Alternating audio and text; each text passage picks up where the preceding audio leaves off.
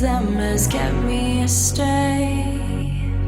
Too soon to act on it, can we ever be? That all depends on what you're feeling from me. Let me show you all the way. Let me show you all the ways. Oh, let me show you all the ways. Yeah, let me show you all the ways.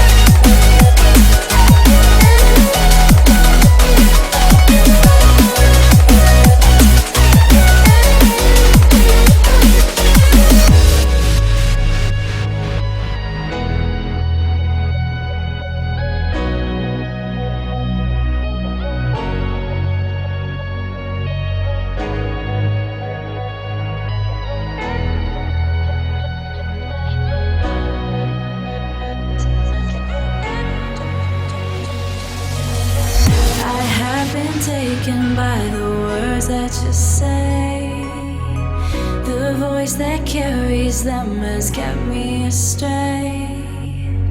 Too soon to act on it, can we ever be? That all depends on what you're feeling from me. Let me show you all the way. Let me show you all the way. Let me show you all the ways. Yeah, let me show you all the ways.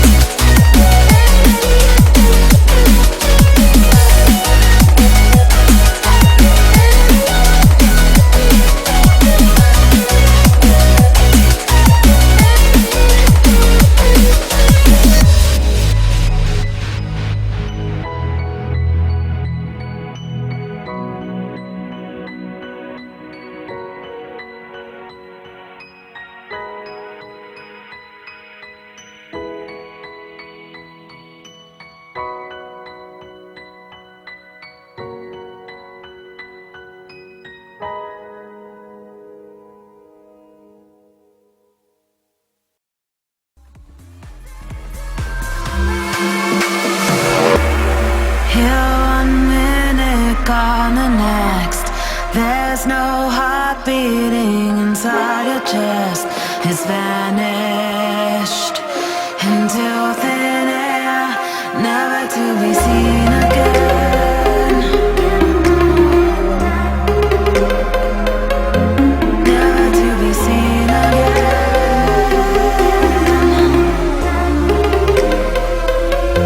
Never to be seen again.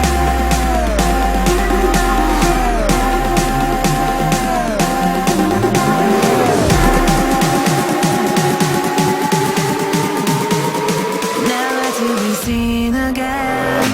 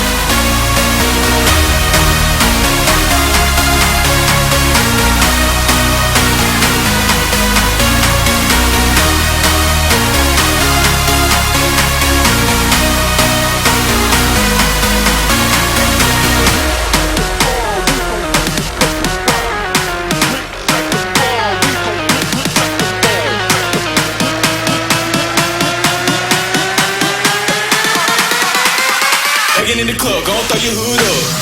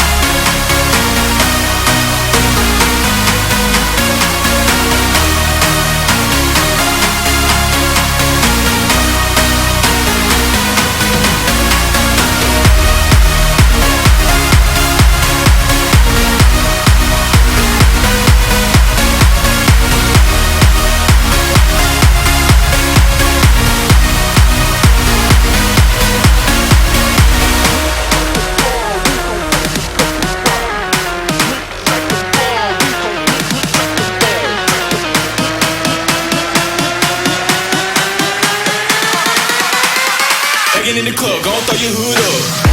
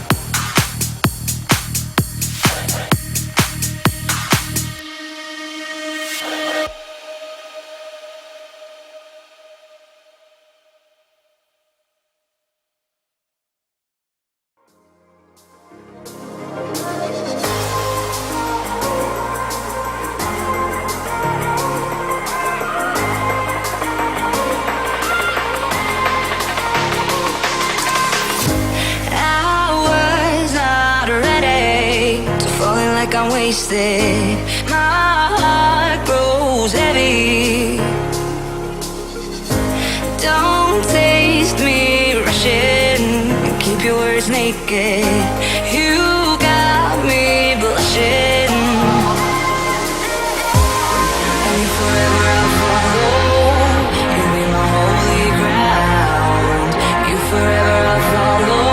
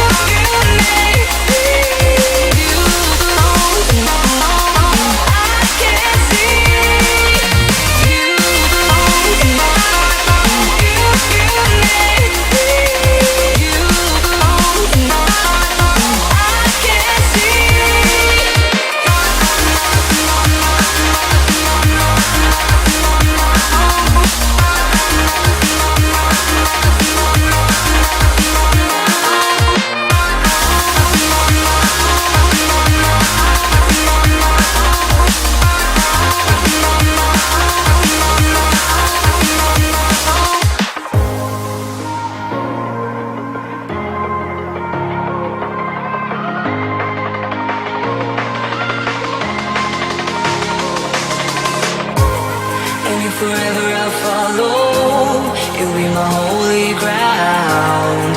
You forever I'll follow, in immortality.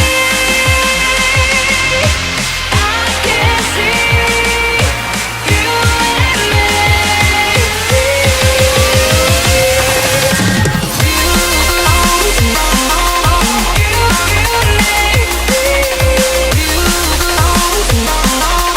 I can see you belong to me.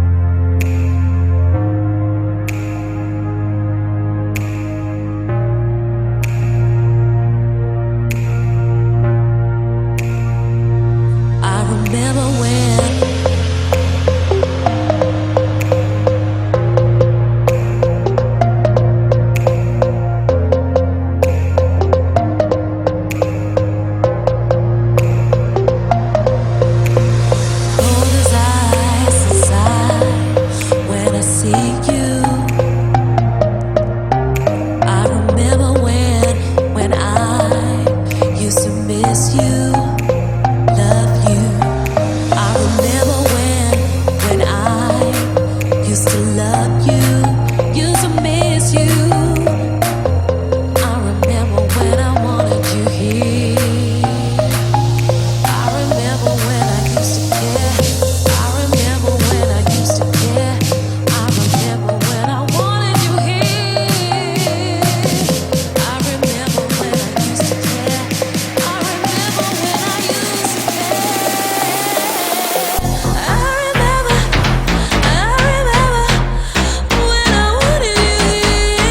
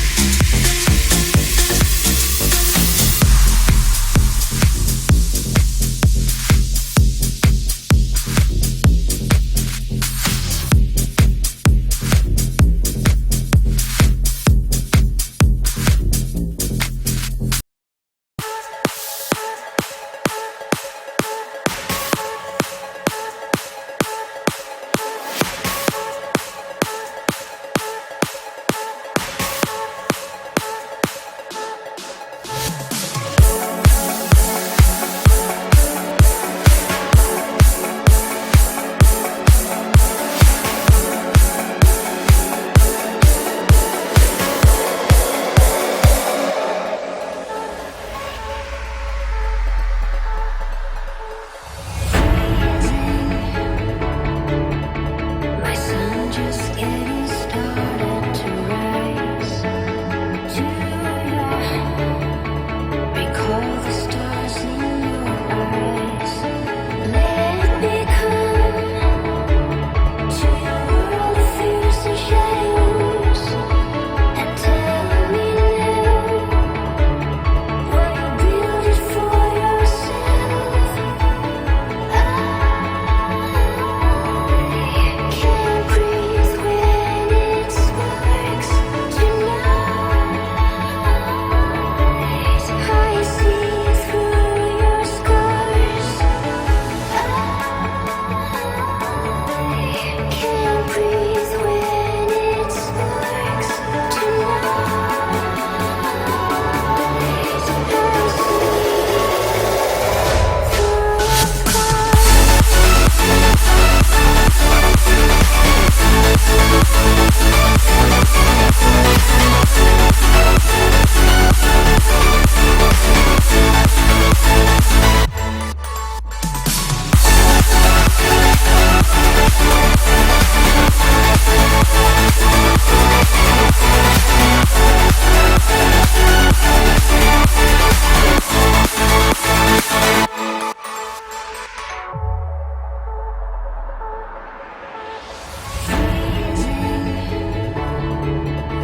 my sun just getting started to rise.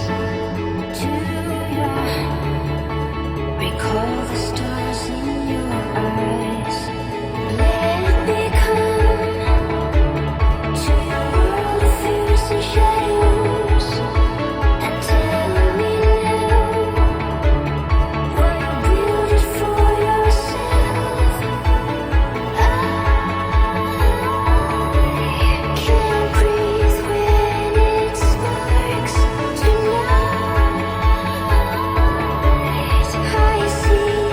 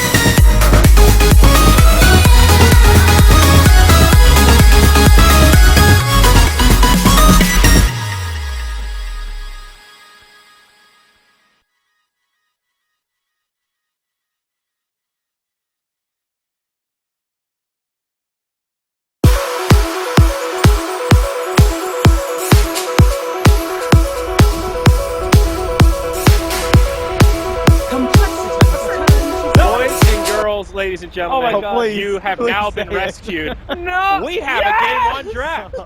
EHOME versus Complexity. Let's see what's going on. Woo! Never have I ever been so happy to hear the Dota music in my life, boys. Thank you for bearing with us through that. Sometimes you load into a match and you're like, oh, they even got through the first couple bands. Whatever. Like, what are we going to talk this time? It's like, oh, my God. Whatever. That was much better than the TI panel. That's true. When they were We did delayed fine. for an hour. What did they talk about? You ain't gonna hear Red Eye talking about how Jigglypuff ruined his life. I'll tell you that much. Alright, anywho. All So, right, do you gang. think there's actually going to be a Lesh ban from eHome? I do. I think it's going to be Lesh Io. I will humbly disagree with you, sir. I don't think they'll ban out the Lesh. I don't think EHOME is scared of it. Wait, who was first pick? My mistake. They will ban Bat Rider Io. Right. Because they're first pick. That would be my Matt guess. Ryder Io? I can see that. EHOME being the one that has first pick. Sure. No. Sure. Complexity is first pick. Wait. So they're going to ban out. Oh, no. Yeah, you're right. I missed So that. I'm sorry. EHOME would ban out the Io and the Bat Rider. Yeah.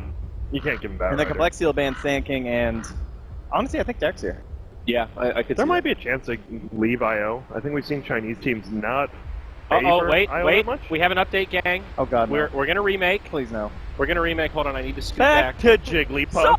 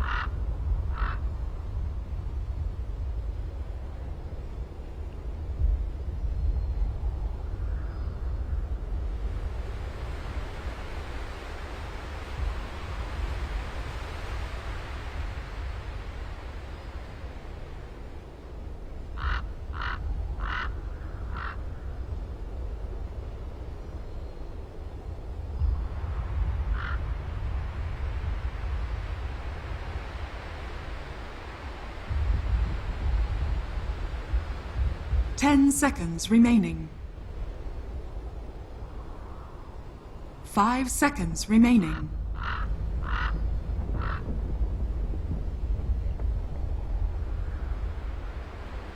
EHOME's turn to ban.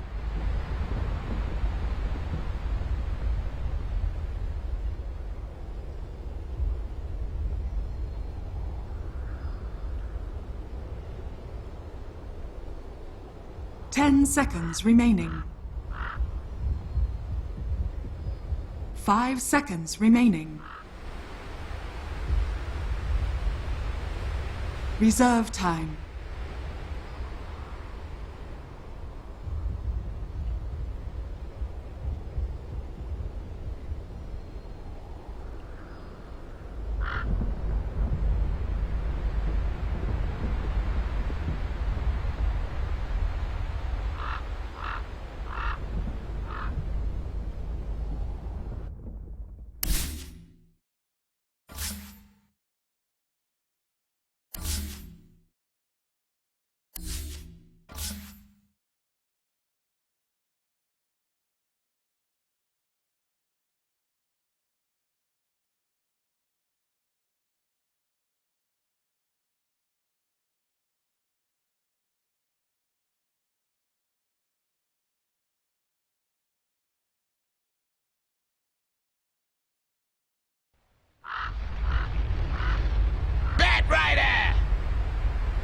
He's getting first picked every game. Complexities So like, turn okay, we'll to just keep pick. first picking him. Maybe his second pick team's not hurt him. They're like, well, he's not good, and then he wins every game.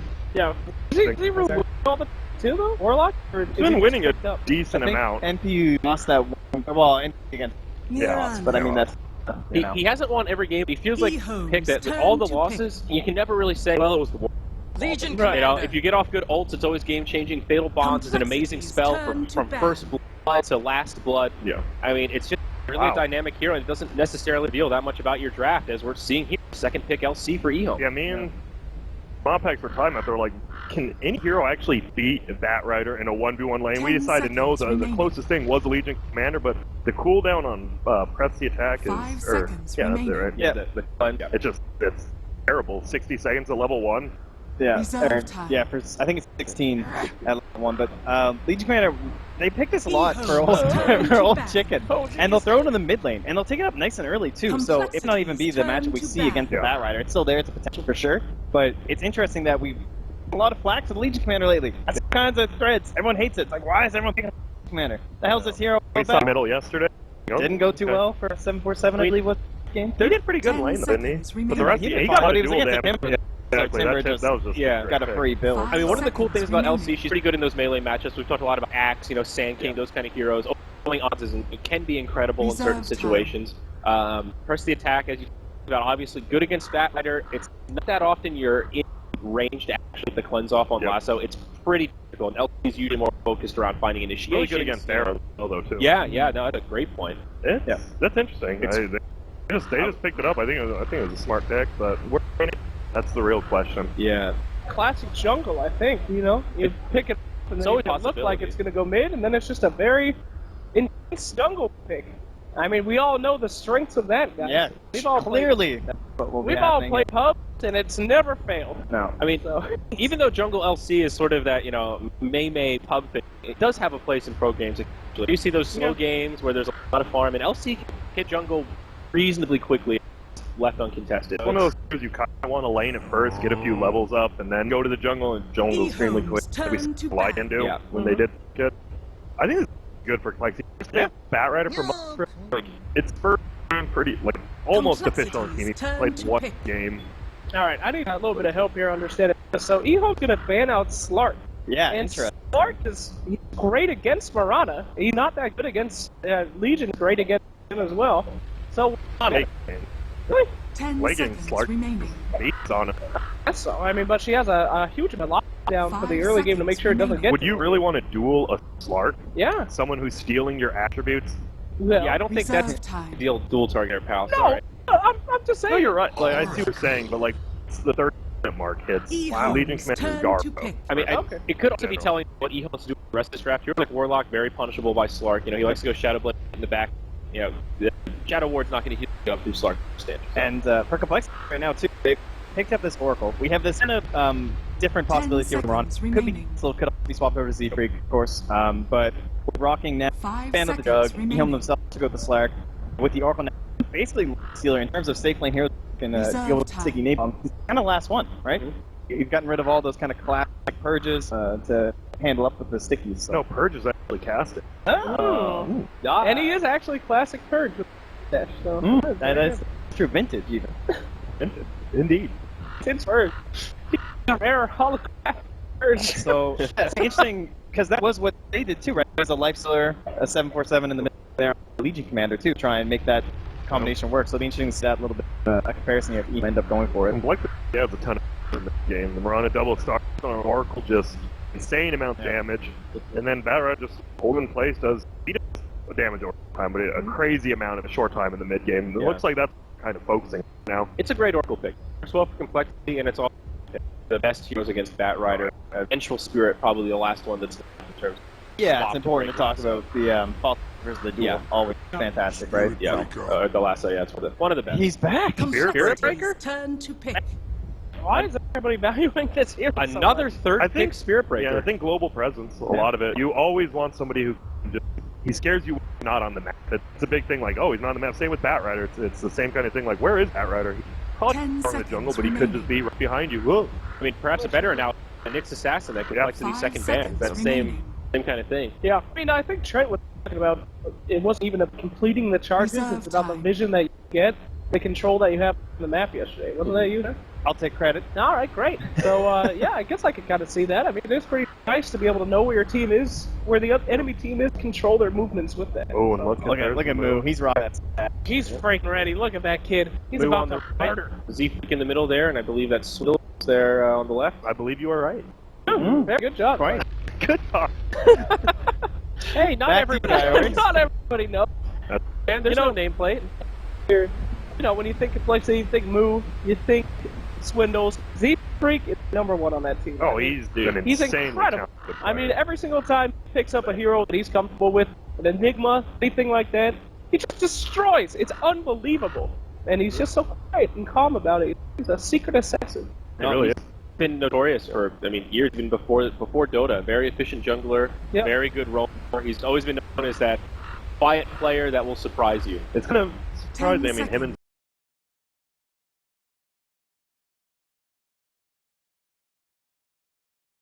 Ooh, the flex. Wow. Oh boy. This was classic when Limp was around. Yes, we were both. But of course, that's not the case anymore. Wow. That's out of nowhere to me. That's some issues too, though, because you are now rocking a lot of that first damage. Maybe some of the same state Legion Commander was suffering against that stuff, where you're just kind of in place, maybe easy comboed up by a tiny, and then the Lifestealer pick now. Although it synergizes great with this Legion Commander and the Spear Breaker, having to deal with that Crag. Crag is Demon versus Legion, Yule, a tiny, Craggy. Yeah. Craggy. Craggy's not fun. Craggy. When they have it versus melee, they're pretty much saying if you want to take this late game EHOME, you can't really pick more melee stuff. You're gonna have to pick even range. And it's more likely that Legion mid too, so it's actually a pretty decent time. Not really going to get dumpstered in the mid lane unless EHOME want to switch it up here. Now, so we're kind of going forward. Mirana probably is Z Freak 0 maybe. So possibly maybe it could be. Yeah. Possibly. Whoa. Complexities We haven't seen more. No, we have not. And he's been banned or picked. A Sylar classic here. Yep. Comfort zone for EHOME. So what hero to pick against Morphling? What really shuts him down? I go to his Necrophos, but AM probably. It'll be interesting to ban it. It's worrying because it could be the Z-Pick Mirana, it could be the mid tiny. I would just get rid of it. The ultimate counter to Morphling. Shadow Demon Elder Titan. Of course they can't get here, but that is like the quintessential. Why? They could do because now Elder Titan. Yeah, Morphling, he's very high agility.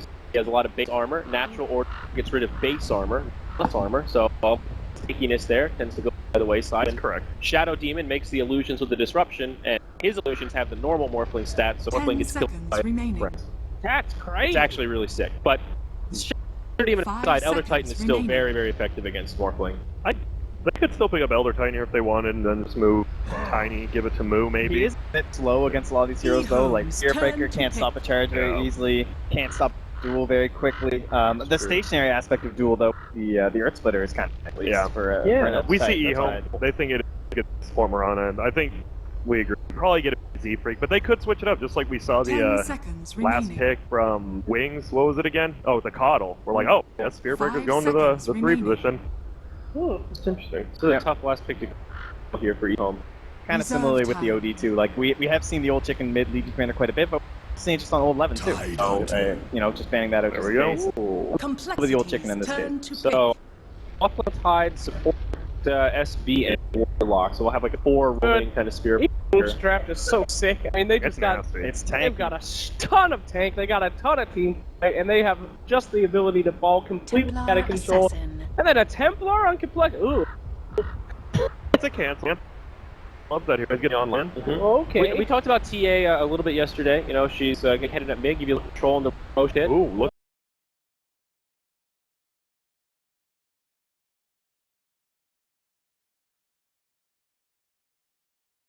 You remember Cool Run?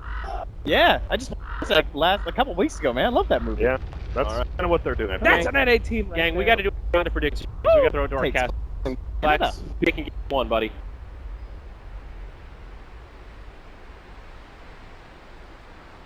If they control Morphling, I think they have a shot. If Sylar gets free farm, they will.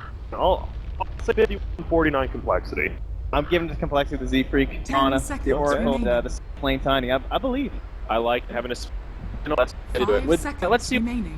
Just think Annie and Purge here for game 1 of Complex.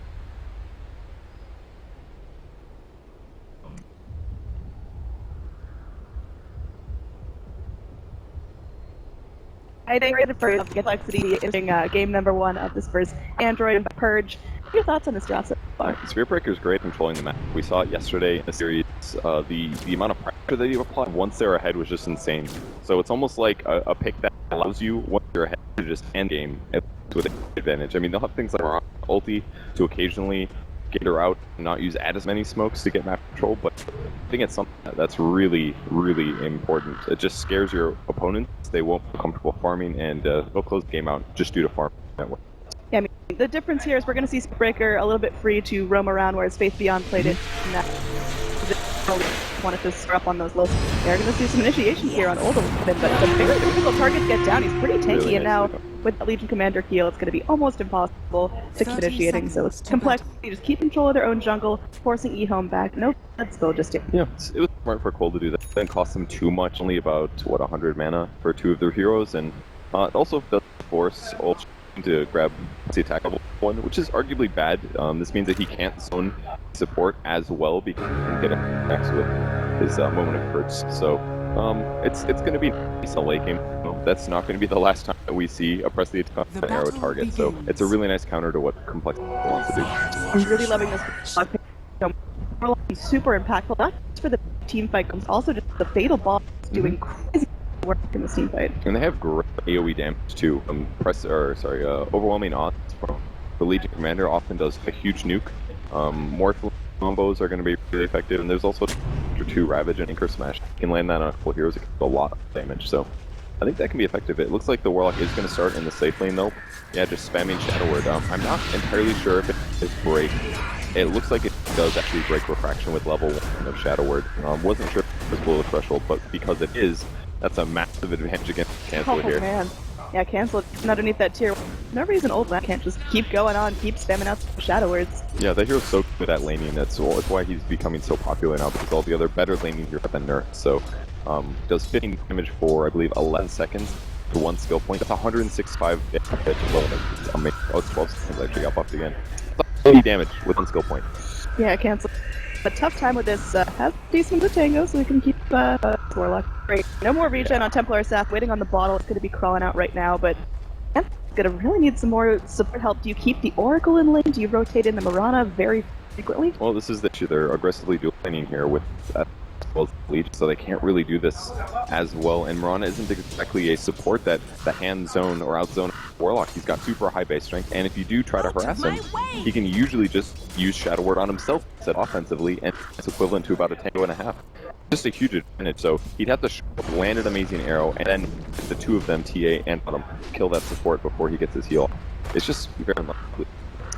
Another one of the big changes for Complexity, of course, is that who's going to be putting that position 1 save and carry, starting things out with Tiny. Definitely some ambitious targets there. What do you need to really start coming online and being a fighter with this team? Well, usually, mostly levels is a point number 1. With levels, transition you into kills on enemy heroes. It's the important thing. So Blink Dagger can obviously help with that, and I'm a little unsure about if he is because if you look at EHOME draft have 3 Warlock pretty close to strength throw based on base as well. So I think he can have a little bit of comboing people, but as long as he moves around and works with some of his allies, he can definitely get kills. But usually Tiny or squishy in caster like some of the heroes they have are not quite the same.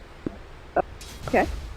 We're gonna back in the mid lane. We are gonna have our Morphling getting a ton of farm here. I mean, got 50 last hits, 10 denies. Or can she afford to be for this early on, or is laning phase super crucial? Accomplishes really because there's 2 heroes in the safe lane. There's a top.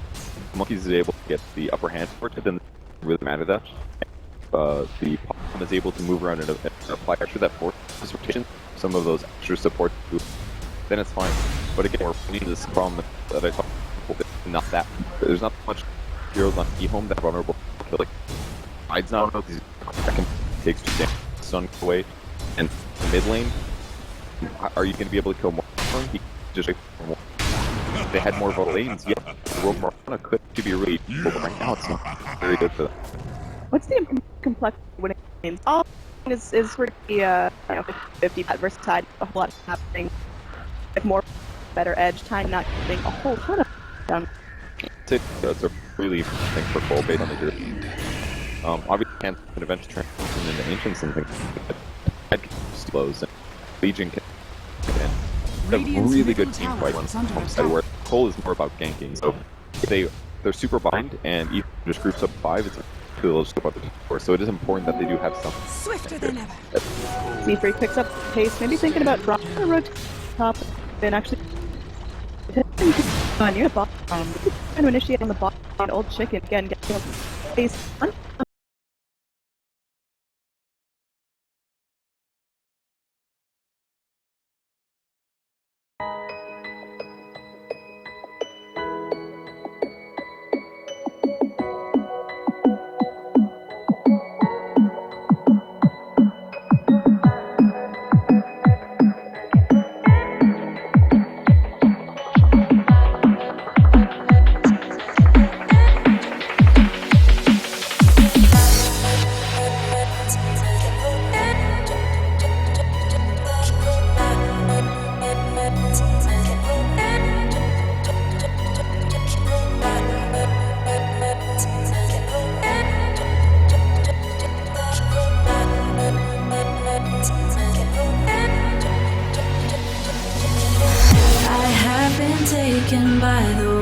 words that you say.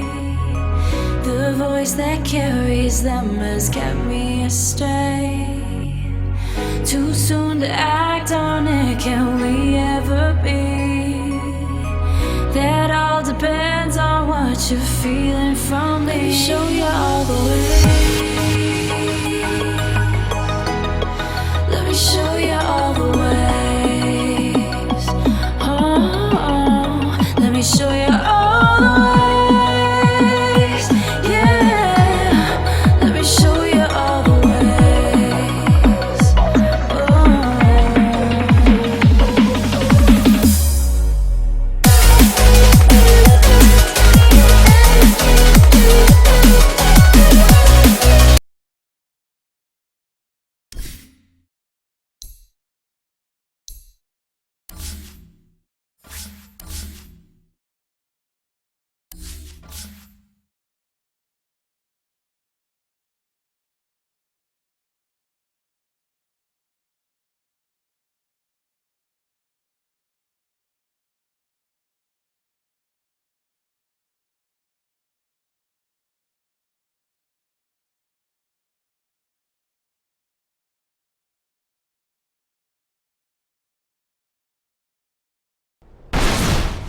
Just the least underfarmed hero, or the most underfarmed hero on the enemy team. So not the best hero to grab, but anything is better than nothing. They would have much preferred the Legion commander, I'm sure. Yeah, I was thinking levels really starting to add up here. What do you want the Legion to itemize for? Do you want the Blink or the Shadow or the Silver Edge? I think Blink is pretty important here just because the enemy team also has good mobility.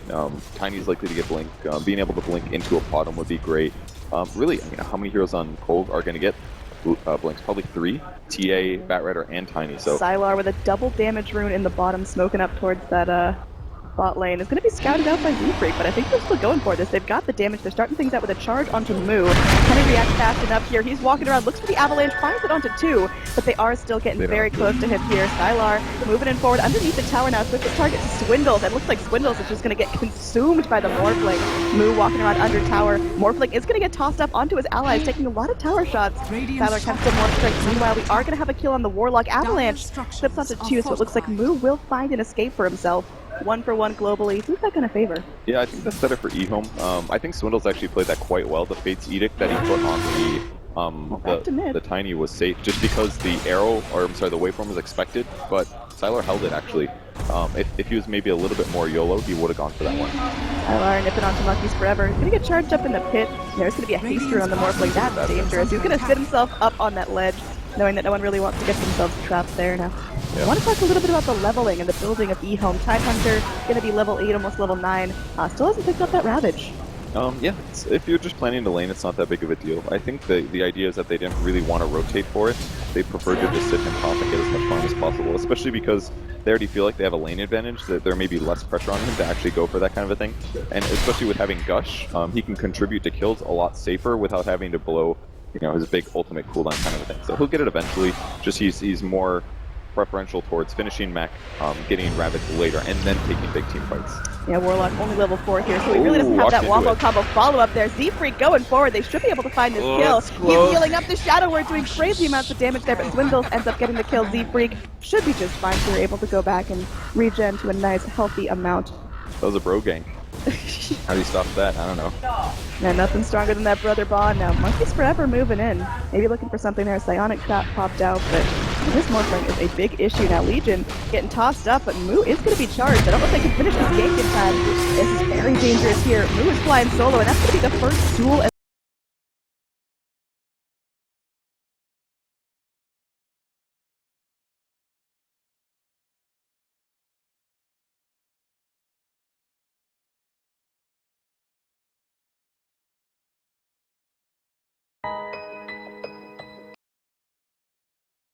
Very unlikely in the first place, so you just got to play around your cooldowns. And I assume that Cole has been practicing this swap a little bit. It's definitely more likely, I feel, that they put Moo on a gank hybrid type carry rather than a snowball slowly farm one. But right now he's showing a little bit of inexperience. Yeah, it's definitely that off-lane mentality. If you're in it solo, you're going against a solo, and now Old 11 takes an avalanche, but not going to be too bothered by that. The rest of EHOME definitely positioning up. They want to start taking this tower because that's going to be a huge advantage around the Radiant jungle, around the Roche pit. Yeah. definitely something that they can do. On the bright side, though, for Cole, they have been still getting kills with Z-Freak. The net wars don't look very good in their favor, but they have this huge grouping in the middle, which could eventually become the 3 to 6 level or 3 to 6 most farmed heroes. So they just have to get a couple more kills. Things are about to get out of hand, especially if EHOME does do a lot of 5-man stuff. MONGOLZ is probably going to be in trouble there. Is able to pop off the ultimate in time, get the terrifying flames, but the damage is just too much. You can't heal through this. It's going to be, just blasted to oblivion. Tactical last hit. Yeah, just gets a little bit close to himself. One thing I really do like about Complexity's lineup here is that they've got Z-Freak on the Mirana, who can scale up into a semi-core in the late game. It's not like he's going to be playing that hard support that can't really transition into a damage dealer. It's always possible, agreed. The issue is at what point does he get Ags? If you get it at a relatively good time and you get a little bit of time to split push, then you just show up in a lane, you double starfall away, and all of a sudden you've got an extra 500 gold. That's really beneficial, obviously.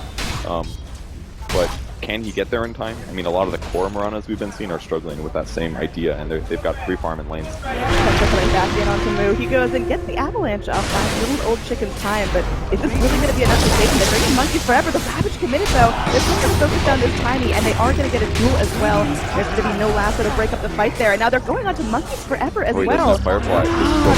Not great. Monkeys had that save your buddy syndrome, but unfortunately will be punished as well. Yeah, he must have been using Firefly to farm somewhere, and if he would have had that, he might have killed them, but at some point you just don't have the damage. That's 2 heroes and a tier 1 tower down bottom, and that's a huge control point around the Radiant jungle, and that's something Morphling can now use to farm. He can send a replicate in there. It's looking rough for Complexity. Yeah, and they thought that they would have a juke advantage under the trees to abuse Tiny's low toss cooldown, but because of the charge, then all of a sudden juking doesn't matter anymore. You couldn't follow up to that. He couldn't do a toss and then back up again and juke through more trees. So it was just really limited the leverage that he thought he could have in that fight. So that was part of the reason. They just didn't anticipate the charge. Everyone's going in, trying to get that gush up. They might be able to find the Tidehunter here. It's a nice pick, but unfortunately, just still not worth losing your Tiny and Bat and your tier 1. Well, that one was worth it. 522 gold there for the Oracle. That's because they're so far behind here. So 188 going to Tiny himself. The Oracle getting a lot of that. Not bad. Swindle's actually pretty farmed here. He's got about 700 gold past his Arcane Boots, so he's pretty happy. And even Z-Freak's not doing terrible. Arcanes looks like it is going to be a fast Axe. Yeah, he's lacking some levels here, though. 12 minutes and he doesn't have his 6, and more importantly, his Starfall's not maxed out. Really the good thing for bursting people down, but Replicate here with the Legion Commander is quite useful to hitting towers. Yeah, I mean, this thing is quite tanky here. Eating some tower shots, not really too bothered, and there we go. Complexity just seem like they're constantly reacting to what EHOME are doing, and they have a lineup that benefits from them being the aggressors, them smoking up with the Tiny, them bringing the Templar Assassin to wrap around, them with the Blink lasso initiations on Monkeys. But the problem is they have to get to that point. They don't have Blink Daggers on all those heroes that we're talking about for tanking. They actually goes Armor first with Phase Boots. Interesting build. They'll easily be able to keep the duel off. Great setup here. Will be in time. I got the Blink off there. Okay, so basically he got stunned, but Reflection stopped the damage. And then the follow-up ulti from Oracle guaranteed no more damage. Can they get a catch, though? This would be huge. Monkeys is thinking about it, but the targets are just too ambitious. Both the Morphling and the Legion are heroes. You don't want to bring close to you. They're going in, though. Putting out the damage there. It's going to be that Moonlight Shadow coming in. There's the Chaotic Offering. The Golem doing so much damage, tearing apart Moo. He's going to be getting back. The Fatal Bond's doing some work, but Z-Freak's still feeling healthy. Monkeys forever now going to be just flapping up onto the high ground. And you are going to have Garter eventually taking out your Templar Assassin. So a really high-value target will be going down. They're looking for reinitiating here. The arrow stops the Fearbreaker in his tracks. Nice avalanche connecting onto a bunch of heroes, but is it enough to stop this chase? Old 11 continues to move forward. Garter as well. He's going to have charge up pretty shortly, but the vision game not great enough for EHOME at this point to continue. It was pretty okay, kind of. I mean, they definitely lost a bit, losing TA as well as Oracle, but picking off the Legion Commander was pretty solid. Considering they're this far behind, I think that's all right. Considering, but the big loss is that there wasn't a Ravage there. If there was a Ravage, it would allow Cole to be more aggressive right now, but they didn't get both the kill and have Ravage be wasted, or at least used in that way for only a moderate game. Yeah, that Ravage that is so scary. Cole have that lineup where, you know, they've got the Tiny and the Mirana and the TA that want to just go in and start, you know, right-clicking away at a hero, but if you group up that closely and you get Ravage, that's a completely lost team fight. It's really a game of Cole needing to weave in and out of team fights, re-engage, disengage kind of stuff, so can they get that initiation? They were hoping to maybe get 40% to disable the time, but it's like they're not going to be able to do a lot of raindrops as well in the dice. Very important item just because of how much magic first they have. they stay alive to the Magic Burst, then EHOME should win every team fight easily with Rock and things like that. Templar Assassin's Blink. I mean, it's pretty well timed for her. She's going to be the top of her team in terms of net worth, but the overall net worth for Complexity is still not looking fantastic. Is that what you expect, or are EHOME just really pulling ahead early? They're just pulling ahead really well. Their laning stage was great. D-Freak didn't. Oh, that was a great attempt there with the arrow leap, but this should be his death here. Yeah, Unless... yeah, he's juking and jiving, he needed to not get bashed there. Well, he got bashed. He was earned as well, so the tick damage was going to finish him off. Maybe. It's hard to say. Could have done at least a half-second stun if he got in trees, tried for a TP juke. Maybe he lives there. Just a little unlucky. Stylar gonna get bullied up a little bit by Cancel here, but Cancel's gonna get charged. That refraction is not gonna be too helpful. Maybe they get the kill over there. Meanwhile, Stylar. He will get hit by this nuke any moment. Come on. Wait, there it is. Oh, we got him. That's split push right there. Anti-split push right there. Trying to slow down that wave on the bottom. Well, I don't think it's gonna be slowed down too much, as you've got 4 EHOME heroes very eager and ready to just go slam on that tier 2. And Lincoln's the guaranteed build here for Morphling. It's so good against Lasso, it's pretty good against heroes like Tiny as well. I can't remember if it stops toss damage or not. Don't remember. But there's a lot of other good things. Oracle disables, mostly Lasso though, is the big one. EHOME, they now have complete control over the Radiant Jungle. They've got really good ward vision as well, so they just see what's going on. And again, Complexity, like we talked about in the draft, against the Spear Breaker, they don't feel safe pushing out and trying to sneak some farm, because as soon as EHOME catch wind, they've got amazing follow-up. Yeah, they're going for it now, but they surely know what's coming. But Blink Daggers on both of those cores, they should be able to get out. Blinking and then TPing is definitely the important thing. Oh, we killed! Oh, that's a mistake. Cancel living up to his name right there, but he can still walk home. I don't think he's going to get punished for that. It's very lucky that he wasn't the one that was charged there, because if he was charged, they would have had the vision. Who knows? Maybe they stop, maybe they don't, but that was pretty scary. Maybe he did it on purpose, though, just to guarantee the last hit, but I feel like if you're against an SB, that's not a move you make. I mean, there's some mind games going on. We all know Complexity are capable of some next-level stuff, but... Oh, you might have also seen the Spirit Breaker stop his charge in the mid lane. This might have been the other one, actually. But looks scary for us observers, that's for sure. Lincoln's broken here. Can we watch that nuke fly across the map again? That's too late. Thanks, observers. There. Yep, Oh, kind of. Oh, yeah, okay, you know... basically missed a gank right now. B-. As far as I'm concerned. Alright, so this other tier 2 getting sieged. It's looking like EHOME are just picking up too much of the map advantage. And again, with the threat of the Spear Breaker, the Morphling Replicate, the Tide and the Legion blinking in and trying to get on top of you, it's so dangerous for Complexity to try to sneak farm elsewhere on the map, and they're just getting, you know, that old Anaconda strap wrapped around. They're now forced back into their base, and they're gonna start dropping off. Heroes like Tiny, TA, they need to be farming constantly to keep themselves relevant into the late game. Yeah, it's not gonna give them as much as they want here. And we've got TA doing TA things up the mid lane, but I don't really know if that's where she needs to be right now. Toss coming in. Just, he might toss back into the shade here, but with that tower gone, there's the Rax 18. Maybe some flame breaks thrown out, but I really don't think this is enough to stop the damage. Swindle's doing what he can, pops the Lincolns, but Monkey's not going to initiate on back to that. There is going to be the toss up. Morphling getting a little bit low, but the easy waveform back out. Warlock slowing everyone down, just keeping control of this fight. All the ultimates are available for EHOME. They've got the Ravage, they've got everything they need to really start things off, and there we go. Oracle doing what they can to keep the Batrider alive. Is it going to be enough here? Conventional duel damage is coming in, but everyone's still getting low. Chaotic Offering coming in on top of the Fatal Bosses. It's looking grim for Complexity. The Fire doing a decent amount of damage. Ult taking just off a decent heal, and now actually the Purifying Flames helping out. They will get the kill on the Legion. That's a nice little pick right there, but yeah, gotta keep her alive. Around. Monkeys is going to be... oh, there goes Solo. They can get him. They got to chase now. Or they could just worry about Morphling killing the whole team, but... That is also a fear that they have, and now Cancel going to be getting low. Old 11 blinking forward, very aggressive here, looking to pop that refraction. Z-Freak trying to do what he can. Bionic Trap, and it's going to be enough there. They will get the kill on the Tide Hunter. Very well played from them. Swindles, though, getting very low, not going to be finished off by that adaptive strike, and now Arrow flying in. Old Lanham will be able to dodge that out, and these racks will start to fall. So bloody engage for both sides. Old Lanham going to be going down. If they can get Sattler as well on top, this would be great. There's a Lincoln's up in 5. He still has about 38 agility. He can morph to strength here. If they miss the meld strike, that's going to be less minus armor. This is just so scary for them. It just feels like they're not doing enough damage right now. Cancel just needs that one more big item before they can really follow up. But Sylar looks like he's trying to juke around towards the river. Gardner reinitiating here. They're going to go on to Swindles. They get the double bash. That's an easy kill on the Oracle. Negative charge on Z-Freak as well. He's just going to be galloping around in the back lines. But the rest of EHOME still feel safe taking this initiation. They don't feel pushed back. I think that was overall good for Cole, despite the whole barracks falling thing. I mean, Tiny got a lot of net worth in that engagement. They got 3 to 4 cycles of Avalanche toss hitting a lot of heroes, and eventually the nuke damage did do enough. The initiation was great from EHOME though. The instant blink, they disabled the lasso target. Swindles was able to delay his death. At least I got a lasso out of the team fight, but he did die immediately afterwards with the Ravage. Yeah, it's getting rough here looking at the overall net worth. It is really just, it keeps sloping down in favor of EHOME. Is this going to be one of the situations where Cole can just really try to sit back and take it late and get a huge Tiny and get a huge Batrider, a huge TA, or is EHOME going to scale just as well with their Morphling?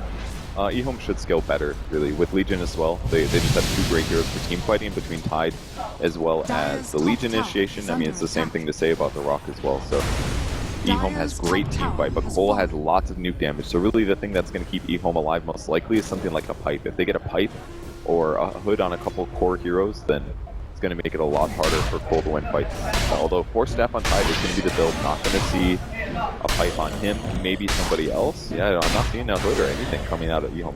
This is NP, they definitely would build a hood, but I think EHOME's not necessarily making the wrong choice here. Oh, big duel. It's definitely a duel, but again, we talked about dueling the Tiny with the Craggy. It's not going to be enough to get the duel victory. The adaptive strike though, slowing down Moo. He's going to look to get the Avalanche. It will stop the Legion Commander, but Morphling is still able to get the kill. They're looking for a reinitiation here. They may have bitten off Morphling with 2 Ultra Weapon coming in, pops the Rabbit. Hero's getting very, very low. They've got the vision onto the TA. They drop the Chaotic Offering. It is enough to get the TA down. They're looking for Monkeys as well. He's got the Firefly on, gets down to the low ground. He's going to be earned up as well. Oh, Chicken follows up, and that's going to be another kill. 3 heroes on Complexity down. Tiny does have buyback, but I don't even know if that's enough to get them back in this here. Oracle just prolonging his life, but will end up bursting as soon as this ult is over. Yeah, he is able to kill the Warlock at least, and looking at the way how Tiny reacted to that, he tossed his opponent in the air. It actually could have killed him, I think, with the Avalanche toss there, which may have made the difference. He might have been able to get the Blink Dagger off afterwards. I'm not entirely sure, but Z-Freak versus the world here. Can he do it? I mean, I got so much faith in Z-Freak. Again, he's got the Aghanim Scepter. He's got his little mana boost. His stats are all right. Pressure too by Tides. All he has to do is walk in, double Starfall, and then leap out without dying at all. That is a tall order when EHOME have catch for days. Yeah, it's pretty scary actually. Trying to slow down the golem and stuff, but the barracks is getting low. Yeah, I mean, top lane is going to be still sitting alright. They've got half a lane of supers. Big thing is really how fast there's a Blink Dagger on Z-Freak. They pop a smoke here, but they actually were already charging their opponents. Really good usage there by the SB. Didn't actually mean to commit to it, but it does give him smoke potential. Cool. I mean, are they getting desperate here? Is this their kind of YOLO play? They've got to go in, they've got to find something. Definitely is. They know that Roche might be up semi-soon, considering when the last Aegis was used, so this is a great time to take a team fight for them. If they can actually win this fight, and handily win it somehow, that could turn them into an Aegis advantage. I mean, there is no Ravage for the next little bit here, no Chaotic Offering as well, so it is a great window to go in. The problem is, EHOME, I mean, they just read this like a book. They know exactly what's coming, and they're just sitting on their high ground very defensively. There's still a tier 1 to get through. Yeah, the charge did everything really. Just anticipated when their opponents would actually go for the smoke, and tested it out and actually caught it. So Cole can still pressure this. They can likely take the tier 1 at least. They're backing up. They're trying to play cancel like he's scared, but his opponents are reading right through it. Yeah, there's going to be another smoke coming back in. And, yeah, tower's going to go down, but at what cost here? It looks like EHOME, they want to take this fight. Old 11 is going to get Rabbit back pretty soon. There is he blocked the blade. Shadow. Now, let's see what's going to be going down here. Charge coming back on through this. Toss up. It looks like High Hunter will end up going down. Monkeys, he's burning down. He's getting low, but Z-Freak coming in, dropping that double star from doing a lot of damage. Old Chicken trying to retreat now. There's going to be a toss forward, and it looks like Moo will get a double kill. This is going very well for Complexity. They may end up losing Cancel here. Evil will get charged, and the refraction is not going to get Save him. Sylar looking to man up, looking to make this an even fight. They should get the kill on the Spearbreaker, though. This is looking really good. but I don't know if there's enough damage and complexity to finish this off. Swindle's getting low, but still alive. Will end up getting bursted down by the waveform, and now Moo running for his life. Do they have the catch here? Garter looking for that charge, needs some vision, and looks like EHOME will not be able to find it before he TP's out. So again, bloody engage, and Cole actually trade relatively evenly there. It's okay. Z-Freak's gonna get caught though. Super good in the area. Z-Freak, no. Come on, man, I believe in you. Yeah, he gets picked off there. It was a good try, but Garter was in biz and wasn't anticipating the cover there. So, pretty good fight for Cole. Some huge things, especially the refraction blocking the first E-Blade from Morphling, kind of limited his early engagement. The Batrider did fairly well, got his lasso off, but it was kind of like, I'm dying, time to lasso thing. And they also picked up the tide really fast, but again, that was a fight without Ravage, without Warlock ulti, and they still lost it by a little bit. It really shows the net worth difference here. And maybe if TA had a Deso or a Daedalus or something like that, it could have been a kill easier on the hero like Legion Commander, for example, but it kind of took them everything they had just to get those 2 kills. Yeah, meanwhile, while Cole was so focused on that fight, so focused on trying to trade evenly with EHOME, the creeps were able to finish off the top lane of Rack, so it is now a full lane of super creeps up there. Yeah, they gotta just push lanes as much as they can. Their players are playing fairly well. I think Cole is definitely playing better than they did recently, but might not be everything. I like the Veil of Discord that Swindle's picked up. That's a really smart item choice, considering how magic nuke heavy they are on their team. Yeah, it's just a matter of is he going to be deep enough into the fights to actually cast out the Veil and then live, and well, we'll see there. Now Strike tossed out on Garter, but I mean, he's just got plenty of farm to heal, pops into the urn, and Legion Commander helping him out as well, so EHOME, they're looking to go in and try to tap on this bottom lane of Rax. Yep, that's what they want to do for sure. Having the Morphling illusion again is also really useful. Just put the Legion in front. Morphling with the BKB now, so that Veil on Swindles is not going to be doing a whole lot. Yeah, it's like his only weakness. And this way he can be even more agility more to make sure this combo does even more damage. Definitely going to be aiming for either, I would say, Tiny or the Batrider, or maybe the TA if the TA is really out of position and stunned. Yeah, looking at the net worth chart, I'm a little surprised Legion's as low as she is. Tidehunter surpassing her by a fair amount. Is that just because she hasn't found a whole lot of duels and she's just been farm focused? Or? Yeah, she's been offlane, whereas Tiny just has too much farm. They all the dangerous maybe usage. Oh, there we go. He's going to get dragged up. They're bringing him up to tier 4. This is going to be a 10-second BKB, but can they actually focus him down in time? Z-Freak, meanwhile, trying to focus down the Legion in the back line. This is going to be a chaotic offering. Landon very, very low. Will end up bursting down the Ravage. Just like a couple heroes, but it looks like EHOME are still healthy, are still fighting. They've got the Golem on their side. Moo, he's looking for some sort of reinitiation. He's got his Aghanim Scepter, but he's just not beefy enough, not putting up enough damage to take on all the remaining heroes on EHOME. They're doing a little bit of damage there, but oh man, that S-Blade doing so much work, and Legion gets the kill onto the Tiny. They're going to focus on the Oracle as well. The Freak, one of the lone survivors, Monkeys, flapping back into their well, and it looks like this tower will get focused on EHOME right now. It was a great movement there by Sylar to interrupt the Blink Dagger on Tiny. Moo was out of position, but he thought he could blink when the breath came. The ult usage. Ooh, getting him low. Arrow not going to connect. The old chicken will live for now. The Z-Freak will get focused, unfortunately. 5 right back. They want to try this again. There's going to be a stun up as Garter is going to be able to go ahead and invis himself away. Sylar respawns, but he's just going to go right back into this. He's feeling completely bold. They're going in up the Swindle. This is going to be a duel as well onto this Mirana, and that is a dieback from Z-Freak right now. They want to get one of these guys with the armlet as well as all the heals are making it so difficult for Cole to actually secure any of these kills. So EHOME, they come back. They're a little bit scratched up, a little bit battle-worn, but nothing they can't just go and jungle up, pick up their next round of items, and now Cole have very few places where it's safe to farm. Yeah. I mean, they can again do some smoke movement across the map. At least the Aegis is gone, and they did use Ravage. But this fight's been so long, it cost them so many buybacks. The gold graph is getting worse and worse over time. It's a massive advantage. I mean, we're only 28 minutes in, and it feels like EHOME, they're getting real big items on their cores, the items that they need to actually go in and finish this game off. You look at Batrider, he's sitting on 2,400 gold, should be able to pick up his Blink around now, but... he does not have Blink, okay. Yeah, that is a big item. There we go. Yay. But it is 28 minutes. Bit of a delay here. He's got drums, be nice to him. That is really not going to make it okay. I mean, the drums is a fine build. I'm just pointing out the fact that Cole is supremely behind this game, and the fact that Bat is just now getting a Blink Dagger, really bad sign. I mean, is that going to change up the next fight? Does Cole have the potential to go for a Blink Lasso and just completely catch EHOME off guard? I sort of think so, but the problem is that there's already so many supportive items on EHOME that's going to counteract that. They can just Glimmer Cape whoever gets lassoed, for example, as long as it's not Warlock. Using 2 smokes here just to start the fight, that's a bit of a miscommunication problem there. Really costly if this game goes any longer than the next like team fight. No, Moonlight Shadow coming in, so the smoke is going to get all sneaky, but it looks like EHOME, they're crawling into the bottom lane. Complexity chasing after him, but the Moonlight Shadow I don't think is going to last long enough, so they're just going to kind of walk in and try their luck. That's fine. Really, they were hoping to find them at Ancients perhaps, but they see where their team is. If they're swinging from the back, I don't think EHOME really expects them to be here. The lanes are so pushed out that EHOME may soon expect the smoke gank, but if they can initiate on the Warlock, they're going to find him first. This is really good for them. They're looking, they are going to be able to go in. The top go! The top comes back in, and now there's a good chance for Rabbit, good chance for Chaotic Offering. We'll see if EHOME can react to this quick enough. Swindle's getting focused out of the back line, completely destroyed by that Morphling, and it looks like the rest of Complexity are now running for their lives as Morphling chases after, Cancel, just melts up. They don't have vision. There we go, there's the dust.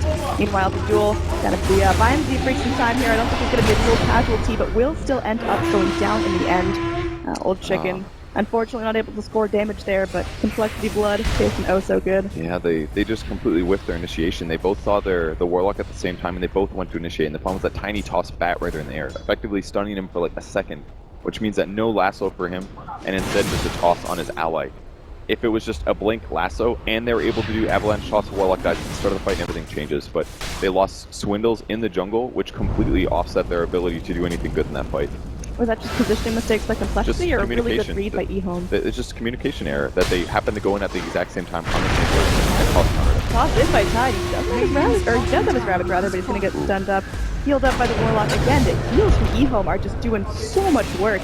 These racks now exposed, serious damage coming down. Sylar getting very, very low. Z3 coming down with the Starstorm. Can Warlock do enough here? There is going to be a duel here, and it looks like Cancel can't stand up to the damage. This is Z3 as well. Buyback from the Templar Staff, and now it's Golden drop down. Moon getting very, very low. Healed up by Swindles, but I don't think it's going to be enough. There's going to be a Bat Rider drag back. They do get the kill on Legion Commander, but the racks are still very, very vulnerable. Cancel getting back in here again. This is a buyback. Can't afford to go down. They're going in off the Lanham. That's going to be a big move behind it. They are able to get something for their trouble. 3 heroes down on EHOME, but it's very, very expensive for Complexity. Yeah, more and more buybacks, but at least they are getting some kills. It's looking like they're on the edge of winning this game, and by winning this game, I mean coming back into this game, but they're doing okay for fights considering the gold advantage, honestly. When Morphling has that much, and you're able to kill his allies, it gives you what you need. If they can kill all of EHOME supports and then finish off Morphling afterwards, then they'll actually get back in the game. They still haven't lost a second set of racks, so they can still win this game. Tiny definitely counting on things going late. Picks up that Midas. He's got himself 1,500 more gold. He's had that a long time, actually. He got that right after his Blink Dagger. Yeah. Like, actually 15 minutes ago. Is it paying off for him yet? Yeah, I would say so, considering how little he's been farming. It just guarantees that, I mean, if he gets 2,000 gold after Blink Dagger, yeah, maybe that could be an X. Maybe it could be like an Echo Saber. Maybe something like that would be arguably good. But by buying Midas, he knew that even if the farm rates are a bit lower, he guarantees that he will have more items. And honestly, it gives you 30 attack speed. For a hero that loses attack speed from his ultimate and gets plus damage, it's very beneficial, at least in the actual stats it gives you. For a lot of heroes, that isn't the case. So I kind of like it. I think it's been useful, and as he translates into his next item, I think it's going to continue being more useful. Just they have to win some fights real soon. Yeah, it's doing really well in terms of net worth, pretty much on par with the TA, but this Morphling is just skyrocketing ahead, and there's no signs of him slowing down. Morph 1409 right now. Pretty good. It's alright.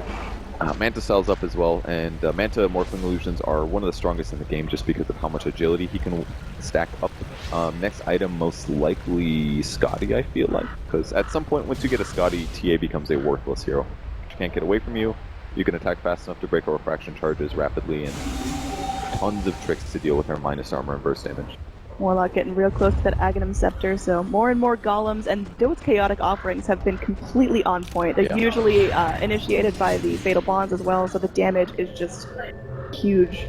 Yeah, it's really more about disrupting the team fight though, just doing your first stun of follow-up. In some of the other fights, they would do Ravage into Chaotic Offering, or Chaotic Offering to stop them, to set up the Ravage. Things like that are huge. Warlock just has, his ultimate has such a long cast range that oftentimes your opponents don't always expect it when it comes. And just that little 1 second of disable can be enough to follow up with your other spells.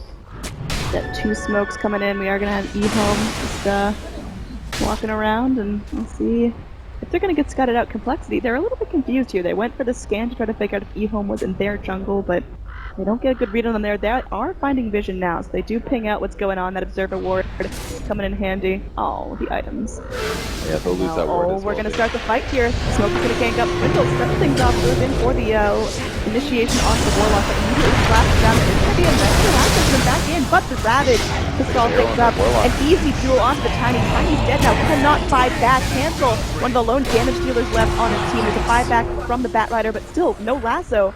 Losing a lot of impact in this next fight. Monkey is flying away. Old 11 continues to move forward. He's so tanky. He's so damage heavy now.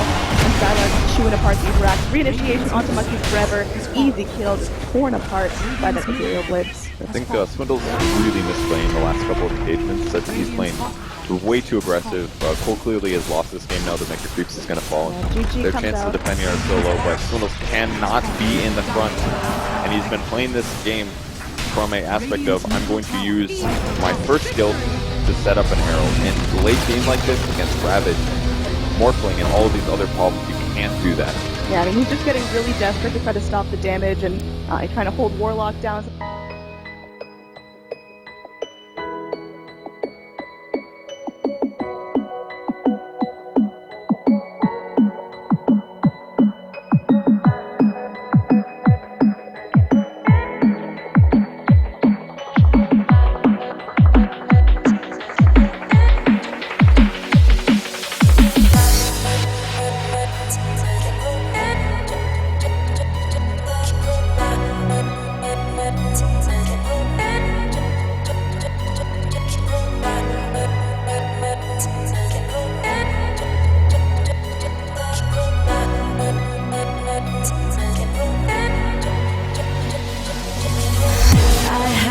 Taken by the words that you say, the voice that carries them has kept me astray. Too soon to act on it, can we ever be? That all depends on what you're feeling from me. Let me show you all the way. Let me show you all the way. Let me show you all the ways, yeah. Let me show you all the ways.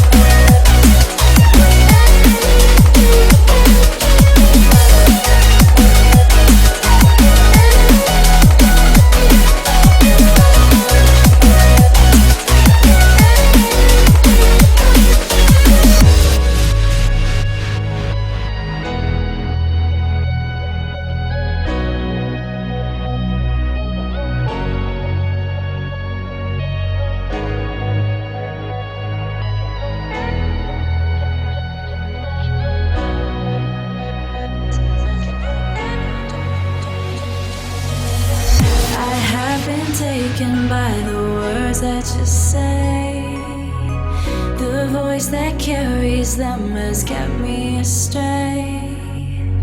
Too soon to act on it, can we ever be? That all depends on what you're feeling from me. Let me show you all the way. Let me show you all the way. Show you all the ways, yeah.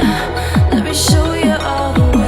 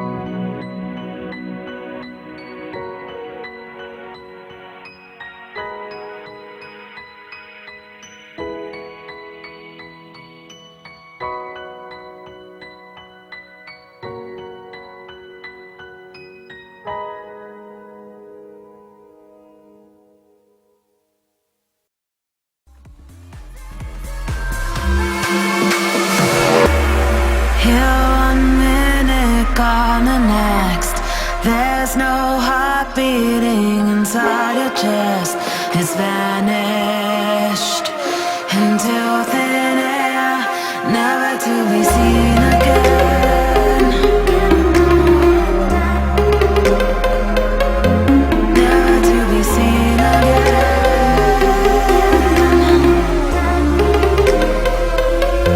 Never to be seen again.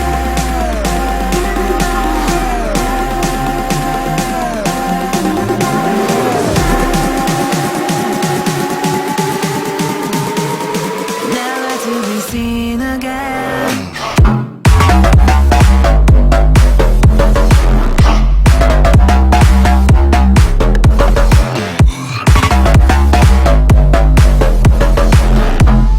Never to be seen again.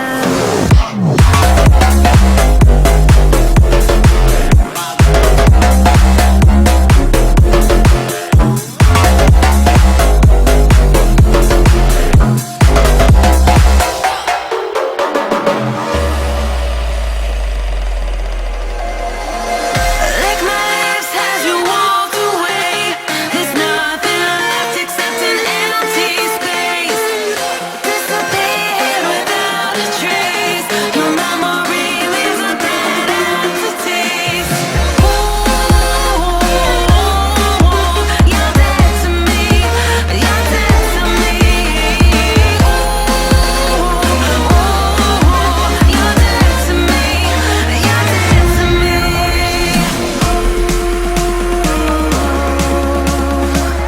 You're dead to me. You're dead to me.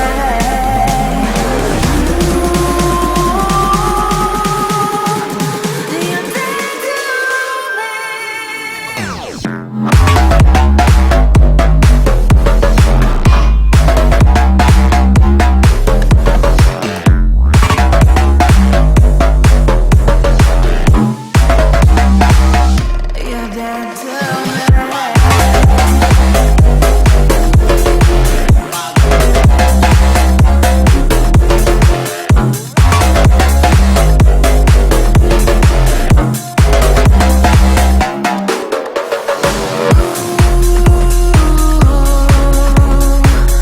You're dead to me. You're dead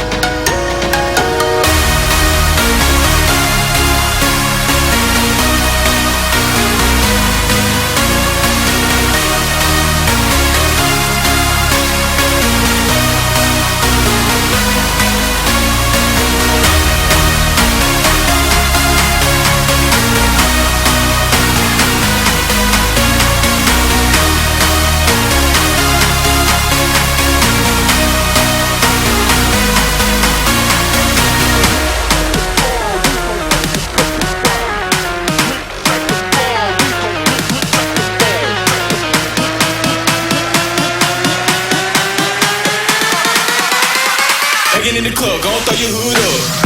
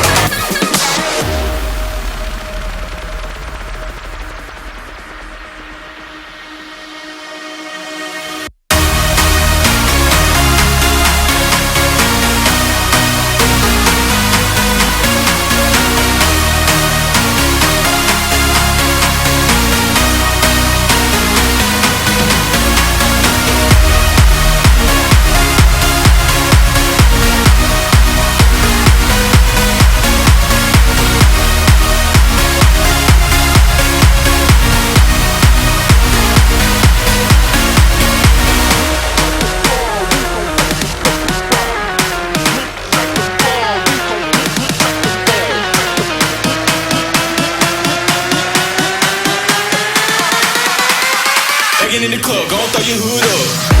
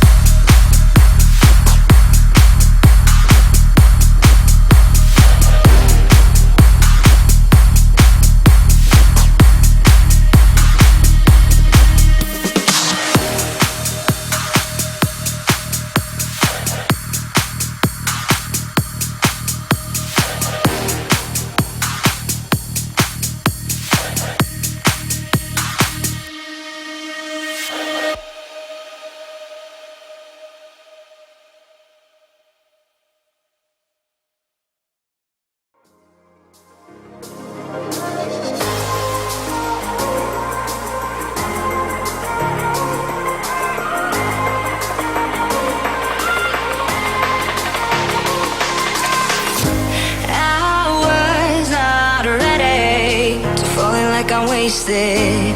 My heart grows heavy. Don't taste me rushing. Keep your words naked. You got me blushing. And if forever I'll follow, you'll be my holy ground. You forever I'll follow.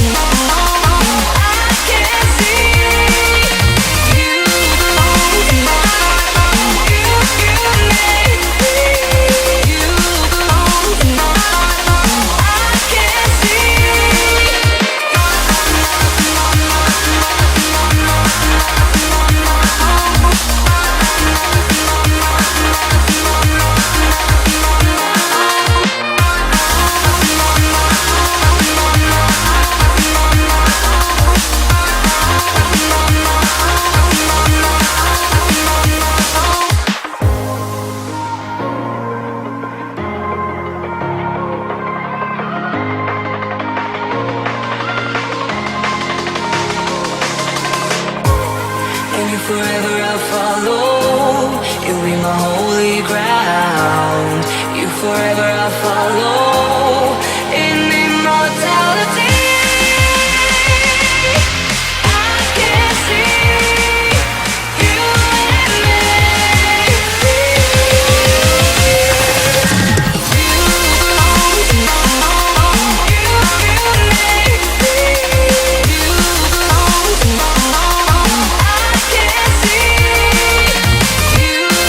You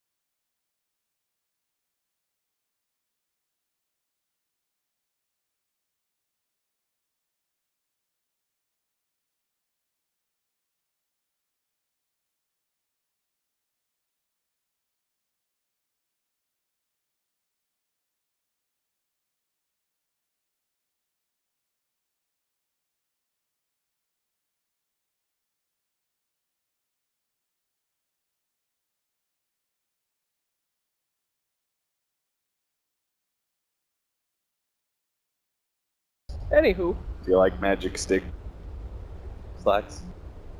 A Venomancer. Venomancer, wowee! That is a wild 5th ban, though. We've seen very little love for Veno. I think just EG pretty much at this seconds point is remaining. playing it. Martese. Yep. Martese and Zai. Has EHOME been playing any Veno? Oh, OD makes it to 5th ban. That's a good ban Turn here. to pick. Yep, so they think it is a support Kunkka, which I think at this point it probably is. It'd be really hard to do tiny and They might be Kunkka. thinking it's more likely to support Kunkka, but I think banning an OD is just kind of safe. Yeah. You know? I mean, Especially for AA. really, Complexity could be leaving this open. If an offlaner is picked 10 up here and it's a seconds mid-legion remaining. commander, maybe they feel comfortable running Kunkka. Yeah. Right. 5 EHOME seconds with plenty of remaining. time left here, though. The mind game. It's like watching a game of chess where everyone only has Reserve pawns. time. Wow. That's very interesting. I believe they call that checkers. No. Because you can move 2 spots forward on your first move as a pawn. That's true. A huge difference in these. Checkmate indeed, sir. A tip, Mahoser. Well done. I've been tested. Alright. Hey, it's all checking. And he Sure is. 18, 0, and 10. That's a pretty good scoreline. Yeah, he had a pretty good Morphling game last match. I think that was just the lane he was in, especially with the Warlock just destroying Shut up, refraction. dummy. Complexity It's an Omni Knight They pick, picked I Omni hear. Knight. Woo-hoo-hoo. They picked Omni Knight. Let me tell you about why Omni Knight is good in this match. Was he a supporter and offlane? That's gonna be an off lane. Why do you help him? I Great. can't watch him suffer anymore. He's great 10 against a lot of these seconds heroes. However, remaining. I will say, if Coddle can get the right kind of thing, if he 5 waits for that mana seconds leak remaining. after he repels somebody else, it can be devastating for the Omni Knight in this game. So, Is this a Magnus Reserve game for time. Complexity? a Magnus. There's 4 melee. It's probably a diffusal mid, right? Fusel mid. You need, like, Yeah. Natural diffusal carriers, boys. Yeah, Yeah. I think that's what you need. I mean, Jug's gone. Yeah. That's not a natural diffusal builder. That's literally the most natural of diffusing. Hell no. builders. He's got to go out of his way. He goes Manta Diffusal pretty much every game. That diffusal could have been a Agnum Scepter. Yeah, that's the standard But Juggernaut builds. I'm talking about your Ricky Marus. I'm talking about your Spectre. I mean, we saw the Diffusal Maybe they Weaver go Shadow. yesterday. Yeah, for just- wings. We get our core. I don't know. That's fair though. I mean, I lots of just synergy. keep thinking it's a cancel Kunkka, and they're just gonna be like, I mean, look at the way they open, right? Like Monkeys Forever Bat Rider. That guy plays nothing but Bat Rider, and then you get a cancel Kunkka. Hey. It just feels like the opening was, let's pick our best heroes. Shadow Demon. That's and- what you just said. Oh, that's what he said. Oh, I'm sorry. I That's didn't why hear it's so good. that. I had Oh, no idea no. here. Shadow. Z-Freak, yeah, All Z-Freak. I think like Kunkka's like Z-Freak and Cancel's best heroes. That's the problem. That's true.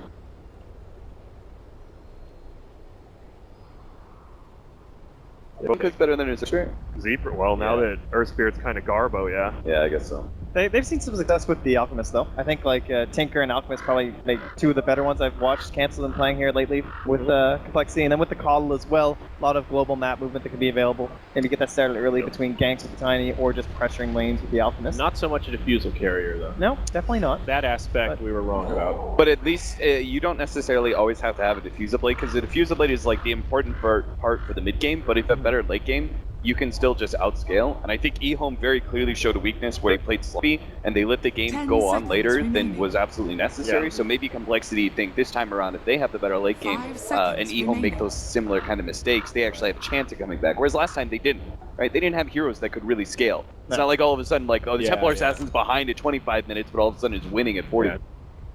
That's always a fear with the Alchemist. But we've got to do predictions here before we get to the casters, guys. Slacks, you Prepare switch it for up? battle. No, I don't know when he's going to win and when he's going to lose, and this one is a win for Evil. Pains me to agree with you, but EHOME. Probably EHOME, but go Complexity. Yeah! Yeah, I'm gonna go with Complexity too actually. Why would I'm not EHOME? sure how much the Omni Knight's gonna get in the off lane, so. Yeah! Cap? I don't feel EHOME's looking that amazing, but I'll say EHOME. Okay, very Neat. good. And with that, we'll see what Annie and Purge have to say here about game number. All right, thanks, Sayori. Very excited to see this game already. We've got a little bit of action underway. Old 11 going, trying to bop up Z-Freak here. Omni Knight pick, Purge. How you feeling about that? Well, if Slacks was playing it, they would certainly lose, but this is Old 11. He's a little bit better at Dota, so I think it's going to work out pretty well. Why is he so gold? There's some fancy thing going on with his immortal 30 weapon, I think, and it seconds gives to him a battle. halo, I guess. Or it's just a mistake. I'm not sure. I kind of like the Omni because Cole is still very burst heavy, especially with the tiny pick they picked in the last game. They had some issues with that, so it can be good this game, definitely. We're going to see a scuffle down at this bottom rune as no one is going to be going up on that top lane, so hopefully Moo can get this done. Again, we talked about Moo being a really great tiny player last game, getting a lot out of the lane. We'll see what he's able to do this game as the horn is ticking down. Spray out. Cancel trying to do what he can. Oh, coming off and back in. Nice illumination back in. Sylar will be able to get out. Doesn't look like he'll be so lucky. Moo gonna be getting the first blood there. Now Lau gonna be running away, chased back into unfriendly territory. This should be a nice, easy follow-up kill for Complexity. Illuminate off the mark, and Moo might still be able to find this. The Avalanche does connect, and the right clicks are gonna fly in. So all of a sudden, Complexity just starting out strong. There is gonna be a 2-for-1 trade. Yeah. So EHOME get themselves on the board, but starting tiny out on the right foot. Yeah, that was a little mind games there from Cole. EHOME thought that they were going to be able to take that fight, but Cancel actually went for Acid Spray here, which changed everything, just because it's just Illuminate 4 armor too. and Illuminate, and the Torrent got hit by like 4 nukes, and they had minus armor advantage in the trades. Really well played there by Cole. They didn't get the bounty rune on Cancel for lots of extra gold, but it was about the kills, and they got the kills. Whew, so that is definitely a different start than we were expecting, I guess. Yeah. I think we thought EHOME would just go in, have really, really strong lanes. Ulching once again on the off-lane aggressive Legion command. A very similar bottom lane from EHOME, but how are Complexity going to play this one differently? It's going to be about the same in a lot of ways, really. I mean, blasting out the wave like that is definitely one solution.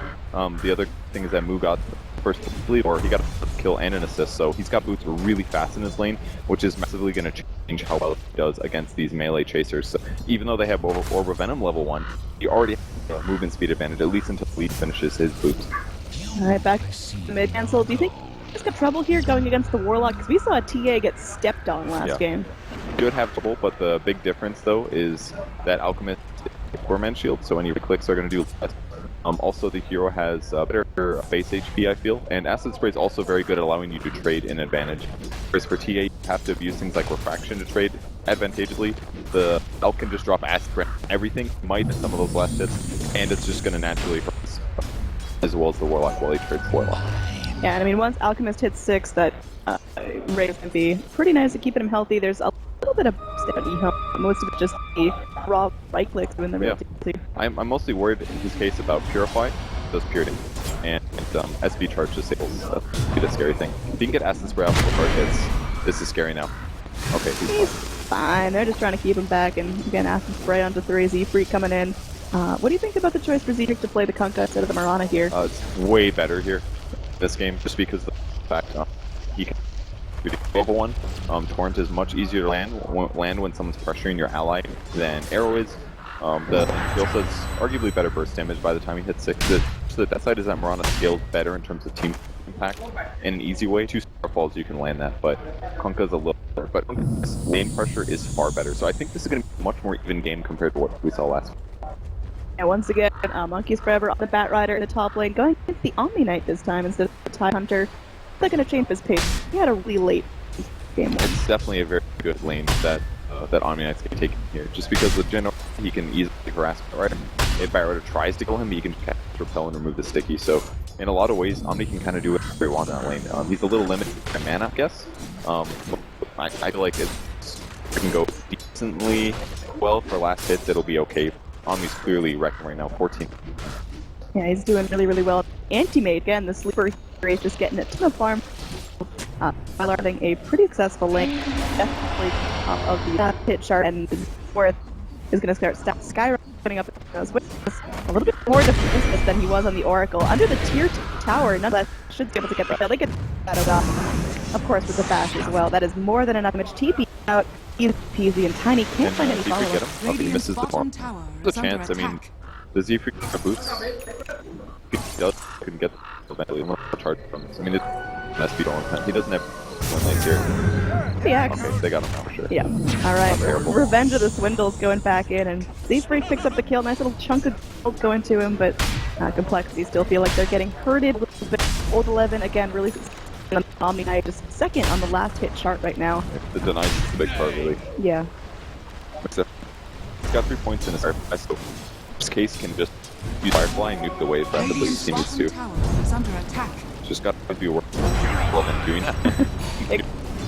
Yeah, we thought now Monkeys is half try to burn down. Omni doesn't really care too much. It's more about Ooh, that's 11. Oh, let's come in. Will Scar can't go through the avalanche move. Low, land him though. Able to really slow up. It's going to be the fatal, the damage. Chicken getting healed, so no more buff at the bottom lane, but it's just like strong for complexity. Yeah, really. That advantage makes a big sense here. Nice to see there on pressuring him still very slow. That's a big advantage that EHOME has in this game compared to one of their core naturally very mad resistant. So Z doing his best to try to keep the control like that here is so bad.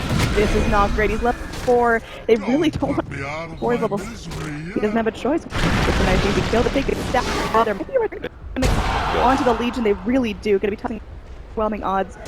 Fast toss 3. They needed vision. If they had a lane ward, or if the Swindles would to the toss him and get the kill. They needed that. What to kill Alk, and they weren't able to kill the Legion. This intimidated, he's so scared because he's not getting captured right now. We go in it. Cancel's gonna get locked down. He's just not as to be, and that scale phenomenally into the lane. Is Alchemist and Tiny gonna keep up with that? It's hard. Images here that she does keep it at semi. It has a ideal game, but issues that have late game kill potential. They've got great disables, but the damage type almost all. They've got the tiny magic combos, Kunkka combos, mostly magic, and Alchemist does have acid spray, usually going to armlet into Radiance. Radiance is magic, so I feel like anti-mage is going to be kind of uncontested. They need to get gold in here to kill. He's being so low, unfortunately. This being not gonna stop them beef now. Beef, the knife. There is gonna be an X coming back into the eye as well. Dark is not dealing with as much armor. Illuminate for a nice something else. Okay, I think a good X really showing the value. It's played by Z X, or sorry, to land it, and then X afterwards, guaranteed cases. And how's the move? 6 here, it's about 7. It's slightly, but still kill advantage, 36 him during the prime. This game feels definitely a lot like the first one though. A lane advantage for EHOME. Cole trying to catch up, but Cole not as far behind, so maybe Radiant's top tower is under hopefully. attack. I mean, we are only 7 minutes in, so we want to counter Dickens before they have started charging all the way in. Just gets a nice little pop onto move, but he's like back to farming. For Garter to get Orgs to and maybe if mana up move, it'll do a lot as well. So they will gladly see what on this probably Arcane Boot moment here, just to keep the team up on mana. I'm really worried about dual plus purifies, so the best combos you can do actually with the Legion. I feel like they're going to get a lot of kills in the mid game with Tanker's health. Yeah, I mean, EHOME could start kicking pretty much every time now. How do you expect our Omni Knight build? Just magic or something like that. You could go like Vlad's, maybe the lens. It will just be a huge kill. Oh man, although he needs it. The Legion Rune is grabbed by our so he's sending in some but the Legion, the chart in as well move. He's trouble. He doesn't have his avalanche, and it looks like into the party. He does get out the whole press there, and oh gosh, they already turned this around here. Old 11 might probably kill the himself, and now there's a kill onto Tiny. Anti-Mage picks up that one, so starting that nice, the ult should get low. Z just doesn't have enough damage here, destroyed. Why? I mean, bye. Yeah, it's very close. I was not going to start when the charge committed, but I guess he didn't see it coming. Almost killed the Omni-Knight, but not having mana issues and just some burst issues too. This anti-mage is getting scarier, and the Legion Commander, it feels like she's even more impactful than last game right now. In some ways I agree. But we'll see how the duels come here. Monkey is really bad. Can't stop.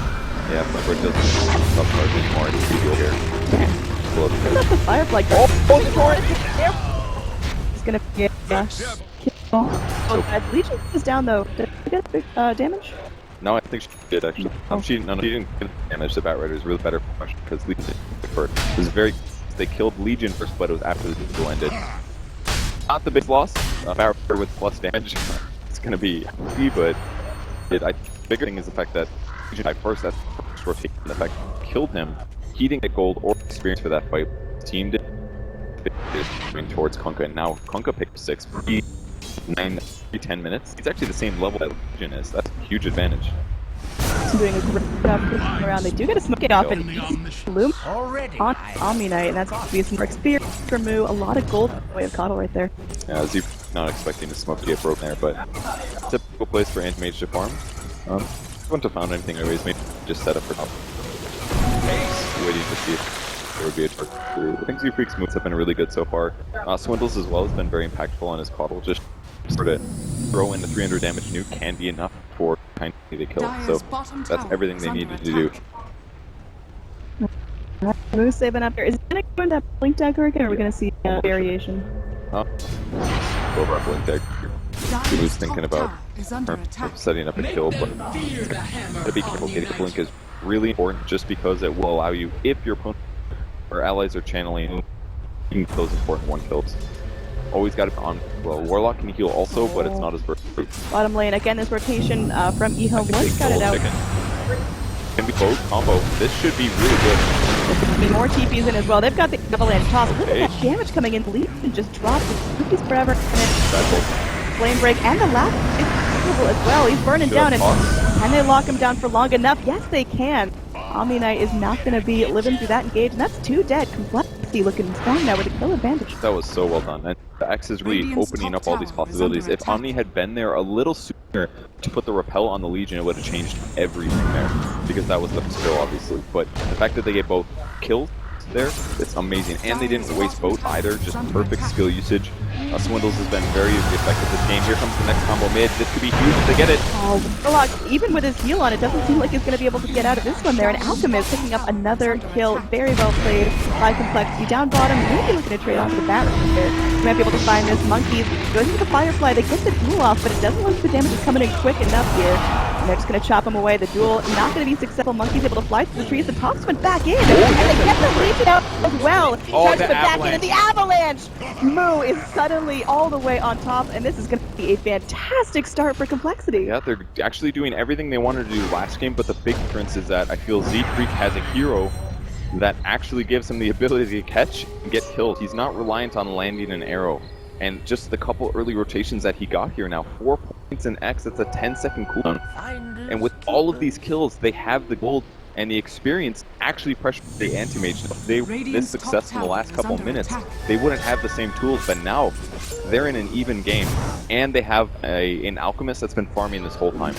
Now, the one weapon EHOME still have, they've got this anti-mage that's free farming. He's doing really, really well for himself. He's got, decent amount of net worth here. Alk obviously on top because of the Greevil's greed, but we haven't really seen our anti-mage have a team fight impact yet, and won't see that for another 10 or so minutes. Yeah, I mean, it's not even usually team fights that he participates in. It's ganks that are convenient for him to show up to, or hey, there's somebody completely out of mana. But all of Cole's heroes don't have that big of mana pools, so we're not even going to likely see Anti-Mage show up to a lot of these team fights, especially because of Kunkka. It's such a dangerous hero to play against because of counteracts Blink. And EHOME going to try to take a 4-man fight. They've got really good heroes for this, but the one that's super gimp is Legion Commander. He doesn't have a lot of farm smoke breaks, and they find it. Tiny's doubled in again, so they're going to be going in onto Swindles. It's not a terrible target for Complexity to lose right now, and they get the information that the fight's going to be breaking out, and the rest of Complexity can get out right now. So, I mean, they lose Swindles, but they get a lot of vision, a lot of information on what's going on. Not going to deward that just yet. There we go. Z-Freak? I don't think so. But the ward's dead. I think Z-Freak's just going to try to delay this. His team gets out, but he TP's in. He can both form the wave dies, and it kind of kills EHOME's ability to keep pushing. Top tower is under attack. Warlock going a little bit deep here, scouting around, looking for something, positioning up with the rest of his team. You're going to have the Legion coming in, dumping down the arrows, but Tiny looking to fight. There is going to be the toss up, a great old chicken back in the boat. Not going to be doing a whole lot of damage there, and it's not looking great. Another avalanche coming in, buying some time for Complexity, but there's just too many EHOME heroes in the mix. Z-Freak going to be next on the menu here.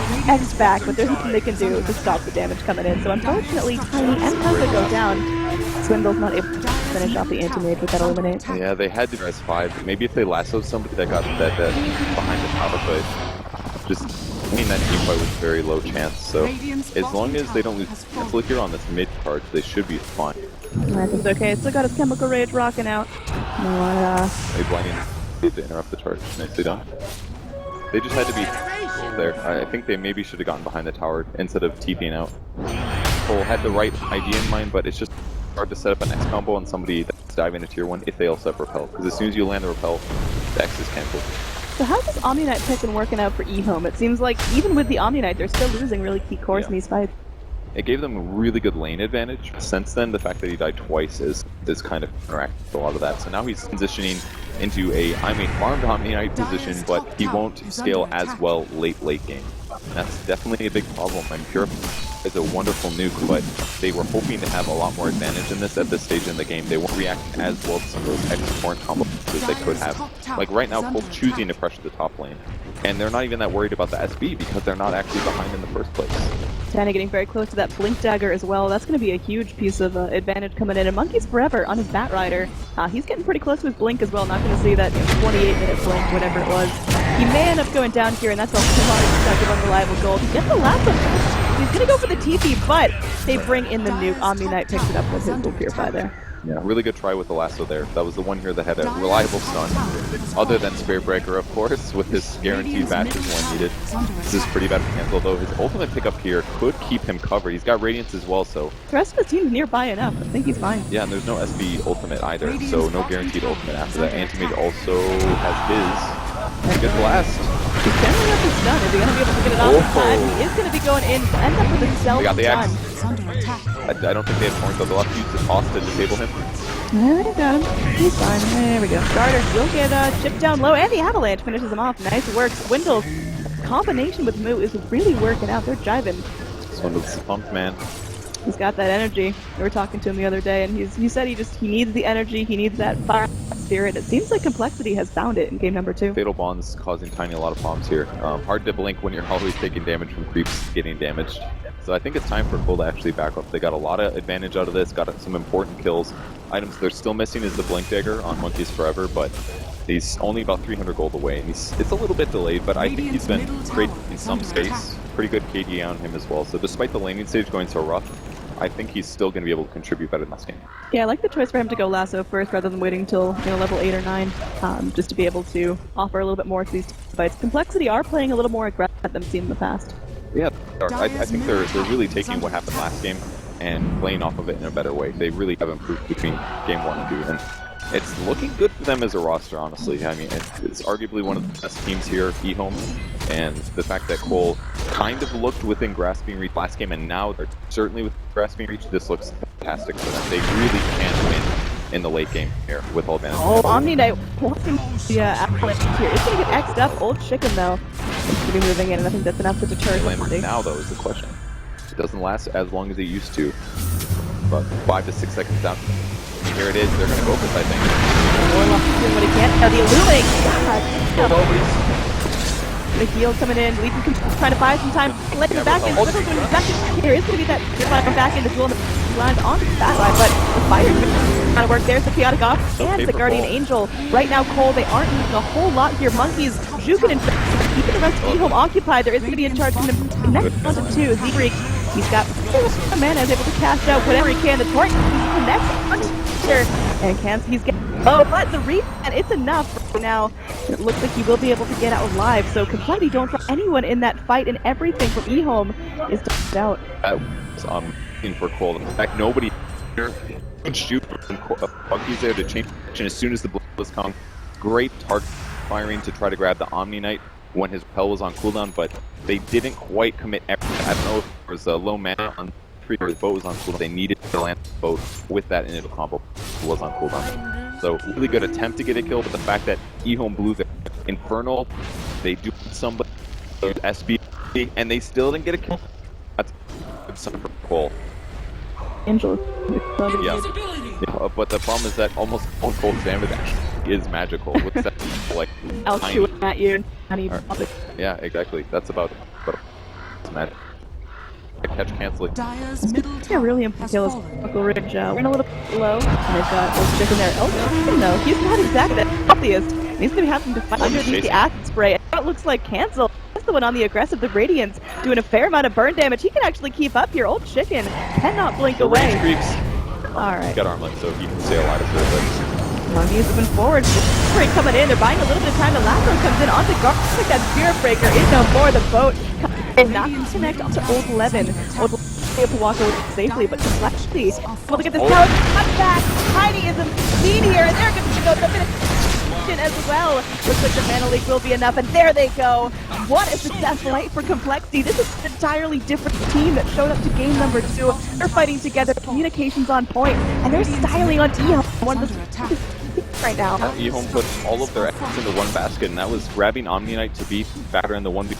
He accomplished that, but the issue is that there were just too many other builds on other lanes. Maybe their greed was too heavy. The engine hasn't gone off good. He's not having a good game.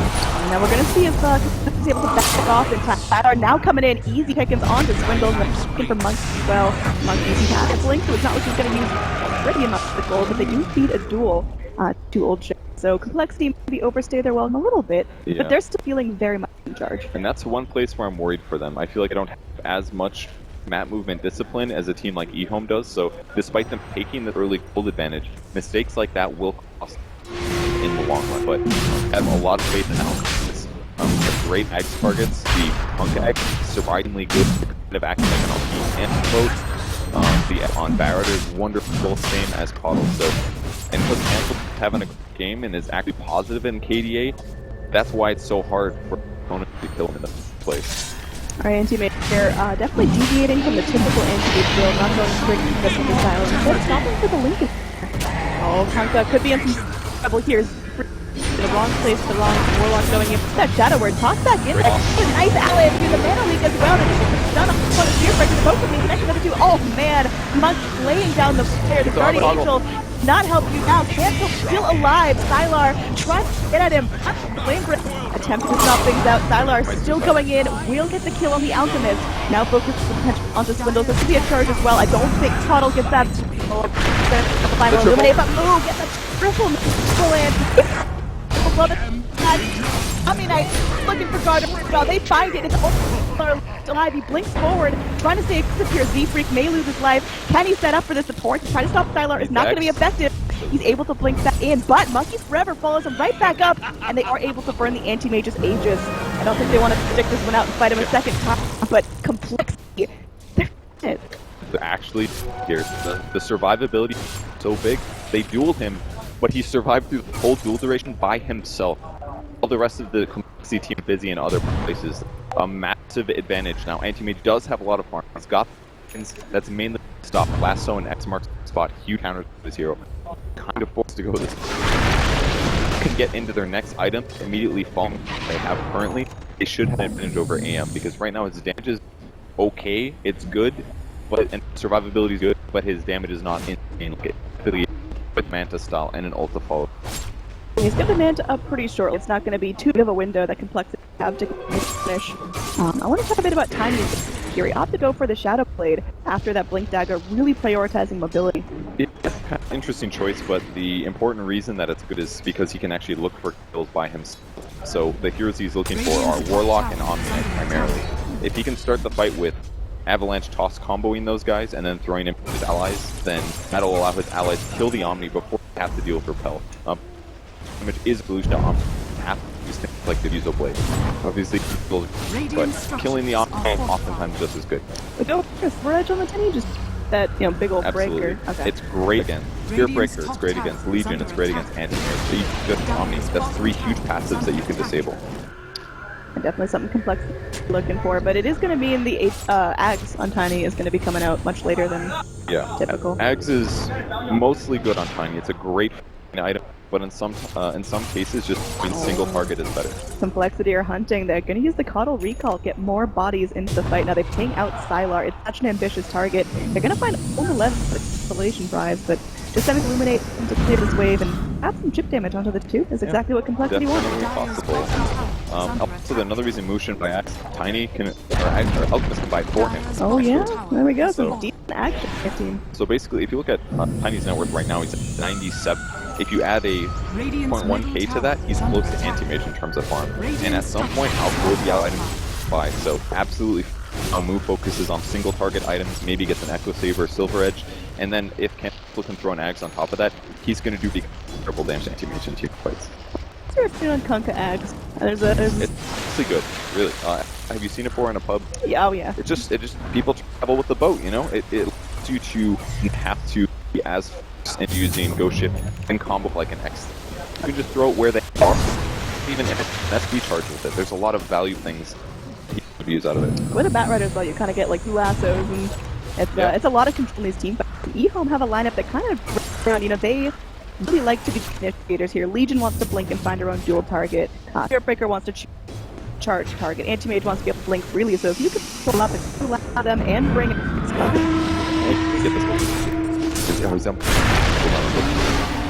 What's up?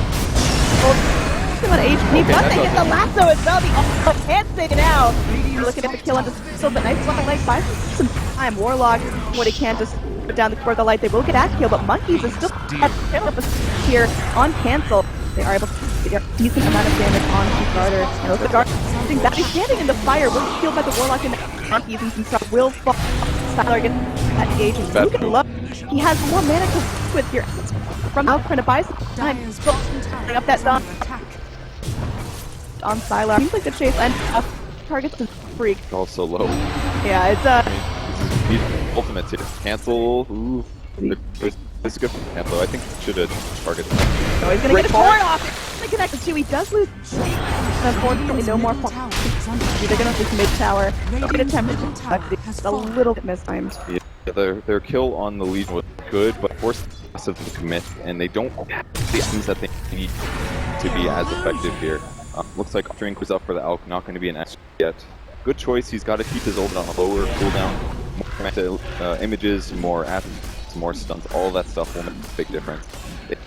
If they were just a little bit more farmed, I think that would have been okay. Silver Edge on Tiny at that moment for he used Invis to hit the Alk or hit the AM, but if that's the Silver Edge breaks his passive, makes him too less allows him to actually fight the AM. But right now they can't target the AM issue, and he just stays keeps doing damage to supports. It's only going to get bigger, but it seems like Complexity might be able to the tool they need to do them pretty shortly. They are, but the problem is that letting get kills right before you get those tools is a mistake. Yeah. So the fact that they killed the Legion was cool, but at some point you can't let them get it. Aim is almost farming as fast as Alchemist, and that's mostly from hero kills. Yeah, Siler's being a very patient, too eager to his fights. He's 0-7. When he comes in, when he back to Complexity, it's always Alec, unfortunately, might be in some here. Chaotic effort went back in. Oh, really smart. He has to throw it on that. That's too late. Yeah, he's dead. Very close. If he would have chosen to go for the upheaval instantly, he would have been absolutely hesitated for a couple seconds, and that meant it delayed the time that he interrupted upheaval. So, a big mistake there from him, actually. That was a big step. Got our Warlock, looks like he's got the, of the Ags. Go back in for, looks like a Glimmer Kick. Yeah, he's just doing this because he wants the extra survivability, not a bad thing on Warlock. By the time it takes to finish your act, you have all of this raw HP and you can't really go. Just stopping at a point booster I think is a good choice. But EHOME definitely getting a lot of advantage in the last couple minutes, pushing themselves more into trying to take lanes when their opponents aren't. And I think they maybe could have just... I mean, they didn't want to fight, basically. Thought they supposed to get their cores farm, but it just led to many EHOME kills. I think it might have been better if they kept doing pressure. You can see on that Complexity, they have really nice couple of minutes, but the big Alchemist is still dead. That's so it's looking tough when he's not on the map. Farming in silo is that huge disadvantage for Complexity. So the thing that Cole has to look out for now is probably the next push. If EHOME's able to take the roach, then that gives them their high ground. Based on how strong AM is now, it's pretty scary to play against us. So they need to get the big item in a moment. Looks like they're going to go AC on next. It's a good choice. Just armor advantage against all the physical from EHOME. And needed to win the fight, take that's going to be the goal here. Alchemist. I mean, do you think it's going to be sinking the Aghanim Scepter after Reunion is finished, or? Possible. I think the Shivas could be argued for. Could be a really amazing item because of attack speed reduction. Heroes. Yeah, before you mention the tiny, you leave without an axe too long. That's the next part. Absolutely, the faster he gets means that Tiny farms faster. So I guess in a lot of ways, I think Ags is better because it'll accelerate the Tiny, whereas Shivas would just help the team fight better. Caudle finishing his own, it's just saving Alex some money there, which is a good plan. Caudle can certainly pick up that item on his board.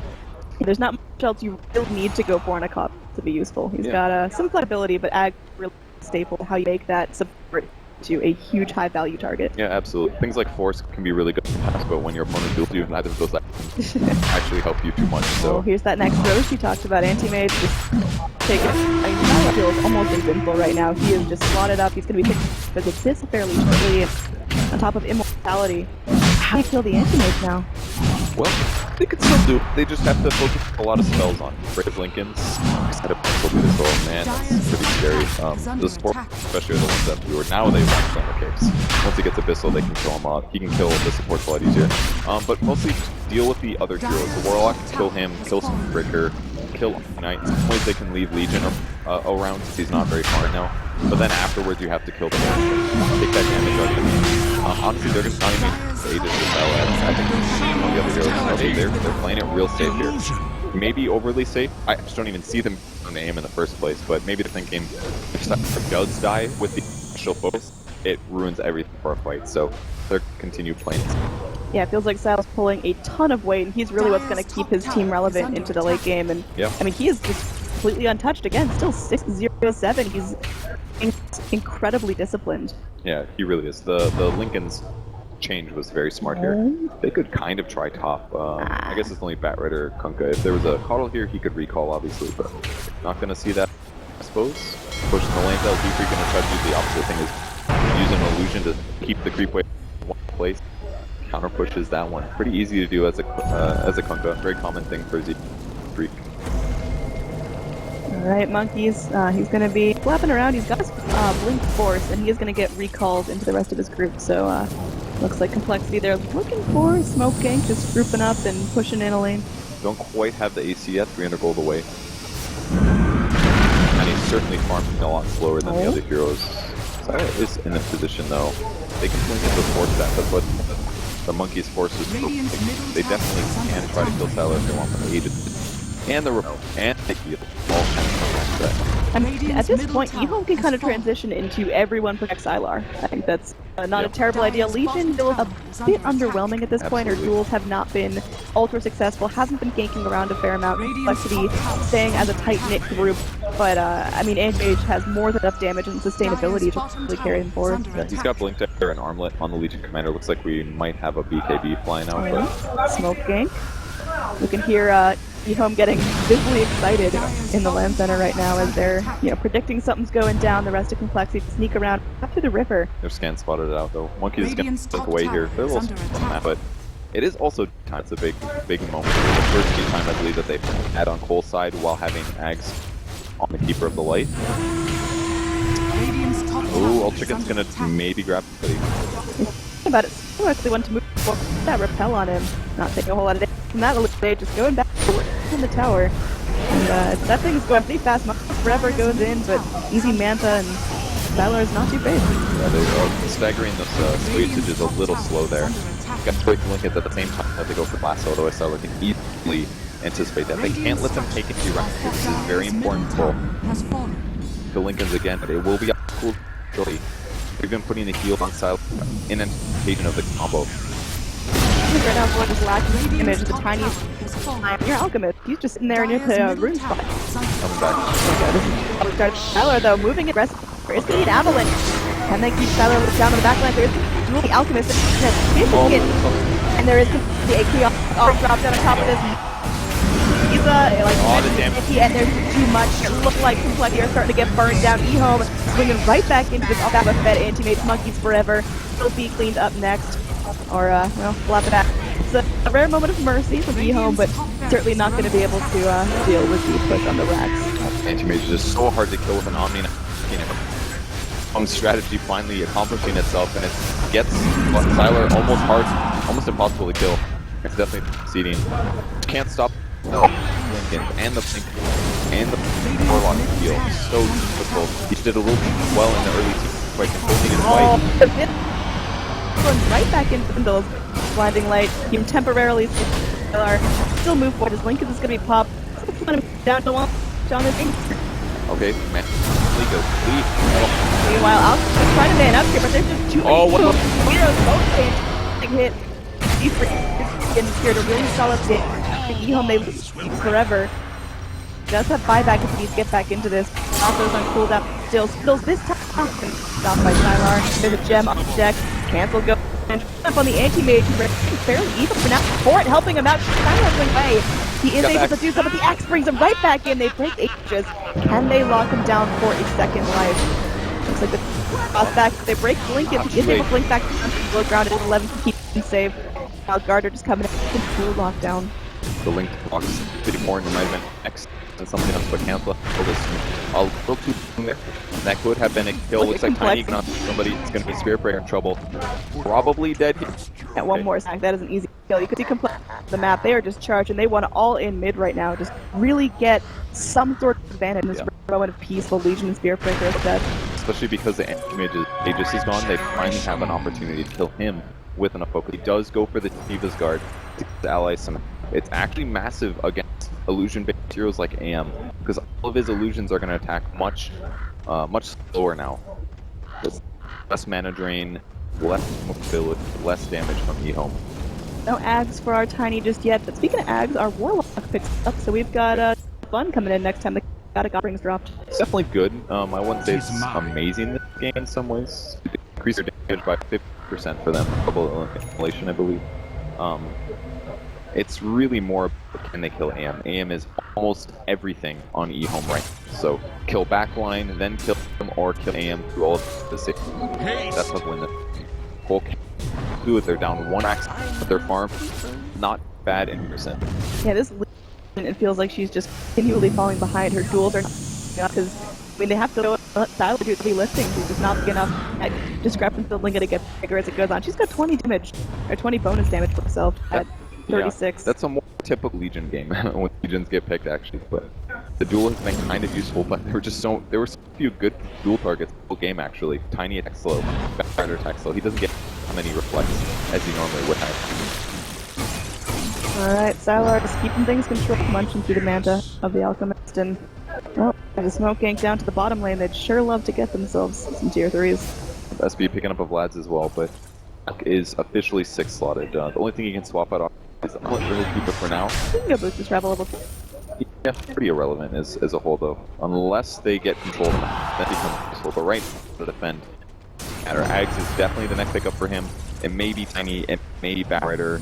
It could be Z3. I think the Ags on Tiny. He's got Shadow Blade, he's got AC, he's ready to DPS. Sylar gonna start things out. Siege up onto the high ground, heals with a Shadow Word, and he's got wants to bring in a couple more anti-mages.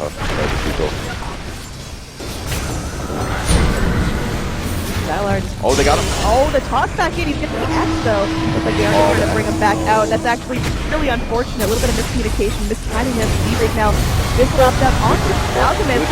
They are going to get the lift back. Get the kill on the Spirit Breaker, so no more reinitiation. Looks like Old Chicken could be linked back. BKB chart is down, so that's Commander losing a little bit of juice out of her next item. Honestly, fairly big mistake. Well, they tried to use X to break the anti-mage, but the lasso was great, and they wanted to pull him back to the tier 4s and disable him there, but they just couldn't once this call. They still get the SP though. Whenever anti-mage whenever any EHOME uses a crucial skill on Alchemist, it's always going to be good for Cole, because he's not going to die. He's very difficult to kill now with the Shivas. Massive HP increase, probability increase, and lots of attack speed reduction. So that's when Cole needed to, and they still can fight. They just don't have lasso this time. They don't fight either. Cancel gonna get recalled. Looks like EHOME, they're still posturing up. Maybe wanting to go back in. Spirit Breaker can of course get back into the fight, and as soon as he respawns, we'll get there quite quickly. They're gonna hit him. He's actually taking good physical damage. Sylar is very low, is able to blink that activation, but the EHOME puts on him. They do get the heal back in. It's gonna be a nice easy. Oh, the Guardian! So he's got ult, and that's gonna be for the price of one coming in. Oh, still to be alive. Looks like just the focus will get back. The anti-mage is gonna get locked down, trying to blink away. That's gonna be his corpse blinks away. They here to not die here. does not lose anything else. Still chasing after Old Chicken. Radiance doing serious work. Meanwhile, they're getting everything they want. Everyone with the Army Knight is going down. Complexity now have a huge window to charge up the mid, get exactly what they need. Look at Cancel right now. He's already up into Heat Wave, tapping on the tier 3s now. He's trying to do some damage to the and they force the buyback. It's really big here. Giant fight for them. All they lost was a tier 3. They all lost Bat Rider buyback. That was amazing fight for them by all means. The luck and looked so bad. Great save from the Omni, but EHOME is really.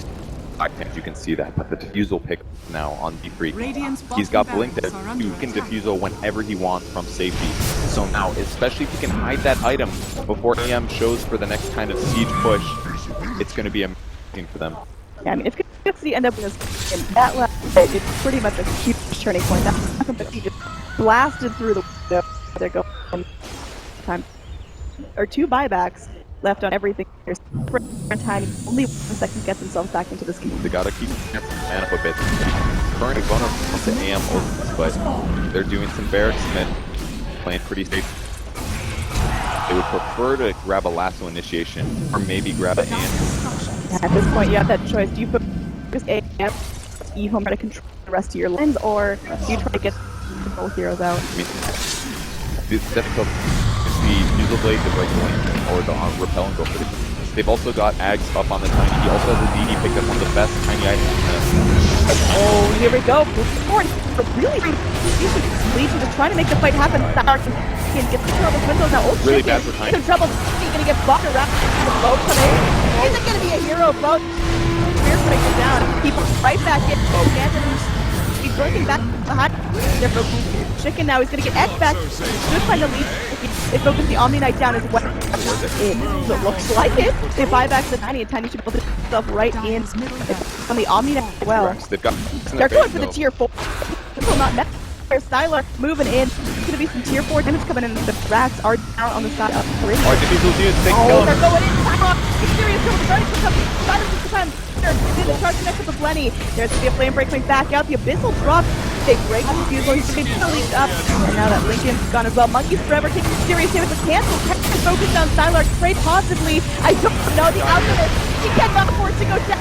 Rising from a chaos will go out. There's gonna be a buyback onto the Alchemist to get himself back in. Moo looking to turn this around. Where'd he go? Flipped all over the map. And now there is gonna be a stun coming back in. Warlock Golem is dropped. It looks like Z3 might be the only hope. They are against the Omni Knight, and they're just now focusing down the golems. They can still move forward. Z3 gets the X off onto Sylar. He's gonna have his Lincoln back up in 1 second, and they focus him down the torrent. Coming back in the Lincoln spot.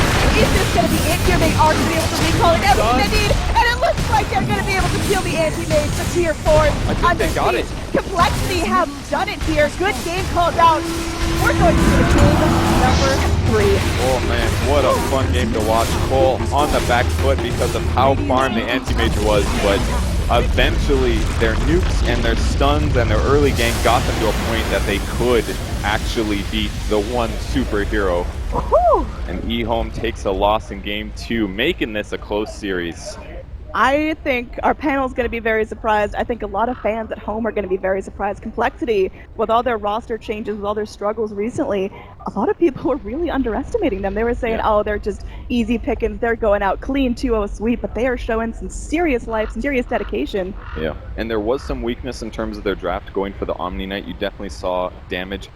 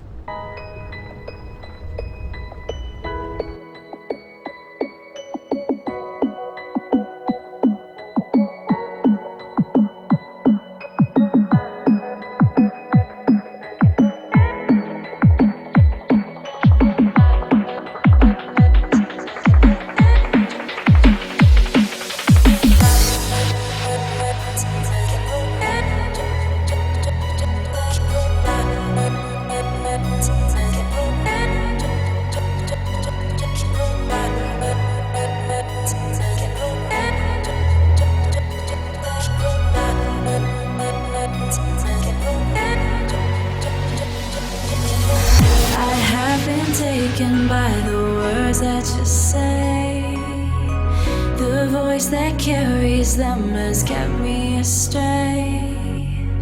Too soon to act on it, can we ever be? That all depends on what you're feeling from me. Let me show you all the way. Let me show you all the ways. Oh, let me show you all the ways. Yeah, let me show you all the ways.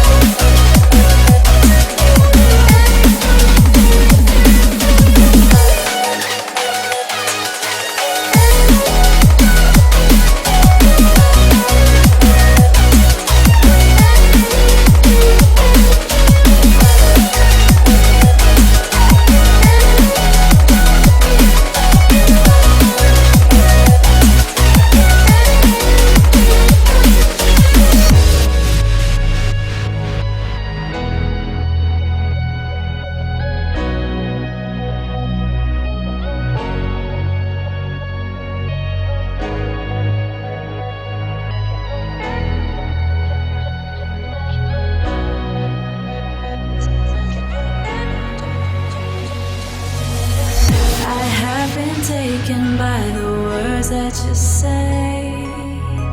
The voice that carries them has kept me astray. Too soon to act on it, can we ever be? That all depends on what you're feeling from me. Let me show you all the way. Let me show you all the way. Let me show you all the ways. Yeah, let me show you all the ways.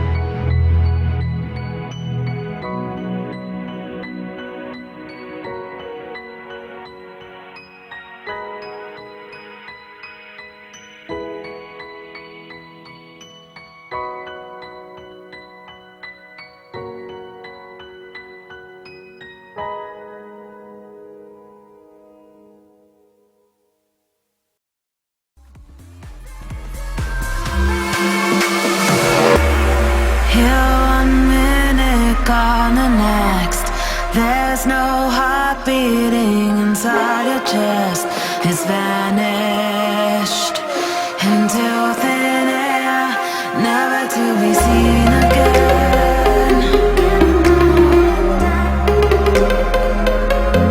Never to be seen again.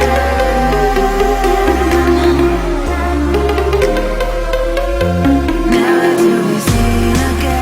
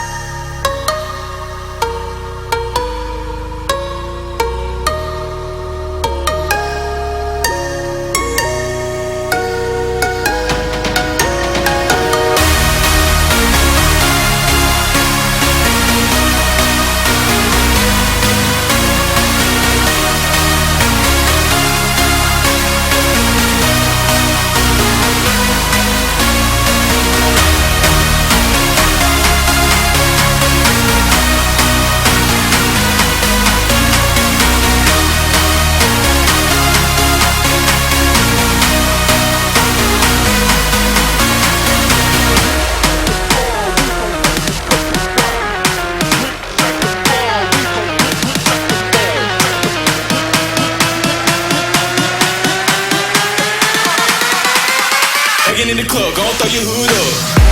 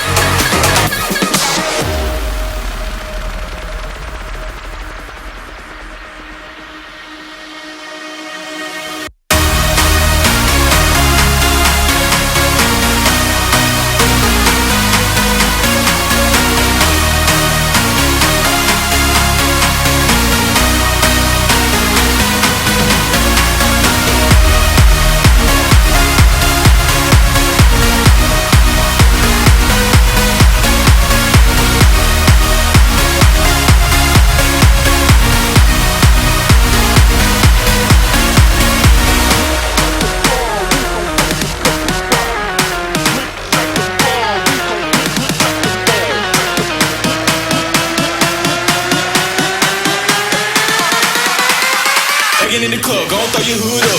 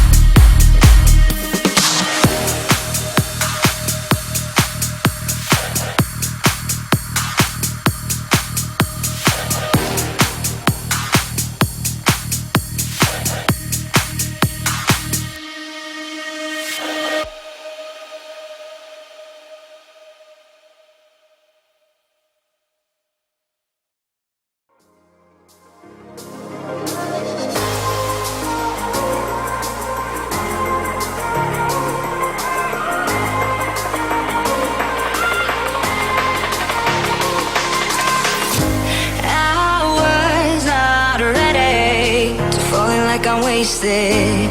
My heart grows heavy. Don't taste me rushing. Keep your words naked.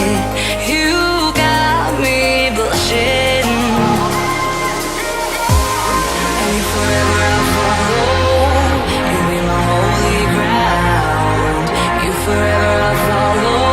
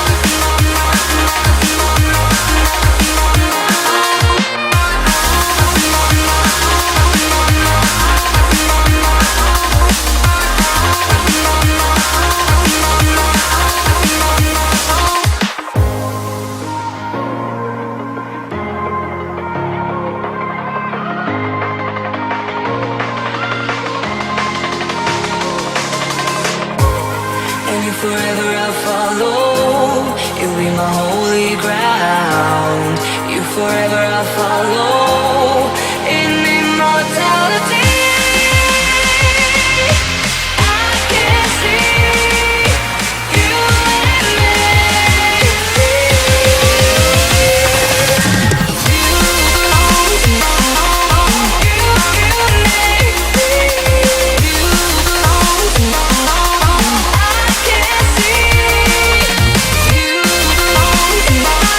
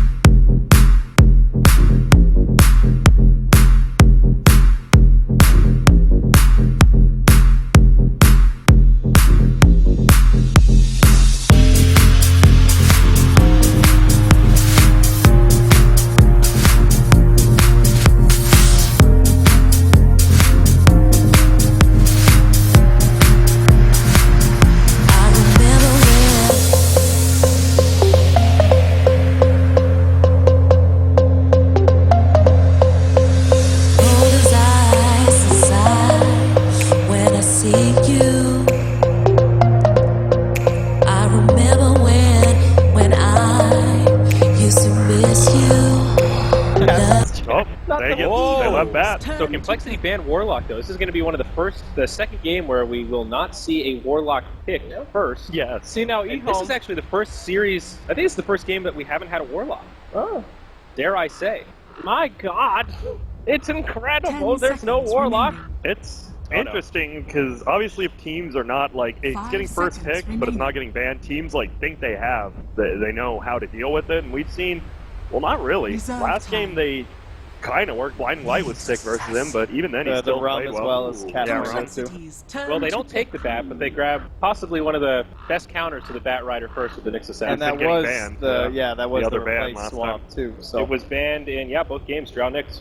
There we see Swing. They also run a support Nyx Assassin, which I can't say I'm a big fan of. I'm fine Without as a long setup, as you son. as long as you play your I think they ran Lich with it. 5 seconds I was just like, huh? That sounds like some It's like, alright, Nyx Assassin, go off as a support and try and meet your own stuns. You see Complexity right now, Swindle smiling, having fun. That's what you need going into a game 3. You got to be calm, chill, just focused on the family. In between the games, I went into the salle de bain, as they call them in Quebec. What the- And Cancel what was the in hell there, was the washroom. And Cancel was in It's there. called a bathroom. And we walked past each other, and we didn't say any words. Was there a moment No, there was no moments. where you two 5 met eyes? seconds No, That was man, probably it's the actually worst absolutely story nothing. I've ever heard.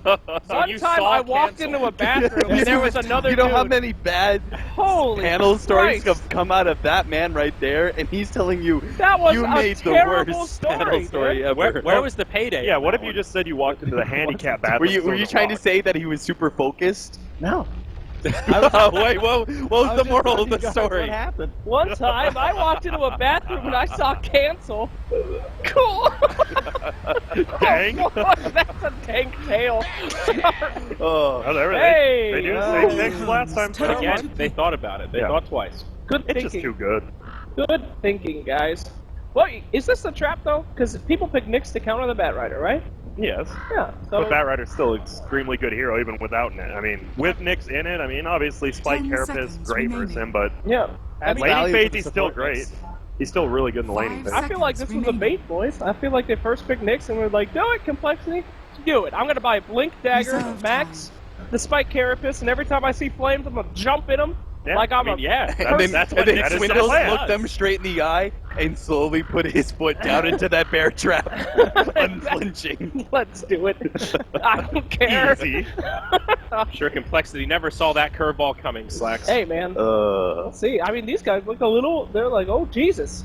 Are Well, they now taking us up on our offer here? Oh Yeah. boy. we still have the question of like, I guess it could be the support, but Oh golly, they I quit. You win.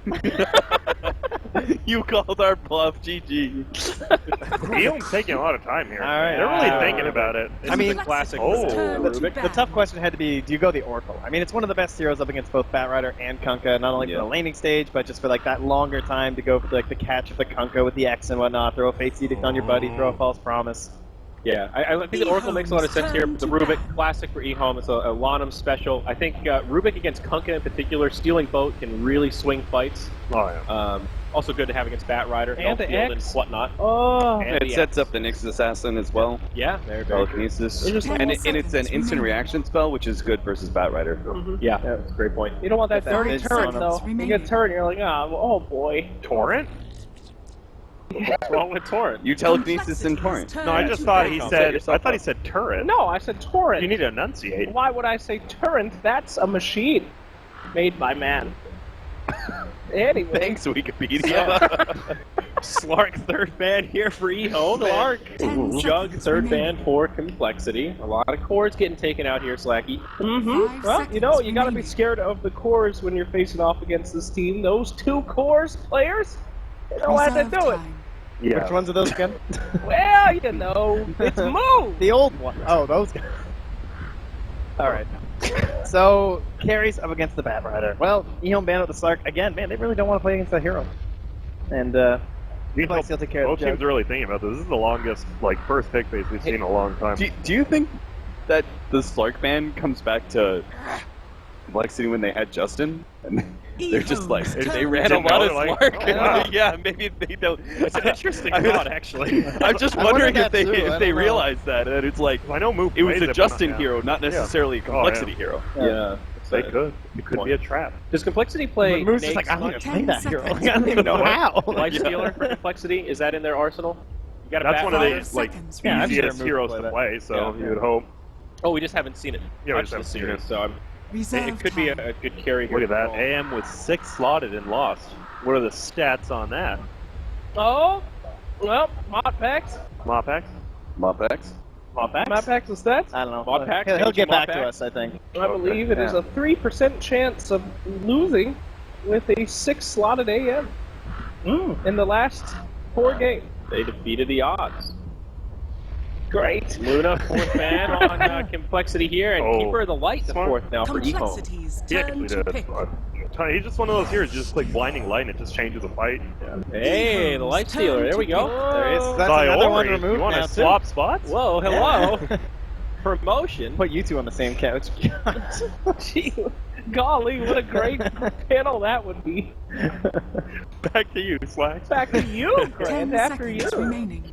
All right. No, So- well-rounded stuff for Cole. That's like the last big core up against the 5 bat, right? I mean, seconds the Legion remaining. Commander's still there. That's a pretty big question mark right now. Sure. Could run her in the position 1 role. Seen it a couple times. Reserve It would time. more than likely just be old chicken up there too again versus the Bat Rider if they want to go into that sort of scenario. But like Rubik and Legion Commander can easily handle like a Monkey's Bat Rider in the off lane if they don't want to go aggro. And you guys again. said for eHOME, they almost always do 4-position nicks. It's not going to be a core. Or Well, very- they it's- have. They have. It's usually the off lane, I do believe. Oh, it's usually the off lane, okay. I think I like Weaver in this game for EHOME. It picks up a Lincolns, it's pretty effective versus Bat, Kunkka, and then it's great hero versus Life Stealer. Clap! Oh my Clap. God! Now continue your thought though. Why is it good here? Just- Well, I well, did finish my thoughts. Well, you know, Slacks. we interrupted you with a little Alright, clap. so the Lincolns is really good versus Kunkka and Bat Rider, right? Big time initiators, and it's a natural build up 10 for the Weaver. He seconds built a remaining. Desolator. He's like the arch nemesis of Lifestealer way 5 back in the day. seconds Like this is the remaining. hero that you ran versus Lifestealer because you're just a super mobile carry that outputs a lot of physical damage, that Reserve stays time. ahead of the Lifestealer all the time, abuses him with minus armor both through Swarm as well as the Desolator pickup. It's like it's always been the counter to this guy. That and like maybe like the newer counter is like PA, just because you can jump onto him through Rage. See, I learned a lot. Don't sell yourself short, capitalist. You're a great analyst. Thanks, Slacky. Yes, sir. Now, Ogre McGee, fourth pick for Complexity. High armor. Do you think can run they're at you? Do you think they're considering that mid 10 Kunkka? seconds remaining. I would have to say, yeah, I think Definitely they're considering it. Yeah. Who wouldn't when you have a 5 guy as seconds good as remaining. Cancel on your team? Who wouldn't indeed? Who wouldn't?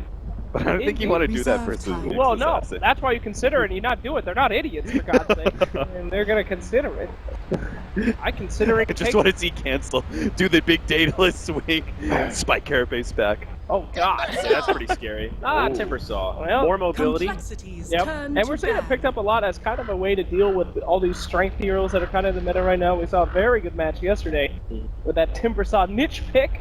Dude, that was like Woo! 5 strength heroes, 4 of which being melee. And this is semi-comparable. You got 3 10 melee heroes, 2 seconds strength. remaining. Definitely a good Yep. Timbersaw game. I think EHOME round this out with like a defensive support, something to give them a little bit of 5 sustain to seconds help out like that Weaver, the Timbersaw. We're already lacking a little bit of control over on the side of Complexity. I would say Abaddon, to be honest. I think that would be a pretty badass hero here, What but not happened exactly to in the Abaddon? meta. Like, is he really that bad right now? I think or- it's just hard to lane. Yeah, well, that's fair He enough. needs levels. Yeah. Quite a few levels. Yeah, he needs levels, Yeah. but he also doesn't scale real well. Yeah. So it's like, It's like all right, I'm counter- all in on this Yeah. weird moment He's of there time. to take out a stun pretty much with shields. So, like, Yeah. hey there. There's And other heroes that do that and then offer a hell of a lot more. Yeah. Like Yeah, Yeah, LC, your for Oracles example, or something. Oracle. Yeah. And it's the range on a Photic Shield is so low. It's so unreliable to try to cleanse the Bat Lasso. It's really difficult. It is dope with Weaver though. Yeah. Oh, yeah, that's a classic combo. You put Yeah, the that's- Well, Photic speaking of Shield which, on, the dive Treant towers. Protector perhaps. Ooh. We haven't Against got Bat to see Rider? him. Well, it's good with the Weaver. And the Timbersaw. Against Kunkka? And Bat Blocks Rider? out the And torrent, Ignite? the torrent damage. EHOME's So do you turn think to this Levels. is mid Timbersaw versus Kunkka, and then the next assassin is off Oh, lane, so they- a support is still open? That's a Shadow Fiend turn band, to so they pick. think.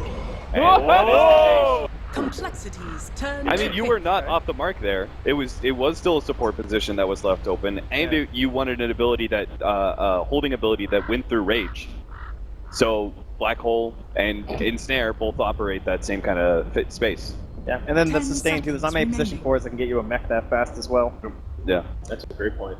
5 seconds. A hero that remaining. Complexity knows well. What will they pick to deal with it? Will it be a mid Kunkka? Will it not? Oh Reserve boy. We don't know. That is I don't know, man. I mean, Kunkka mid would be faced up against Timbersaw, and it's going up against Nyx Assassin, Weaver. I personally think that I don't like the 4-position Kunkka with the 10 Ogre, seconds but I remaining. think you need to switch up and get a different mid. There it is. Oh, the can't Smoker.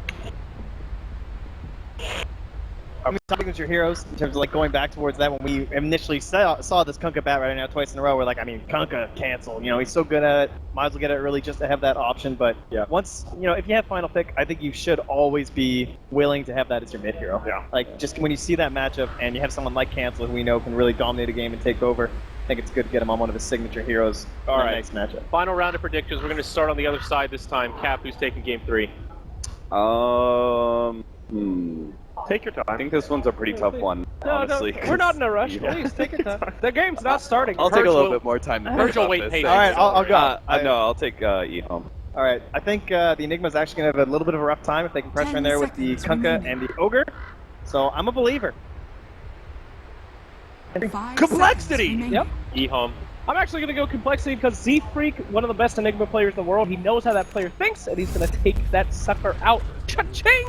Close one. We'll see who's What? right. Was I right? Prepare you did good. for Yeah. battle. Great! Well done. So with that said, we'll hand it over to our casters, Did I do Annie it, and guys? Purge here for game number 3 of Complexity versus EHOME. All right, thanks, panel. Really excited to be casting this. A lot of people thought it would be a quick 2-0 sweep, but now even the panel thinking Complexity has enough life in them, enough fire to take this into a victory series. I'm Android, joined by Purge. What are you Hello. thinking so far? I'm kind of thinking the same thing. I feel like EHOME's draft here is reminding me of their second game where they have pretty good damage, but it's not going to be super amazing. I like that they have a Timbersaw. Weaver's pretty good, and it is Sylar. He's been playing amazing. But I'm worried about their late game damage output. But I could maybe say the same thing for Cole. Nice ward there coming out of EHOME. They've got some vision here. 2 of their players still smoked up. They try to actually go for this here. Swindles. They will. The Ogre comes in. I mean, it's 30 real seconds tough to to go against battle. an Ogre, and you've already got Z-Freak with a fair amount of control in his level 1. They want to lift, I think, Z-Freak or Cancel would be the best. Easiest heroes to kill. Can't be Lifestealer. They're just waiting to eat a tree with Rubik and go for the lift. I think they can do this. Very similar to game number 2, and Complexity there did take first blood and 2 kills. Alright, they gotta go soon because Colt's about to leave. All right, they're really going for this. There they go. They're gonna eat through the trees. Looks like Moo gonna be who they're chasing after. They go for the lift, and it looks like he's gonna be able to get his rage drop here. They're going for the body block. Are they gonna get it in time? Ogre tossing out some damage, but nice torrent by Z-Freak might keep Moo safe for now. And it looks like this gank is all but over. A couple more right clicks. Tossed out onto the lifestealer. The bug doing some work here. Oh, he's trying to stop and get the bug down, but the one more right click from Lanham secures first blood for EHOME. Really unfortunate for Complexity there. I think he actually canceled one of his animations. I thought they would have had the bug killed, but he stopped his attack. And if it would have gone through, he would have gotten that last attack in. He would have taken way less damage from the bugs. And big skill usage there by Sylar. He didn't go for Sakuchi, instead guarantees lots of damage. It's a very high risk, high reward there. You talked about the lifestealer not being the ideal target because of rage, but still ends up paying out for them in the end. Yeah, they actually missed the Nyx stun, especially. They wanted to grab cancel. That was clear by the movements from the Rubik. Has been But killed. ooh, big snipe there. I believe that was Swindles picking that one up. Massive snipe. Lots of gold going for Cole at the start of the game. And rest in peace there. Old Chicken gonna be the Timbersaw versus Invoker. What's that lane gonna look like? Well, I think it's okay for Invoker just because he's got such far range. He can sit back and just ping away at Old Chicken. Look at all this alacrity damage as well. It's really doing a lot. And with Swindles there too, just magic damage to lower him. As he gets more and more reactive armor, it's going to be hard to harass him, but I think Cancel should be able to get more than enough last hits in this lane. I mean, what kind of build do you want this Invoker to go for? Clearly his price. Nah. Well, I mean, eventually, definitely. But in the lane, he's just going to go Fort Spirit, most likely. Try to contribute Sunstrikes towards killing his opponents is going to be the big thing. It's a little difficult, though. Spiked Carabus on Nyx Assassin is the main one, but the rest of Cole does have some really good setups, so I could see Sunstrike being a big impact this game. We're looking at the dire vision we have right now. We've got a really deep observer plopped into the Radiant Jungle, like we already saw early on. Now Sylar They don't have stun, though. could be in some trouble there. He's gonna get lifted up by the torrent. That's gonna burn out the Sakuchi a fair amount of time, but he is able to get himself to a safe distance outside of the lane. I'm a little surprised they didn't have detection there, actually. If they had level 2 on Swindles and they had a sentry, Sylar actually dies there. So I kind of feel like Cole losing a good opportunity there. Meanwhile, Monkeys Forever once again on his Batrider, this time against the Nyx Assassin. How's that going to be a different matchup? He's got 8 last hits compared to the 7 of the Nyx. Nyx can last hit well, but he's not going to be nearly as competitive defensively. Oh, wow. It looks like Complexity. They've just got their green light. They're going in. Going to deal with some more bugs tossed out. Looks like Swindle's actually getting really low. Sunspray coming in. Not going to connect on any EHOME heroes. A little bit of mistiming there on the X. This is really bad for Cole now. And now they're just up completely in unfriendly territory. Z-Freak getting low. Styler, unfortunately, not having enough damage to kill the Kunkka, but Moo gonna have to rely pretty heavily on regen there, just gobbling up a salve and back to it. It's been a long time since I saw Z-Freak mess up a next combo, but that one was pretty costly considering that they had already dove so hard. Swindle's got the fast courier, but now he's definitely lacking in terms of impact. Picking up a fast level 2 could have helped Fire Blast, for example, killing the Weaver, but now that was a little overzealous, and he's got to get some value somewhere. He's going to go try to sap some experience from Enigma. Yeah, I mean, Enigma, again, potentially a secret weapon, just going to jungle up and come out of the jungle, pop some black holes. Is it going to be as impactful as the Tidehunter we saw in Game 1? In some ways, yes, just because he's going to be able to get a ton of farm for himself. The black holes, I think, might work well, but might work bad. He's definitely going to have to get a BKB this game, just because it's very easy for Kunkka to interrupt black holes. Orb of Venom as well on Swindles. Trying to do his best to delay things, but Enigma just shifts over to the large camp near the secret shop, much harder for Ogre to get there. And now Swindles is really having some issue accomplishing things. He's also going to accidentally cut the creep wave mid. No, he'll cancel that after all, but he's having some roam problems. It's pretty clear that he's semi-new to support. This playstyle is not quite suiting him perfectly, because he's definitely getting too far behind. Yeah, he's still level 1 here, and he just wants to go in. He wants to be that rotator, just harassing and popping up all over the map, but I mean, he is just not really finding much. He'll hit his level 2 soon. If he gets this rune, it'll be great. He does, actually. Nicely done. Nice it to Old Chicken, and Old Chicken bottle sit for that. He really assumed he was going to get it, so now he has a somewhat empty bottle and not a whole lot of way to refill it in the next 2 minutes. I mean, he is definitely being annoying now. This is pretty good from Swindles. Bottom lane. Moo once again dealing with the bugs. This Weaver really locking down. And looks like Moo going to be going in. Some nice lifesteal onto Old Lanham, but not going to be enough to save his life. So unfortunately, Lifestealer goes down for a second time. Yeah, this is really the big issue, I think, in what Cole's doing, is that Swindles needs to be bottom to get kills on the Weaver. They have the disables to do so, especially with the stun on Ogre, but he hasn't been there in a very long time. Honestly, if they just killed Weaver that one time, get Moo ahead a little bit, it could change so much. TP back in, Moo trying to minimize the time he's out of wave and not farming, but Sylar, we saw it in game number 2, he just can get so big when you ignore him. Weaver is one of those heroes that benefits so much from free farm. He's going to come in at 25 minutes and just destroy you here now. He's got a kill. Yeah, that Spike Carapace is not going to be enough to stop it. Meanwhile, Weaver falls as well. Very nice work from Complexity.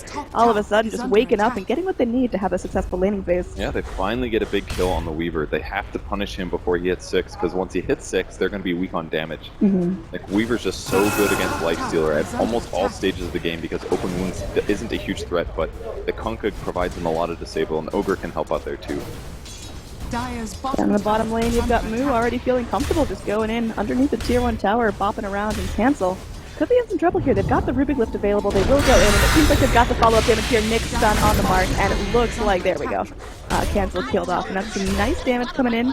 Old Chicken picking up 221 gold. It's a perfectly executed gank. They did have an Observer Ward up to spot rotations, but that was Nyx being invis. I think, unless he was swung. No, he actually doesn't have his ultimate yet. He walked in and hit a great impale. Maybe he just didn't anticipate Rubik to approach from the left side, but it's nice of EHOME to approach the gank like that. One hero from every direction. The lift just guarantees the kill. Nice rotations in. Rubik having a pretty big impact. It's one of Lanham's comfort heroes, definitely. And I mean, there are some good things to steal this game. Arguably not some crazy ultimates, but there's some good stuff. Rage is a great spell to steal. X or Torrent can be great. Lasso is good, but it's difficult. There's a lot of spammable abilities all the way across Cole. I think the Rubik game is decent, but not amazing. Yeah, even just the Null Field is going to be great against the Invoker mid-game team fights. Yeah, just resisting some magic can help. Definitely against Kunkka, very useful there, but I'm just not entirely sold that it'll be a great game. It's been playing well, though, that's for sure. Has Moo adequately recovered here, getting a kill on the Weaver? No, not yet. He's definitely gonna get ganked in here. There we go, Impale on the mark, and yeah, I mean, they're just making sure he doesn't get a chance to rage off, and yeah, he's gonna be dead once again. Z-Freak with a torrent to try to stall things out, but it's not gonna be in time to save his brother. Yeah, there's only so much you can do there. He breaks the black hole, but it already gave them a couple seconds of black hole. That's all you really need to do to guarantee the kill on the Lightstealer. So, tough game for Cole now. The core that they needed to do damage is way behind. Nyx and Ogre in a very dangerous dance. They're trying to figure out who's going for the stun first. Meanwhile, Old Chicken just initiating under tower. Z-Freak gets out the X here. That's going to be big if they can actually get it down, but Moo actually retreating here, not going full YOLO in. Carter does not have that black hole available, still on cooldown from the last fight. Can they go in for this? Monkeys, he's going to be going in, gets stunned up by the Carapace, and they are able to go in. They get the vision as well. And they actually lock down Old Chicken. They get the lasso here. He's got no mana, and he's got no more life, so he will get killed. Oh, another axe that's not done yet. Z-Freak's got mana now. Great. And it looks like there's going to be an Impale connecting onto two. Do they still have damage in the back line? Sylar coming in. He's doing a bunch of damage with the Swarm, and there's going to be a Flame Break coming in. Nyx burning low. Will he get out of this one alive? Looks like no, Nyx will end up falling, and so far, Complexity only lose their Batrider. Batrider's surprisingly killing the Nyx there, but Sylar's getting so much done right now. This is terrible for Moo. Moo cannot afford to go down here. He just keeps dying and will die again. That's going to be unfortunate for him. Z-Freak will be able to get out, but I mean, losing your Lightstealer there, that's going to be his, I believe, third death? Yeah, not good for him, that's for sure. And Sylar hasn't died nearly as many times. He's gotten way more output of damage in team fights. Sylar, again, looking to have a great game. Treads wand with a Lightstone to start things off for him. Who goes next? Lincoln's, I think, is very likely. Oh, he's got a Ring of Aqua. Great item on Weaver just because Gemini attacks twice. It's like a free crit. Also just, it's good stats, good sustainability in terms of mana. He actually does have vision of the Nyx Assassin here. We'll see if he's trying to play it like he doesn't have vision, but I think Old Chicken may, or Old 11, sorry, may have noticed. Yeah, Z-Freak's there on the Kunkka, just maybe trying to initiate with an X-Torrent, but it's a little bit damage light on Complexity right now. Symbol's playing pretty well now. He's cut off a lot of fumbles. Could be quite... Oh, the Flame Break actually brings Sylar closer in. And now... Torrented. Yep. And unfortunately not going to find that kill. And there's going to be Rubik stealing up the Torrent for himself, so... Pretty big mistake, actually, by Z-Freak. That's the second one he's missed now in this game. That one definitely was a lost kill. Oh, Nyx. Oh, he actually hits the Impale, and Ogre is getting very, very low. Swindles now running for his life to the Carapace, and it looks like Batrider is able to get off the lasso. They're driving Nyx forward, but they do end up losing the Ogre. So a little bit more control going down. Nyx is going to be down there looking for Old Chicken as well. Burning pretty low now underneath that Firefly. Flame Break comes back in. The Timber Chain not going to be able to save his life. Meanwhile, Z-Freak will eat Sylar's bugs. And that's going to be a dead Kunkka. So 2 for 2 trade globally. Looks like Moo is looking for Garter. Garter does not have a black hole. Very low mana. Sunstrike coming in. A little bit of mispathing there. So not able to catch Garter. They're going to be popping out just a little bit of Malefice to hold him in. And Garter should be able to get away. Yeah, they'd love to have that, obviously. But no open wounds just yet. Still pretty low level for him. No Orb of Venom either to guarantee the chase. So things are going pretty good for Cole here. I think that was overall great engagements. They are definitely punching the Timbersaw. We've seen him die many times this game, but there's still the elusive Weaver. He's throwing bugs on the fight, and it's really limiting what Cole can do. Yeah, we don't usually see Weavers with this much emphasis on Swarm this early on. It's usually just getting that Geminate to make sure he farms effectively, to make sure he spams out as much damage as possible. And yeah, he takes some damage here, but Sylar is not too worried here. Just immediately hops into his ult and goes back to pushing in the tower. Yeah, we didn't see the Torrent. No deny there for Z-Freak. He was just trying to save mana. He didn't have the boat, so getting the kill on Sylar was tough anyways. He had boat, actually, which is actually pretty significant. He used boat when he died. If he had boat there, they actually killed the Weaver. Because he would have boat torrented plus Sunstrike, that could have been it. Could he still have gotten out the time lapse, or? Probably not. The boat stun is like 1.6, Torrent's like around there too. I think it's like 1.5, can't remember. Pretty good ability. 1.6 stun on Torrent, and boat is 1.4. Pretty close. So yeah, you can definitely kill a Weaver with that. It's a lot of magic damage with Sunstrike on top of it. Alright, so let's compare Weaver to the Anti-Mage we saw last game, because both heroes played by Sylar. He has a very unique play style of very, very disciplined farming, not getting too aggressive in team fights. What are the differences in the heroes? Is Weaver going to be fighting with his team more often, or? Yeah, absolutely. He's much better at fighting early, just because of how impactful things like the bugs as well as Sukuchi are. But the problem is he doesn't farm as well as AM does, and he's not as good at slow pushing as well. Oh, but they might be able to find some nice kills here and accelerate their Weaver right up.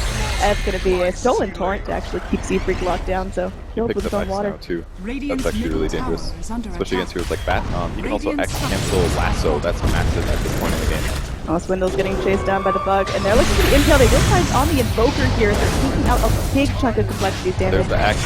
That's gonna give him another kill. Oh man, they cannot afford this. Swindle's just really under-leveled, really under-farmed. It is killed off once again. Enigma picking up the gold for that one. Yeah, that was a huge catch. As soon as they saw the Invoker, I could hear all the players yelling, that's the kill they wanted. And it's a big one. They still want to try to lasso one. Monkeys is still efficient, but He may have gotten more than he bargained for here. he's in trouble. Yeah, he's really in trouble now. Flying back down to the low ground. The Whoa. Timbersaw coming back in. One more hit from the Weaver. The Bug's Dodging gonna miss him everything. out. They cannot lock down Monkeys. And now it looks like a move right to the heart of the fight. There's a solo black hole and Z-Freak. But looks like he's just fine there. Gonna take a phase bolt, but looks like he will be able to find a kill in the meantime. They're looking to turn this around though. Oh no, unfortunately they do lose Moo again. And Swindle's back in the fight. So it's Bloodlust up cancel, but is cancel gonna bring enough damage to the fight? Dropping the Meteor. Not gonna catch out any of EHOME's heroes. In fact, another Fade Bolt coming in. Lanham wants to keep going aggressively onto this. So EHOME is winning all these engagements fairly handily, but it's costing them time. I don't know if that matters too much because Cole shouldn't necessarily have a massive advantage in the late game, but they're not taking towers as easily as they were in the previous game after getting those kills because their building hitters are really almost entirely on Eidolons as well as the Weaver. Enigma in that fight actually did end up dying, so as long as Cole can eventually start taking some great fights, it'll be great for them. They've got to get Blink on Bat, and they've got to get an armlet on Moo, because every time that Moo gets Black Hole, he's pretty much guaranteed dead. Yeah, in that last fight we also saw Enigma use his Black Hole onto just solo Kunkka. Yep, yes, because he was about to die. It was a good move, though. Bought him some time there. It's like they're going to think about going on Z-Freak. Should be a pretty easy pick if they want to go for it, but Old Chicken, I mean, he's not getting too crazy. Z-Freak walking around looking for, Yeah, they need more help, I think. It's going to be close. He's going to get his Torrent up, but now with the damage of the Timbersaw, easy kill right there. They bring in Old Lanham as well if they need another Fade Bolt to get him down. That was perfectly done there by the Timbersaw. I like how he pushed that. Yeah, I mean, not getting too crazy, not letting Z-Freak know something's up. Yep, and he also waited until he's closer to throw the chalk up since the speed is so low. He looked too far away, but getting closer with the chain helps a lot. So they lose their tower finally. Sylar rejoining his team. There is going to be that Radiant Sentry Ward in the mid, so if the fight starts to happen, this Kuchi's not going to be as impactful. It will. You're right. But I don't know if Cole can stop this. They're still missing so much damage on Lifestealer here. His damage impact is basically just like Feast and right clicks and Infest, but normally you're expecting at least an armlet, and typically when Lifestealer gets this far behind, he just loses games. And this is the scary part. He actually can't stay out on a creep wave just because of the threat of Weaver +1. Because Weaver is such a good counter to Lifestealer. His base armor's not very high. His armlet's delayed. The bugs put him in a bad situation. Just a really not good place for a Lifestealer to be this game. He needs to have armlet. He should have armlet right now, but his net worth is so far back. He's third from the bottom. This is a really bad situation to be in.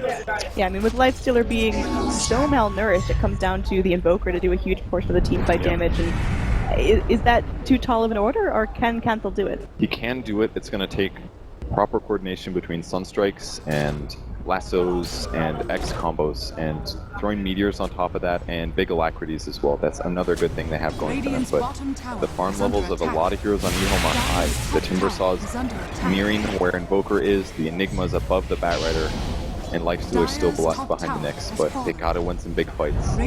Yeah, it's looking like EHOME are just getting everything they need to start accelerating into the late game, and of course, as with game number 2, Sylar is just the secret weapon. He's getting so much here. He now gets more tower gold to his name. The Weaver's really starting to stack up in terms of items, in terms of damage. And it's clear in these fights that EHOME have more discipline and more control over these engagements than complexity. Yeah, EHOME draws on the map. This is not our part of the map. We'll farm their jungle and push their towers. And Cole's going to try to do the same. They were hoping to find a Nyx looking for kills top, but he wasn't actually there. So they didn't get a kill into a tower. Instead, they're going to have to push this tower and maybe either escape or try to take this fight as well as they can. They're just going to be TPing away while the rest of his team is looking for maybe some sort of escape. Z-Freak starts that boat, just going to be TPing back out, and there is going to be no black hole to break that up for now. Looks like Monkey's able to TP out as well, so complexity. Okay, they put a sentry down. Is he in the right spot? Okay, Cancel is going to be okay here. He's got a lot of time. That should be a Radiant Sentry, I believe. So, oh, they see it, they see it. Oh, Little feetsies on the Nyx is tingling. They know someone's around, and there we go. They're just tossing out the chakram. They will get that double kill. Yeah, as soon as the buff got put on the Nyx assassin, he knew he needed to ditch, but he actually would have been safer staying, I dare say, looking for a juke path up there. They already blocked off the retreat, so good try, but at least it staggers the deaths a little bit. That's helpful. They spent a lot of time waiting to try to find him, and then the rest of his team is able to respawn. So, but they're not able to really pressure that far off of it. As that fight started, Mu TP'd the bot lane to push it out. He's gotten some farm here. The Radiance time, or the armlet timing is really the important thing. He's about 300 away, unless we gotta tell him right now. And what happened between game number 2 and 3? It seems like either EHOME are coming back with a fire we haven't seen before, or Complexity are just kind of dissolving, because it seems like their coordination's a little bit off, their communication's a little bit off, and their cores just aren't finding what they need. It's basically this game's very similar to game 1. The aggressive dual lane pressure that EHOME put out was really effective. That's the scary part. And as soon as he gets into danger, he has to rage TP.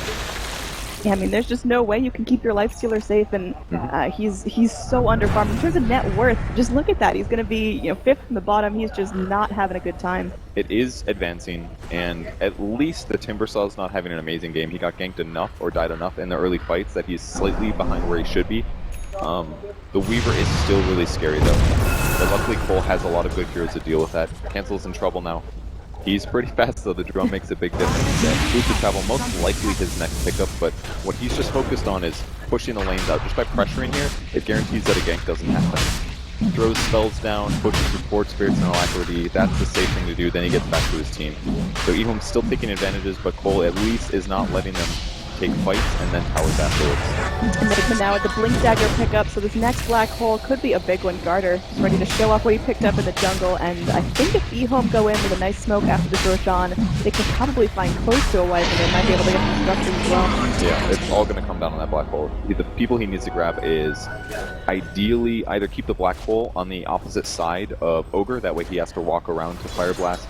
They only have to worry about Lasso, they have to worry about Cold Snap from Invoker, and they have to worry about X and Torrent from Kunkka. So really I'd say the big two are Invoker plus Kunkka. If he can catch both of those two heroes in his black hole, they win the team fight guaranteed. I mean, right now they're chilling up in the top lane, but EHOME taking the opportunity to easily go in for the tier 2 Batrider. Gonna get stunned up at the Carapace, just burned down, Monkey's Forever, starting to look a little weak there, and unfortunately, being so alone, he's got no one to bail him out in a sticky situation. Yeah, he was hoping to be in a position where he could do an initiation that allows Cole to show up, but Nyx was completely prepped for that one. Torrent on old chicken delay things. If they could defend the tier 2. Oh, I mean, they TP'd out Kunkka. It's going to be just Ogre and Invoker versus the world, and they're bringing in enough dire. Great double stun. Oh, there we go. The Impale doing a lot of work. Swindle's now the focus. He's going to try to Bloodlust, but he's just going to be grabbed up, focused down, and they are going to be able to go to Malefice. Means Cancel will not be able to complete his TP. He's just low mana and completely out of life. Complexity rapidly falling behind. 7 to 20 is the kill score, and EHOME show no signs of decelerating here. Yeah, they needed to retreat a good 5 seconds earlier than that, and the fact that they lost a hero on the mid lane while they're split pushing, and then they also get caught while they're split pushing, that's just game losing. You either need to split push more effectively and not get caught, or you just shouldn't split push at all. I mean, we saw up there, as soon as things started to get rough, Kunkka immediately TPs, and Ogre and Invoker, I guess, try to push their luck, but they now had less backup, and knowing that more EHOME heroes are going to come in as a result of that. It's entirely possible that Kunkka wanted to TP back to base so that he could do potential boat torrent combo to stop an actual Rax attempt. But his allies just didn't go with him, and they get punished big time. They pick up a gem though. This is one way to get some map control, some great wards that EHOME's placed that they'll be able to easily kill once they do have the gem. And he gives it to Batrider actually. That's really what's costing them. It's about Nyx finding Batrider before Batrider is about to initiate. That was supposed to be a Cole advantage, but it didn't turn into that. Oh, they're gonna grab the Nyx. This is really good. If they can find him though, he's gonna get X'd up. Will be dropped back in. He's gonna be slowed down. Can they still catch up to him? The black hole connecting on 2 is exactly what they need here. And oh gosh, they've got the Impale to follow back up. Old 11 coming in, the mana burn. Moo just ticking down to the buggies, and Armlet can't save him now. And Garter, he's getting low, will end up falling, but still worthwhile after a great black hole. They're looking for Monkeys Forever now. The Desolator on the Weaver just laying into him. He's got that Firefly, so the map pathing is great, but Weaver, or Rubik as well, just slapping on that broomstick, is able to cross the gap, and there's a Gem of True Sight on the deck right after Complexity pick it up. It's amazing initiation, but they just messed it up. Again, for the 3rd time that I've seen, Z-Freak has whipped his Torrent combo, and it lost him Sunstrike damage. That 100% should have been a dead Nyx Assassin, and it wasn't. Cole needed that kill, 100%. Oh, it's looking real tough here. Your lifesteal is going to be back up in just a couple of seconds, but Weaver showing no signs of slowing down. And again, there's Rubik, just really having a fun time with that stolen Firefly. Quick combo, they're going to go in. No. Could be a big kill if they kill him. Old Chicken's burning. The timber chain not connecting, but no one's going to be going in for the chase. There's still going to be a gem on the deck. No one's going to be picking that up just yet. The boat They grabbed the gem. coming in. They're looking for it. They got it. And now Old 11 is going to be munched up. Do they have the vision to keep him locked down? That next assassin would be a great little kill. They've got the Lincolns. They do get the kill. The gem is now back into no man's land. We're going to see Weaver running away. Sylar is going to be able to escape. Old Stick is going back in. Will get lassoed in and will get killed off. Now Z3 looking for it. They've got the X. They've got that torrent combo. It looks like they will be able to lock him down at least a little bit. And they've got him on fire here. They're going to pop the Aegis. Can they keep him focused down for a second life? Cancel. Look at what he can do. He's pretty low mana here. They get off the nice little stun there. Nice work, Ogre. And they do have the torrent to follow in as well. So Sylar is going to be cold snapped up, and they get the kill. But the rest of EHOME are coming back in. They don't want to let this go unpunished. Monkeys is so low.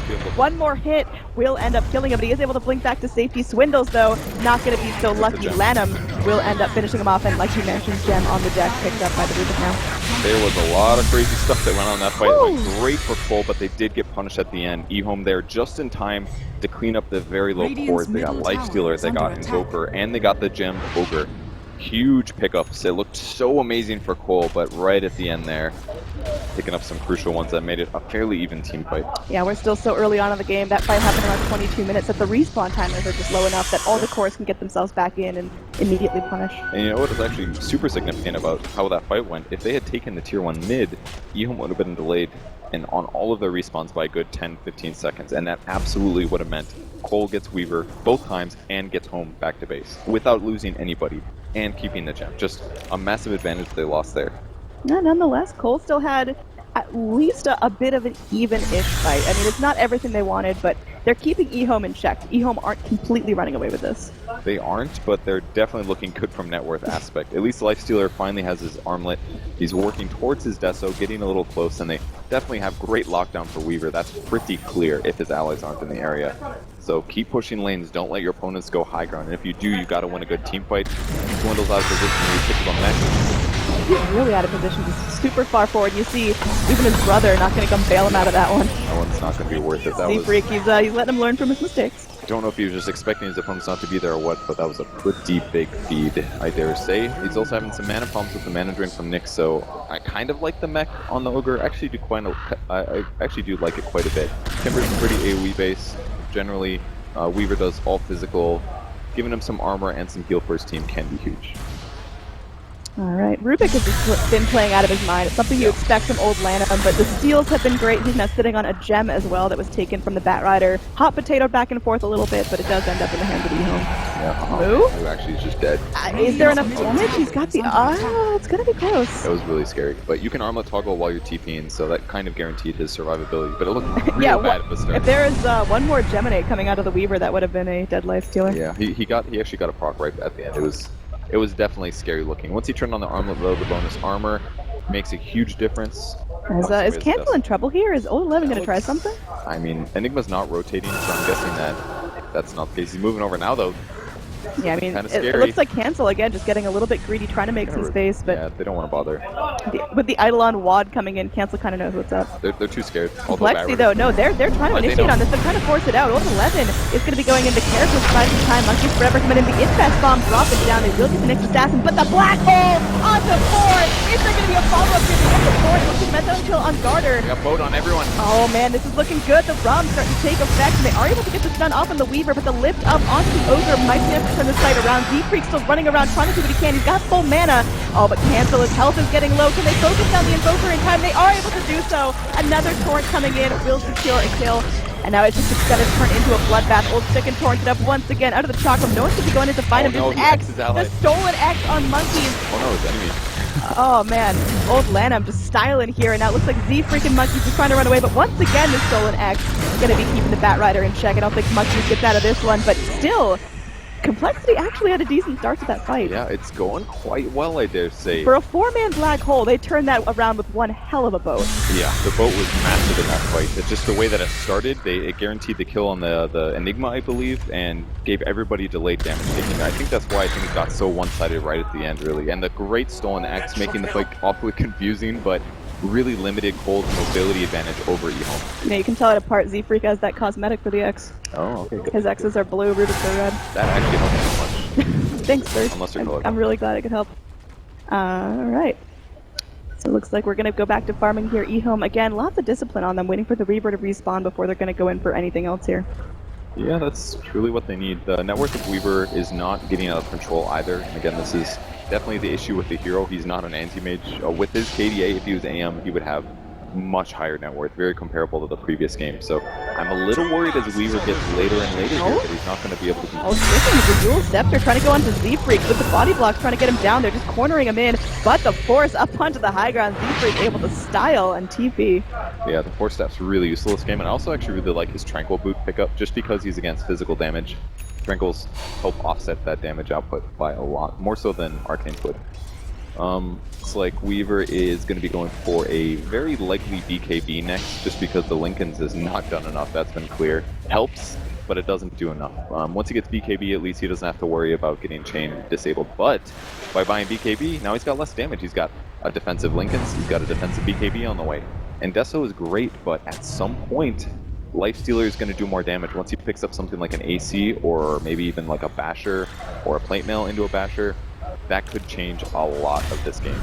Yeah, Lifestealer really is climbing the ranks and moved up 2 spots in terms of net worth. Now, got another infest bomb coming in. Nice lasso. It looks like Timbersaw goes into the defensive tools. May still end up dropping there. Gonna get munched up. The boat coming in as well. Will connect on the Weaver here. Yeah. That rum is gonna start to go good, and Moo, he's gonna get lifted. Old Lanham looking for some steals there. Will end up grabbing the raid. Oh, can they though? Easier said than done. And the black hole will finish him off. There's gonna be that Yules on Enigma, but Garter still gets what he wanted. And there's the mech as well to keep the rest of EHOME safe as they continue the fight. Swindle starting to get focused down by Sylar, who's still moving in. Great torrent from the Kunkka, but is it gonna be enough to really finish this off? The Sunstrike coming in off the mark. Garter with the jukes will live, and now it looks like Z-Freak in some serious trouble as well. So unfortunately, Lifestealer and Kunkka end up going down for this mix. Did not see Z-Freak go back in there. I'm a little surprised on that one. Maybe getting some nerves on him, but Cancel instantly going to try to split push, but look at this. Old Chicken is also ready to do the same. This could be so bad for him. Well, he's going to blink and TP. He appropriately cautious after that last fight. Okay, and that gives him just about Ags, about 80 gold away. A really big pickup. Still some miscommunication issues, though. They missed the Sunstrike. Swindles did not stun the Timbersaw when he needed to, so he got a Yules up, made the fight a little bit harder. Didn't matter in that engagement, but the closer and closer this gets, small mistakes like that can change everything. Yeah, Weaver still working towards that BKB. Should be picking up the Mithril Hammer relatively soon. But I think Nyx actually hasn't lost that much. He's still getting more items. He's at 2k gold. I genuinely think AC is the pickup here. There's a lot of fear damage coming out of EHOME from the Enigma and the Timbersaw, but once he grabs AC, at least the Weaver himself isn't going to be able to very quickly burst him down. And then you can play around things like armor smuggling and lifesteal and invest, and I think the lifestealer is going to become more useful. Scan from EHOME. They're very keen on what's going down. There is a lifestealer bomb available. Tornado into the pit, though. It connects up onto 2. This is a great fight if they can get it with EMP as well. There's going to be Enigma trying to go in, but Black Hole not available. There's expensive fuels from the Timbersaw. Sylar still doing chip damage on the back. Moo, he's trying to run away with his life. The raid is going to be ending, though, and he will end up going down. That's going to be the first major casualty here. Swindle's running away, but again, Old Lanham with the stolen Firefly. Going to look for more. Will end up finding Ogre's stun, so they can keep him locked down. Swindle stops the Bloodlust, and I don't think they're going to find him here. A little bit of mishapping. Cole so close to getting there in time. All they needed to do was get a force on Batrider to get him. Oh man, Old Lanham is such an expert on just stealing your spells and killing you with them. That's gotta suck. I think Swindles really should have just TP'd there, found a tree and TP'd home. He had one on his inventory. An extra death there is costly because Bloodlust on towers could do a lot, slowing things down. Cole keep making major mistakes like these engagements that put them on the back foot even after they win a great team fight. They can't let this happen anymore because they're getting close to losing a rack. It might happen here. Yeah, it seems like EHOME, they're still fighting fit. They're going to have a black hole up fairly shortly, and that's going to be their next big point of engage. They didn't want to waste it there just to get a kill. Actually, it's not too bad. EMP doing some good work. Good rules here by Timbersaw. We'll snap the good go on this, maybe. Great rules. Oh, Styler popping out the Lincolns, but just trying to save up his buddy. And look at that, the Carapace, they're just dropping down Monkeys. Busy gun this time. Okay, he gets it. Monkey's making big mistakes in his initiation. He has to go instantly or not go at all, because EHOME is always going to punish those kinds of mistakes. Yeah, and EHOME are definitely keen on this. They've now had 3 games to read Monkey's Batrider in this specific situation, and it's not like he's holding back Cube Secrets. It's pretty much the same play style every time. First stun, second stun, follow-up Sunstrike as well. He's low, they got him. They've got the Aegis burnt down, but can they keep him locked? I don't really know if they've got enough damage to go back in on this. There's going to be an X on the Timbersaw. Maybe trying to follow up a little bit. Ramp Ignite here in the creep wave out. The Tornado does hit on the Weaver, but there's going to be an aggressive movement in from Old Chicken. They got the mana drain. They also don't know. They have a sentry down. They're going to lose the Barrack, I think, but this is pretty good considering the fact that Batrider's been dead this whole time. They burned the Aegis. They're still trying to defend it. They popped the Glyph. They've got 10 more seconds till he's back. Going to set up the Nyx. There is a nice meatball to follow up, and Deafening Blast going to be dodged out by a blink away. Weaver in trouble. Oh, he's got a black hole. Oh, he's got a couple there. He's got the Ogre. Unfortunately, Swindle will end up dying. Z-Freak walking into the boat might be pretty good. Is he going to be able to do enough, though? There is going to be a blast, though, on the backline. They're going to be dragging up the Nyx Assassin, but if Old 11's the only casualty here for a full lane of Rack, that's still good. All right, they do clean up the rest of the fight. Great Delta split as soon as the Enigma blinked in, that's for sure. Saved Cole, any more deaths. It's looking not terrible. The net worth makes this look awful, but their team fight has looked pretty solid. This is one of the closest team fight games I've seen compared to net worth. And that's been the case for really all 3 games, except for maybe the first one. But Cole's been doing their best. They're getting really close to winning these fights. I mean, the net worth is really heavily in favor of EHOME. The kill score as well. What's the turnaround potential here in terms of percentage, you think? I think there's a real chance that Cole can win this game. I'd say at least 30%. It's only 1 Rax. And that's a massive amount, considering what the gold disadvantage is. I mean, EHOME hasn't been able to land big black holes. To be honest, Spike Carapace has done way more in terms of team fight disable than Black Hole has this game. Yeah, the Nyx has been playing phenomenally, but again, he's just a Nyx. He's going to lose a little bit of relevance as the game goes ultra late. Usually, yes. It depends on BKBs, really. If Batrider is able to grab a BKB, then everything changes again. He's got an Ogre Club. He's got 1,600 gold. He's a mere 1,400 away from finishing BKB, and then he doesn't have to worry about Carapace. All he has to worry about is potential Lincoln Spheres blocking his lasso. They've got to start the fight off on the right foot, and their targets are ideally Weaver or Enigma or Nyx Assassin. If they pick them off at the start, that's a massive team fight. That's just out of the game. Should allow them to chase and get a kill. Rubik with the ultimate orb. What's he going for here? It's going to be a Lincoln's or a Hex. I think... God, I don't know. I think it could very easily be both. Lincoln's just because they already have a Lincoln's and a Soft Lasso. If he gets Hex, though, he can then choose to initiate, not have to rely on his Enigma or his Nyx Assassin. So. Yeah, it does feel like EHOME are lacking initiation, though. Even just the Nyx walking in, Vendetta going in for the Impale has been doing a phenomenal job getting the fight started. But the issue now is that you're into the gem games, basically. There's a gem on Cole now, so those kind of initiations don't work as well. And he can obviously do blink stuns and stuff like that, but it's just iffy. Whereas if you have a blink dagger already, it is going to be a Hex. Ooh. If you have a blink already, you blink Hex. Instantly somebody's disabled. And it guarantees him mana regen, which is not bad at all considering that he can steal a lot of spells. And it's a 25-second cooldown. Great against Lifestealer, great against Invoker, great against a lot of heroes that have been hard to kill. Looks like EHOME wasting no more time. They're going to have Stylar clean up the lane, but the rest of the crew just walking in, and they can take a really nice fight here. Are they able to find Z-Freak up top? They are going to be going in. They got that Yule, the Impale to follow up. They're burning up his mana, and they bring in 2 Chakrams. He's lifted once again, and just destroyed there. He's dead for 55 seconds. No buyback now. You've got Cancel and Moo. They're up here trying to get the push done, but, I mean, the creep wave is going to stop. It seems like your best bet is just take this wave, TP back, and try to defend against your mid-towers, which are melting down. Yeah, they really need to not lose a hero there, especially on Kunkka. He has no buyback, so even stuff on the top, Monkeys can't die here. I don't think he has much of a choice, Purge. He's going to be picked off. He does have buyback if he wants to get back into this, but the tier 3 is already falling, and Garter gets his black hole off cooldown now, so he is ready to go for the big team fight spell if possible. Going to try to slow things down a little bit. Nuking some creeps. Cancel's still up top.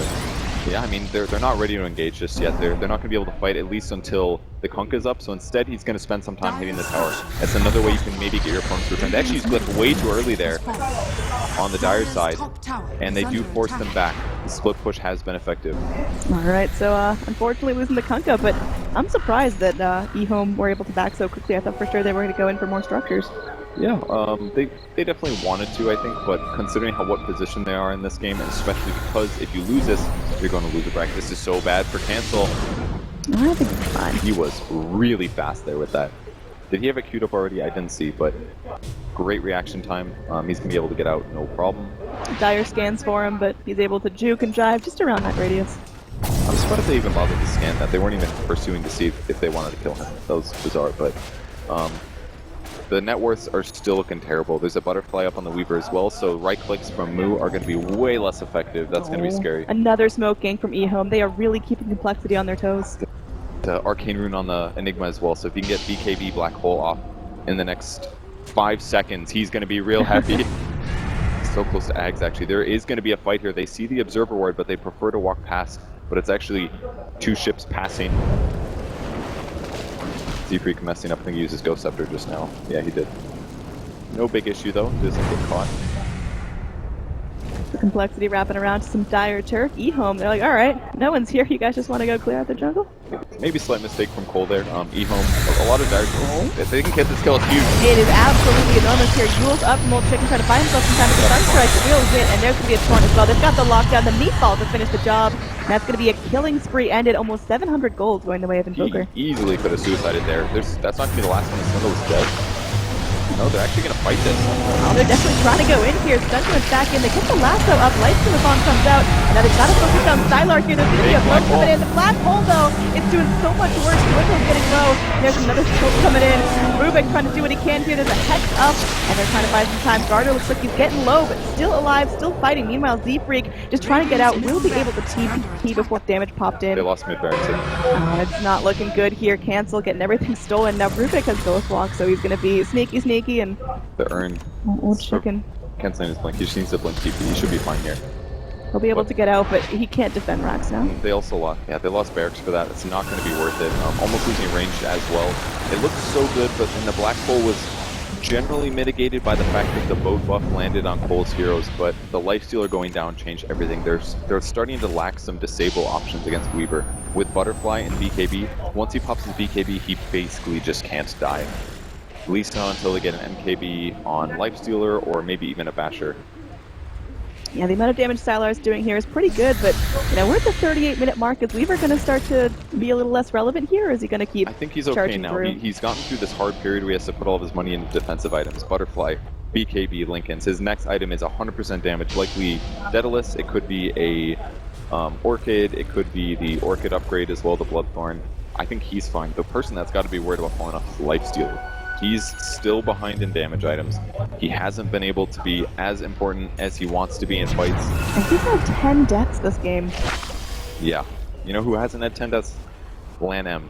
He's like 9-0 and 23 on support. His Hex was crucial in that last fight. It guaranteed that Cancel wasn't able to kill the Enigma. That guy's been playing out of his mind all game. Stole both.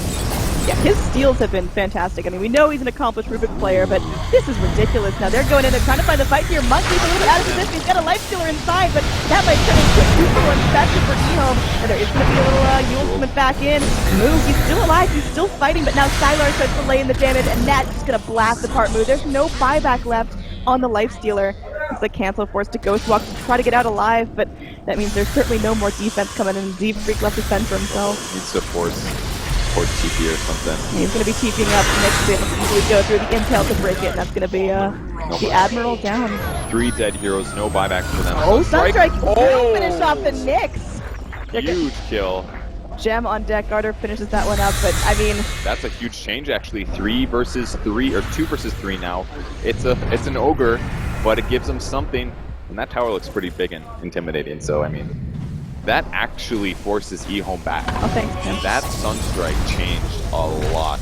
Buys Cole some time. They're still in a bad spot by all means, but they're almost winning fights. The initiation, again, not successful. They had to get the BKB off on Batrider. It's still not there. That's the issue. forced to buy back earlier in this game, delays the BKB. Yet BKB though, he jumps in, grabs somebody's lasso, and immediately Moo pops out and they take a fight. But they just haven't hit that timing. A couple deaths here and there have really affected Cole's ability to win fights. Really nice discipline here from EHOME. Not feeling like they're totally safe in the pit. Tornado coming in from the Invoker just to check on it, but oh, we actually could have some Eidolon deaths here as Swindles is scouting out that this Roshan really has been aggroed. It's such a juicy target to go on, but it's such a big thing for Complexity to commit to, and EHOME are so close to taking that final win. They've got a tier 2 as well, so they can get all of their heroes here almost instantly, whereas Cole's a lot more limited, but they have a Radiant Ward on the area. They spot all of their opponents. This could give them initiation if they really want to. They're starting to go in. He's going to get lifted up here. Can they actually lock him down? He's got the Life Stealer inside. Meanwhile, just Cancel split up from the rest of the team. Oh, there we go. Very nice blast coming in. They are the last one. They can they get him down? They will be able to do so. Now the Broken up to the body will be dead. He tries to Yule's up, but it looks like his corpse is going to be hitting the deck, and now they're going in for more. Unfortunately, Weaver is going to be able to get the kill onto the Invoker, who does immediately buy back. Now Moo running for his life, going to get slowed up. Can he rage out of this? He's lifted up though. Oh, the damage is too much. Looks like he's going to go ahead and try to infest here. The creep though, easily followed up. Oh no, Moo. I think he tried, man. You gotta give him points for that. Meanwhile, Cancel actually sneaks to the Roche Pit. Is he gonna be able to do this quick enough? It looks like EHOME are keen on this. Garter comes in, but nice blink out. Z-Freak trying to move around, trying to keep everyone on their toes. There is no face whip, so it's not like he's gonna be able to contest this. He actually forces himself into the pit to steal, but will not be successful in doing so. It's a good attempt from him, but it's a little difficult with only 4 staff. You don't get to precisely target yourself, and great reactions from EHOME. Every single tricky thing that Cole tries to throw at them, they're always reacting rapidly. Atlanta making a big impact again that game. The Blink Hex to shut down the Invoker kill changed everything. It looked so good for Cole to start, removing Enigma from the fight, but again, we're having trouble seeing a Batrider impact. The BKB is just too delayed. You've still got your Life Stealer dead for 20 seconds. Z-Freak down for another 30, and these towers are starting to take some serious damage. Can Complexity defend right now? They're gonna try, that's for sure. Got good skills, at least. There's Big Deputy Blast who needed that last fight, that's for sure. We were able to time lapse off, so not feeling the pressure. Just gonna go back to full health, full mana, wait for the disarm to end, and right back to sieging. He's down there on hold 11, he's gonna initiate. Oh, missed his cancel though. This could be a... No, they don't have the pump up. Oh, they grabbed the lasso. They do grab the lasso here. It's just the Nyx that's gonna take the attention of 3 complex heroes. They are able to get it down. There's the Ding Ding. The Rax though is chipping low. Sylar is still working on it. Cancel moving forward, but it's like EHOME. They just want to get out without any more loss. They bought back, but they just stole a gem from the Nyx assassin. That was a huge kill. Means all of Nyx kills are less difficult. They've got Batrider BKB, but he doesn't have his ult anymore. Enigma now has the black hole. Lanham actually blinks forward. Nice lift onto Swindles. Can they lock him down? The damage is enough. Sylar comes to collect that kill. There's a black hole onto 2 heroes. Move. Cautiously walking around the edge, looking for the kill onto old 11 if he can find it. Meanwhile, boat coming back in. It's going to be stolen. Moo. He's just way too far out here. Hides into the creep wave, but should be found out pretty soon. Meanwhile, there's going to be Swindles trying to juke and jive and take the attention of the rest of EHOME. They will get down Monkeys forever. Z-Freak. Ghost Scepter Duff running around. There is going to be a torrent. It does catch out onto the Timber Saw, but it's not looking too likely that everyone's going to surprise. Oh my gosh, Sylar, he's still fighting down to his last breath. He's alive. The GG comes out. Complexity dropping down to the lower bracket. They get one more chance to fight for their lives in this tournament. They made it so close despite being behind in this game, but this game certainly was a setback from the second game, that's for sure. They did really well at the start, but it just didn't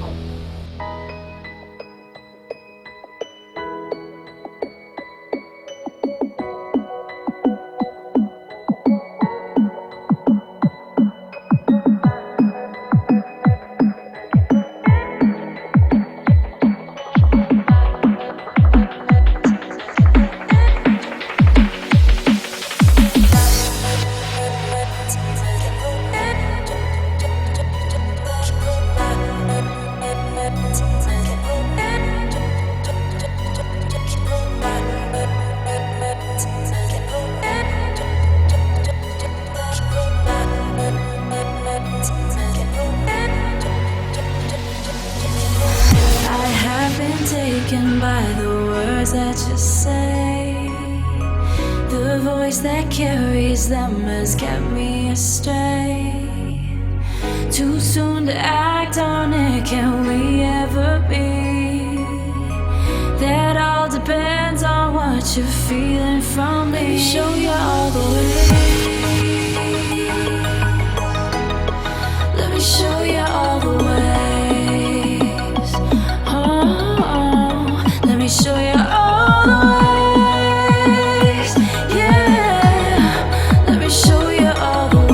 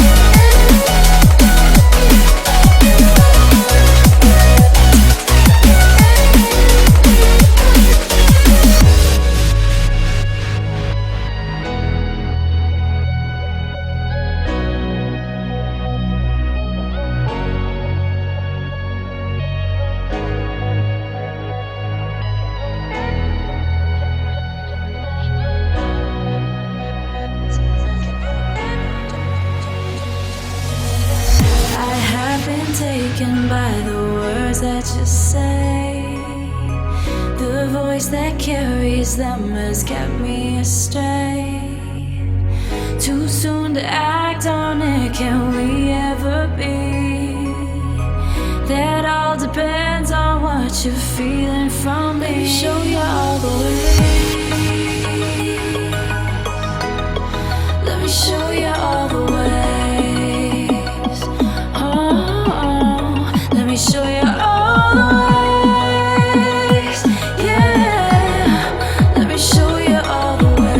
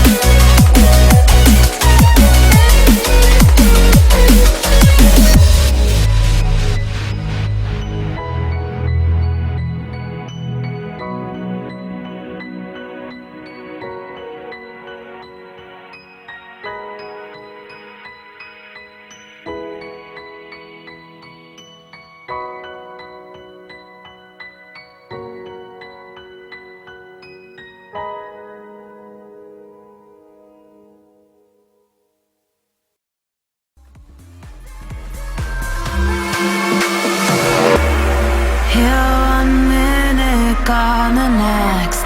There's no heart beating inside your chest.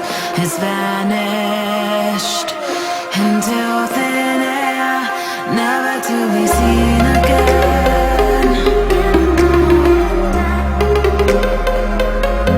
Never to be seen again.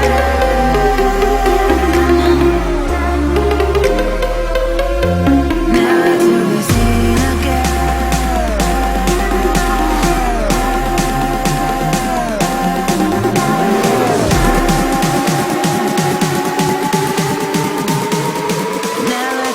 Seen again.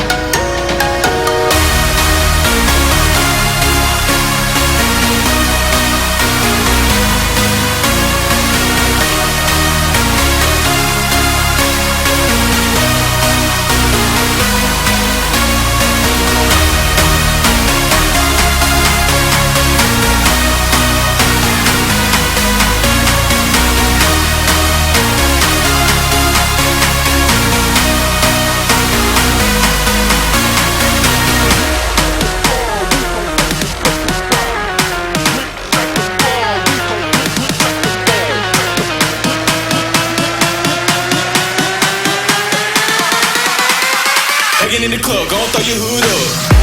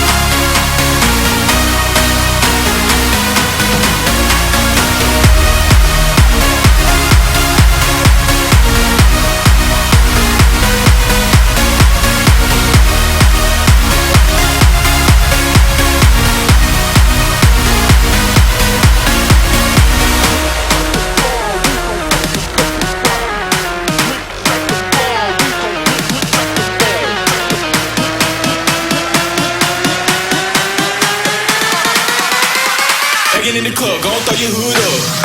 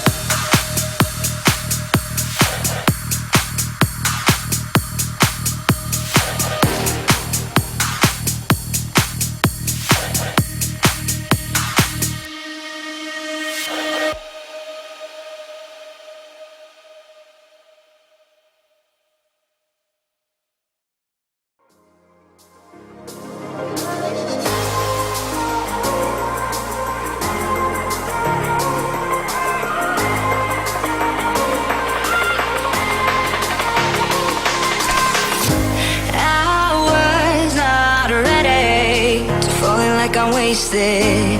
My heart grows heavy. Don't taste me rushing. Keep your words naked. You got me blushing. And if forever I'll follow, you'll be my holy ground. You forever I'll follow.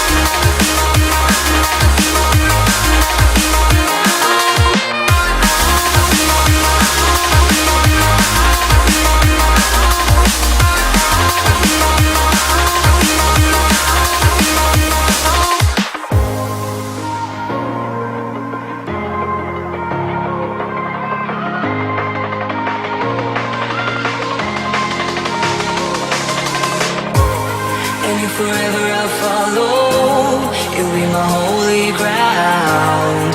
You forever I'll follow. In immortality,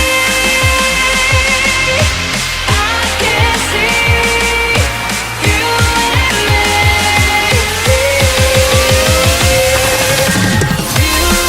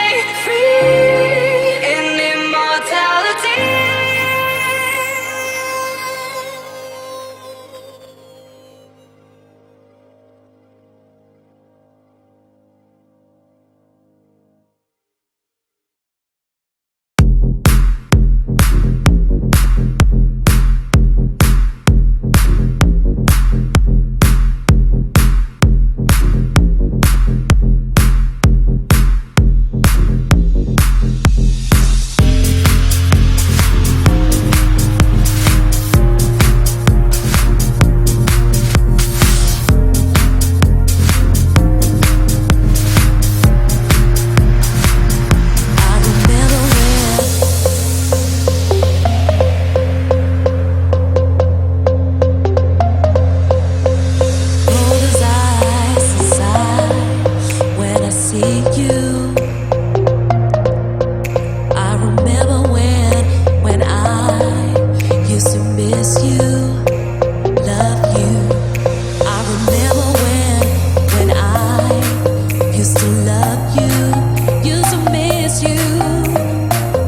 I remember when I wanted you here. I remember when I used to care. I remember when I used to care. I remember when I wanted you here. I remember when I used to care. I remember when I used to care. I remember when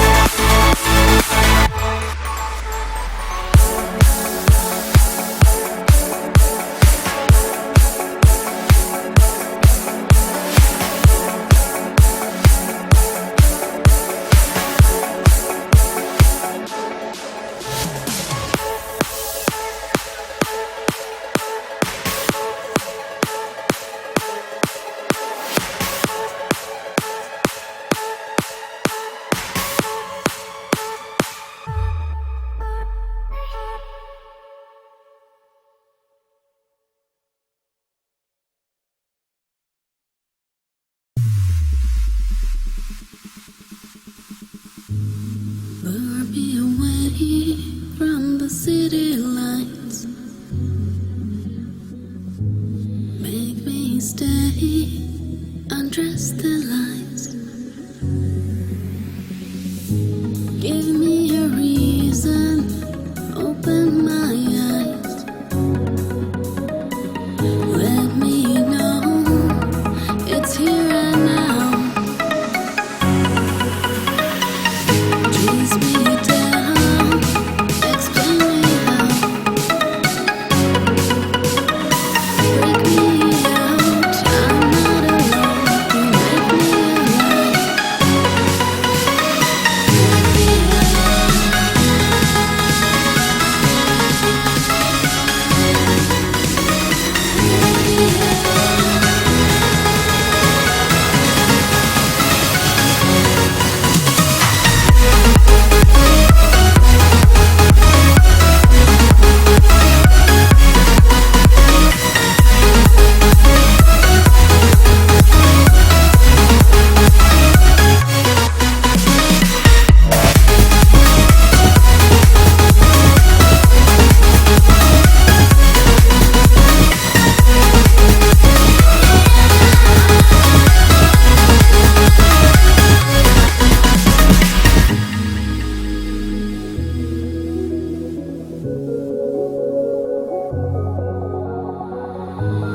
Bring me the peace I seek inside.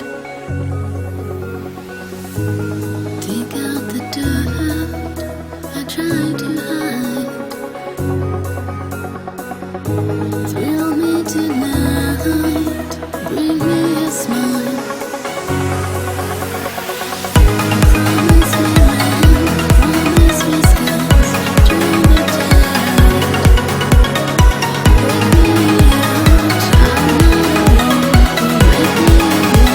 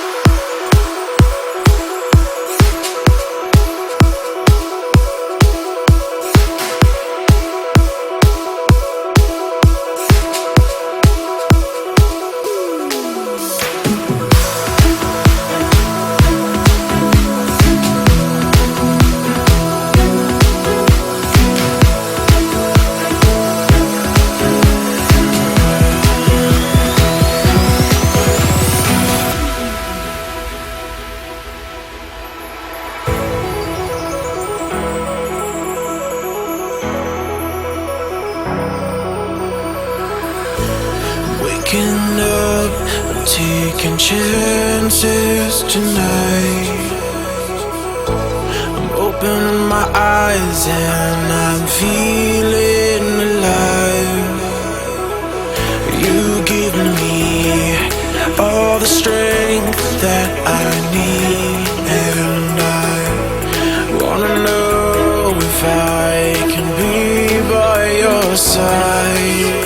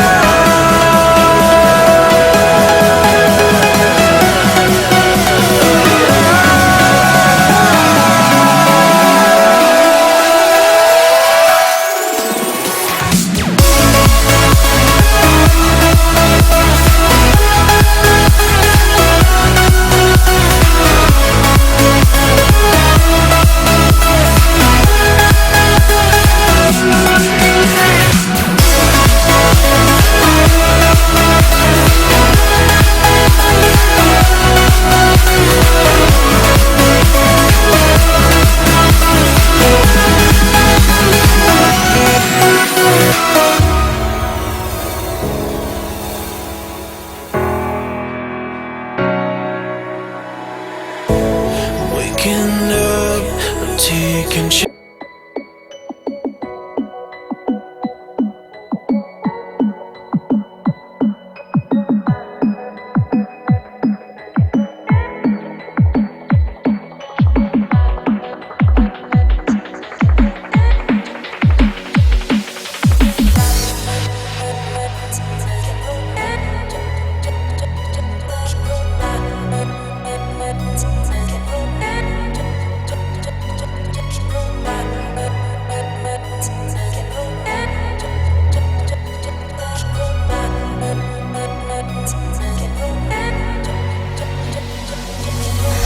I have been taken by the words that you say. The voice that carries them has kept me astray. Too soon to act on it, can we ever be? That all depends on what you're feeling from me. Let me show you all the way. Let me show you all the ways. Oh, let me show you all the ways. Yeah, let me show you all the ways. Oh.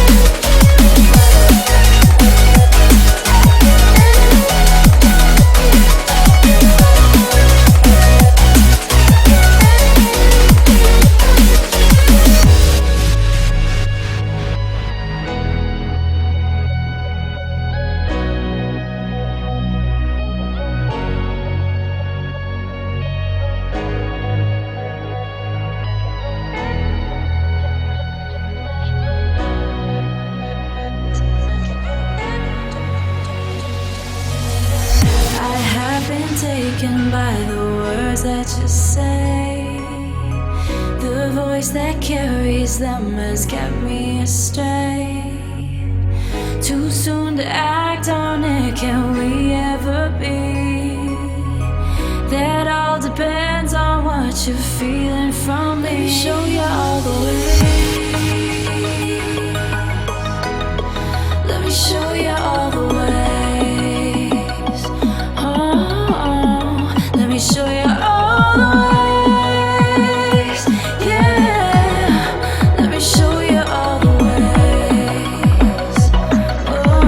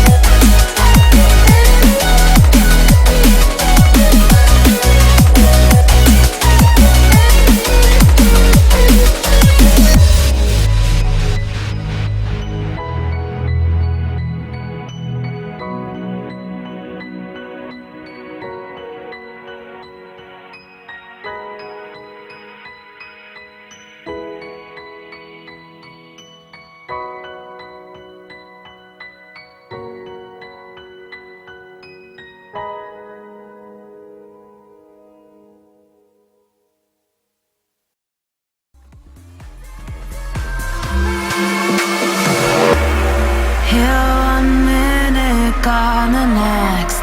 There's no heart beating inside your chest. It's vanished into thin air, never to be seen again.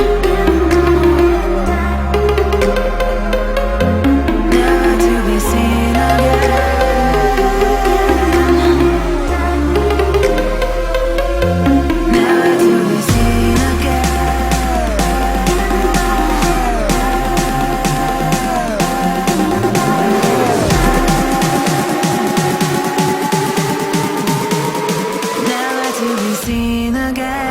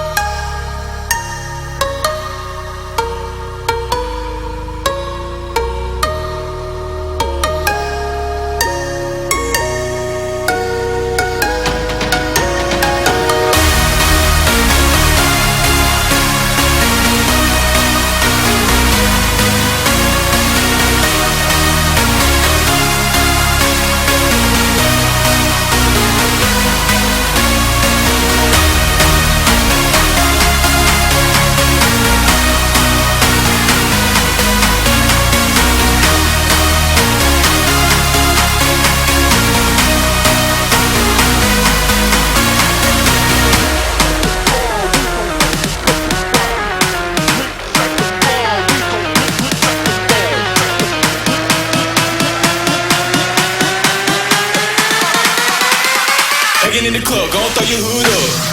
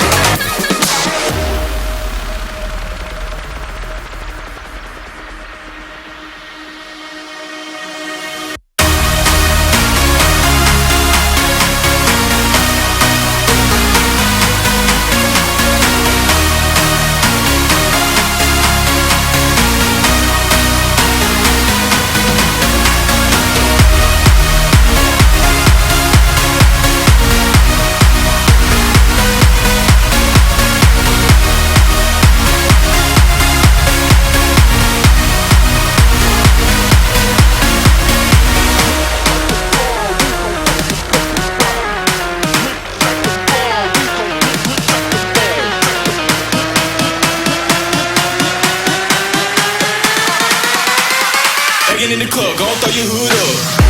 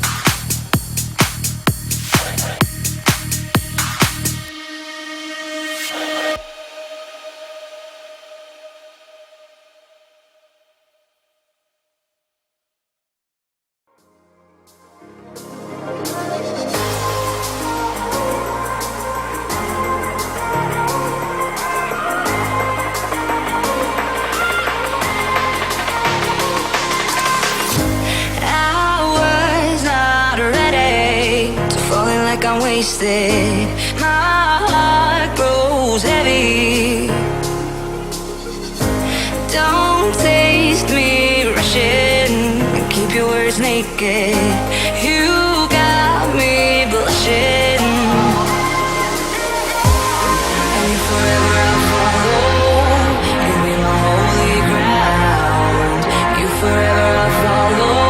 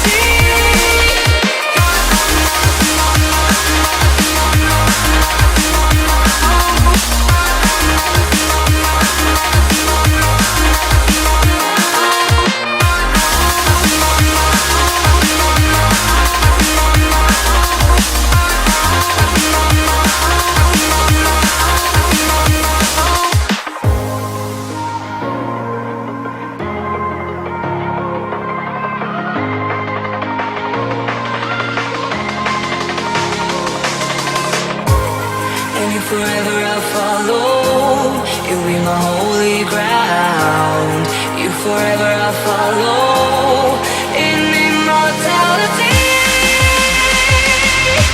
I can see you and me. You belong to me. You belong to me. You belong to me.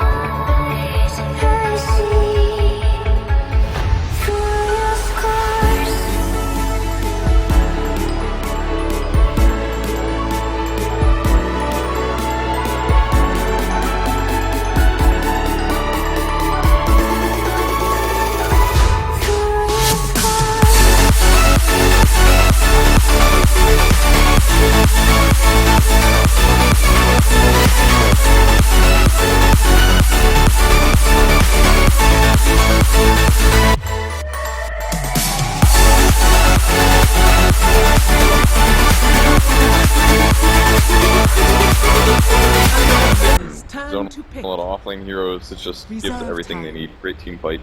Gotta imagine Alliance are sitting here going, back in my day, you know, we didn't have to ban this IO thing up against EG. We never had to worry about it first or second pick. We'd always just hope that, you know, we'd at least force them to have to ban it. New EG, though. Got 2 Wiz players. Yeah. What an upgrade. Yeah. They got Rubik players now. Old EG never used to run Rubik. Yeah.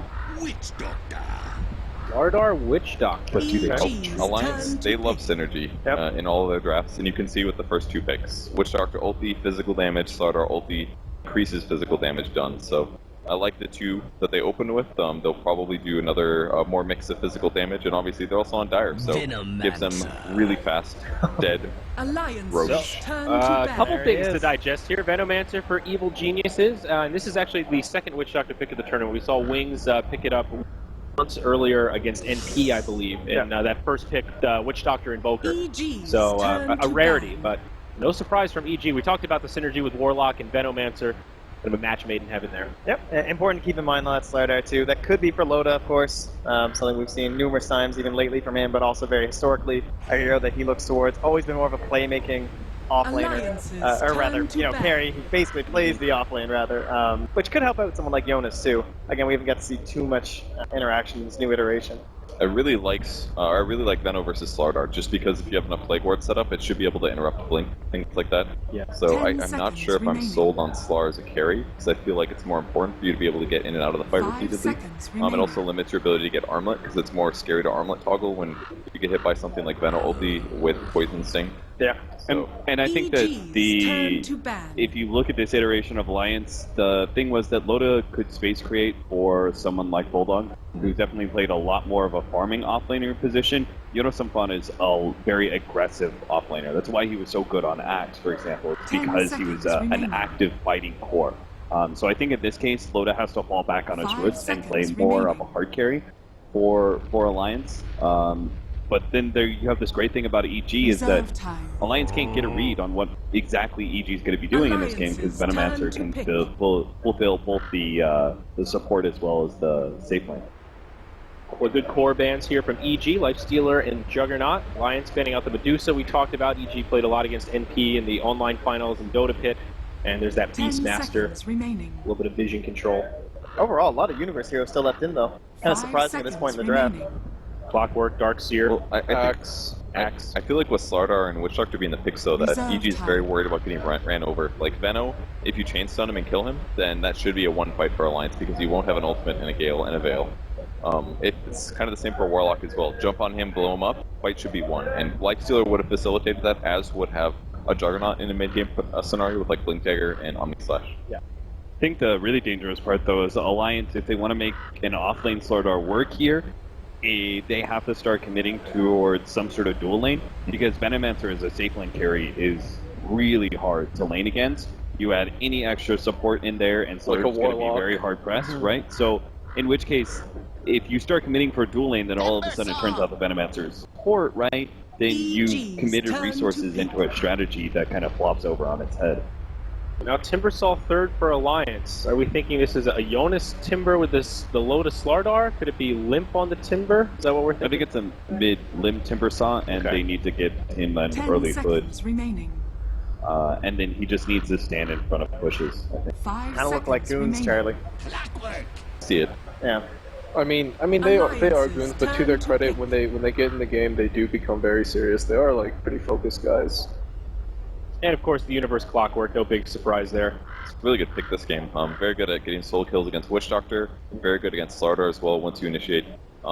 Catching Timber can be pretty huge as well if you can keep him by himself. Battery Cell can interrupt his Timber chain, so yeah, I like the pick quite a bit. And of course, it's Comfort Zone. The old guard of Alliance. Yep, Loda and EGM there on the right. The old guard, I like that. So gap closers, stuns, definitely follow up for Slardar, possible Invoker pick maybe. Yeah. You could put some Sunstrikes on top of whatever combos they go for. Do you think you can aggro Tri-Lane into a Venomancer lane? I think it's incredibly difficult, and I like what EG has done here. They've banned out the 2 cores that are really good against Venomancer in the Lifestealer and the Juggernaut. Yeah, that's true. Like whenever you're aggro trialing too, like that vision, that ward, like on the inside, on the other side of your trees from your tower is so important, and you just can't deny that up against something like a Veno. Just non-stop vision coming in there, difficult to perform wraparounds. Right, and it's not just aggro try against the Veno; it's aggro try against the Veno Warlock. Yeah. That lane is incredibly strong, especially with Fatal Bonds. It feels like aggro tri-lane was so good for Alliance if it wasn't for the fact they're facing it, because then they would be able to ensure Timbersaw is able to have like at least uninterrupted 1v1, and then you have a Slardar that is finally able to get some farm for himself, get that fast blink dagger, as he would be matched up against the Clockwork. That would just seem like really nice, but I don't think you can. I think what we'll most likely see out of EG since they picked up the Clockwork is like another strong sort of offlaner type, offlane 4 position hero for Zai. But I think they'll most likely do Warlock Venomancer as a dual lane. Yeah. They've done this like 2 or 3 times already. Yeah. There's be a likely Shadow Fiend pick for Sumail here, perhaps. I don't alongside the Clockwork. I don't think Shadow Fiend just yet. I think they'll want something with a little more right-click damage. Right now they're very magic-focused. They usually save Sumail's hero for last, and they'd like to see what matchup comes out for him later. Oh no, they ran back to the support Veno. Yeah.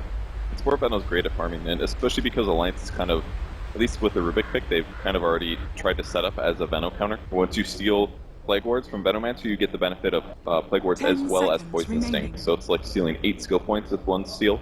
Can be great to counter everything that Veno wants to do, plus you get Spell Shield. So, and you also get counters against Rubik, against Clockwork. If he goes on one of your allies, you just throw him out of the cog. So I really like the Rubik pick here, but now that it's a support Veno, it's looking less valuable. Yeah.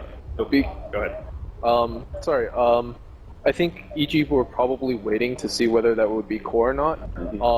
But since they picked a Rubik, there's no Bounty Hunter or Ricky. They know that Veno can just go into the jungle and get uncontested farm like he did in the MP series, so they can pick something like a Sven now as a right-click hero in the safe lane. So what's most likely going to happen is Veno is going to do, because they are on Radiant again, they're going to do that really quick Radiant Veno jungle. He's going to hit level 5 super quickly. He's going to move up top and take the safe lane, or take the off lane from Universe when Universe hits 6 or something, and then, or even before that, depending on how fast he jungles, then Universe is going to run around on Clockwork. Yeah, and then to add on top of that, the fact that the Sven pickup is really nice to facilitate that, because Sven is one of the better cores to go up against aggro tri lanes because he's so inherently tanky. But he's got the backup of a Warlock, so even if Alliance did try and punish and go, okay, it's a support Venomancer, like we need to try and pressure these lanes as best as possible because we can't match that greed because we've already picked our 2 supports, then we have to go aggro tri lane. But we've seen Sven before be able to deal with aggro tri lanes to a decent amount of success, and EG just need to survive for 5 minutes really until the Venomancer is online. You get yourself a scaling mid, and I think EG have crafted themselves a very nice draft. Yeah, a lot of great setup here. You know, Sunstrikes are a really key part of the Invoker. We even saw that in the last series, the cost of not getting those kills with Sunstrike. You've got a Clockwork now to help set that up, Sven stun, all sorts of synergies across the map. There you can see our crowd here, local in Montreal. Again, if you are holding a ticket to the Grand Finals, that could be you sitting there watching these players. You guys see Slacks? Yeah, right at the end there. Oh, I think he's solo casting to a couple of his.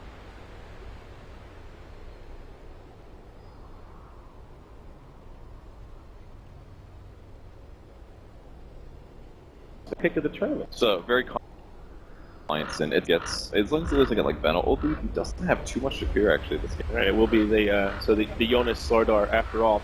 What are you thinking, Purge? We need a round of predictions here. How you calling it? I like the Sven versus the minus armor. I think EG got the upper hand with those last 2 picks. Okay, I'm going to go EG as well. Yeah, I'm not really seeing a very easy path to victory here for that Slardar. Not really sure exactly where he's going to get all his levels. I think the Clockwork will recover well enough thanks to the Veno. Ganks in mid with the global potential of the Sunstrike. All just looks too good. Evil genius.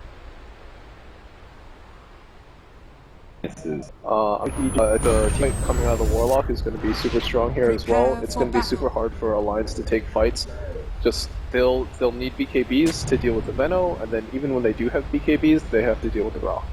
All right, we'll see if the unanimous panel is correct here. We're going to hand it over to our casters. We've got Mott and Grant for Game 1 of this series. Thank you so much, guys. Welcome in. It is EG versus Alliance game number 1 here. Of course, I'm Malt. With me is Grant. A huge series. First time these two teams are playing on LAN in some time. Obviously, there's a lot of questions about the rosters for these two squads. Do you think, of course, though, EG, the very talented roster, do you think they're going to perform well here? Nah, I have a feeling. I think they are probably almost the favorites in the tournament besides Wings. Those two are probably up top. And man, I mean, they've looked good. People thought in MDL they would be like, oh, they're not going to perform. They're going to China, and they end up winning the entire tournament against like top Chinese talent. The European teams, they've just looked dominant. That was the big question when Crit first came to the team. Could he lead this type of talent? Could he lead them to victory? I think that question was answered. Obviously, there's still a lot of work to be done here before the Boston Major, before obviously the bigger tournaments come through. But even just in their online matches, Dota Pit, we talked about elimination mode, they look very strong currently. Yeah, they lost 1 game, I think, to NP and 1 game to Complexity. Right. I mean, they were just kind of fooling around almost, it looks like, and now they're going against Alliance, who's been a little shaky. They underperformed at the Boston Majors, the qualifiers, and I mean, they go back. EG versus Alliance, Armada versus PP, even in Melee. Then you have like 2014 with Mason, the EG versus Alliance. They just have a very good background. What a roster that was. The Mason roster for Evil Geniuses. What a guy, what a player. What a player. But this is the new EG roster. Obviously, we talked about Alliance. They're a very, very individually talented squad themselves. They've added Limp, Jonas, a couple of really good players. EGM has come back. This is going to be interesting. Let's talk a little bit about the draft, though. Obviously, we saw the Venomancer, and that is something that RTZ has been playing all the time, but they did switch it up here. It looks like they're gonna have, obviously, the Sven picked up as well as the Invoker coming out for EG. Yep, I think the biggest thing is what I believe is what Charlie said. It's just an open path. There's no Ricky, no Bounty Hunter to follow around Zai. Now you can just jungle, get level 6 by like 4 minutes in if no one can test him. Look at all how these. quick it is, man. Yeah, this is ridiculous. The Plague Lords come out. He's going to be able to kill that Satyr Tormentor rather quickly. Not only that, but I mean, just this camp is gone, essentially. This is he has the other camp, and he'll have that next camp in 10 more seconds again. And he is an Iron Talon. Dear God. All right. It just took away. And then Sumail on Invoker. We forget, he's probably been the best player in the world, I think, since MPL. Yes. He is not lost a lane. He is not dumb. There were 2 games for elimination mode that I had the pleasure of watching and casting, and he crushed it. I mean, he was Shadow Fiend, that hero's not considered one of the best. Yeah, absolutely. And then he did Jugmid, where I don't think missed the CS. He played absolutely phenomenally. He had 1 or 2 mistakes in that game, which is it. I mean, like, that was it. I mean, he dominated those 2 games. So Sumail, like you said, definitely up there in terms of conversation for best mid player in the world. But he's going up against Limp. He does have, of course, the Timber Saw. So this is going to be an interesting matchup. You do have the Forge Spirits to work against that reactive armor. We'll see how well he does. He's currently 7 last hits to 5. Very good start for Sumail in this mid lane. Yeah, he is, and all he has to do is harass Forge Spirits. Look at, he can get a solo kill if he hits a 6 Sunstrike. That's all you really need. Yeah.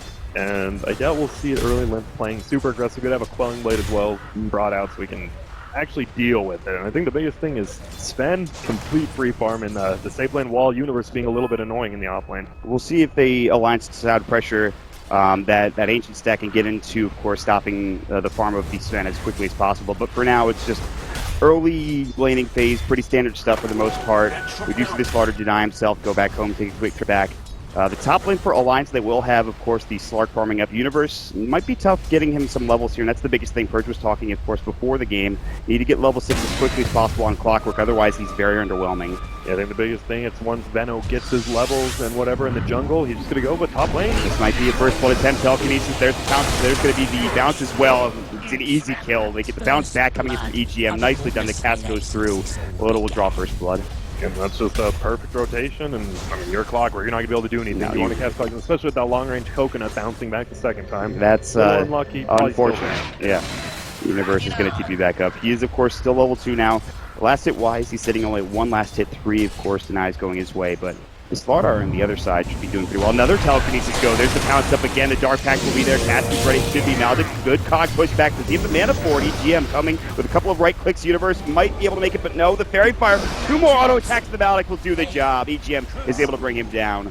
Just like that. Universe, 2 quick deaths. I think the biggest thing, though, it's creating space for Sumail as well as the Sven. Like, he's dying a lot, but you're not getting that much from it. You're getting low to free farm, but Sven's going to free farm and get those stacks eventually, but still, two huge kills for Loda. He needs to get those experience to gold. How does Universe come back in terms of experience? I mean, right now his net worth is 500. He's lower than It's very early on in the game, obviously. But I think once you get your first rotation from the Venno, he's going to create some space for you, and then he's just going to TP around to the open lane, try to get a 6, and he's dependent on Zai, who's actually top now. Look at. Well, he's going to use his Gale. There's going to be a telekinesis followed up by the Maldic Pounce. Dark Pact should be coming in. The cast comes through. Zai Gets at least one more plague ward down to the body, watching Hans get in there. The cog pushed back not in time, and he can't quite get around either, so Zai will fall. But they just underestimating 2 stuns and a pound? Yeah, just running into him. They just ran right through the lane, which was an odd path to take. That's a huge kill, because that was a level 5 Veno, so they get tons of experience and gold from it. How much? I'm wondering what the Slark is. He's got a couple of assists. I think he got maybe 1 or 2 of those kills as well, so Loda's doing very well. 2 kills, 1 assist.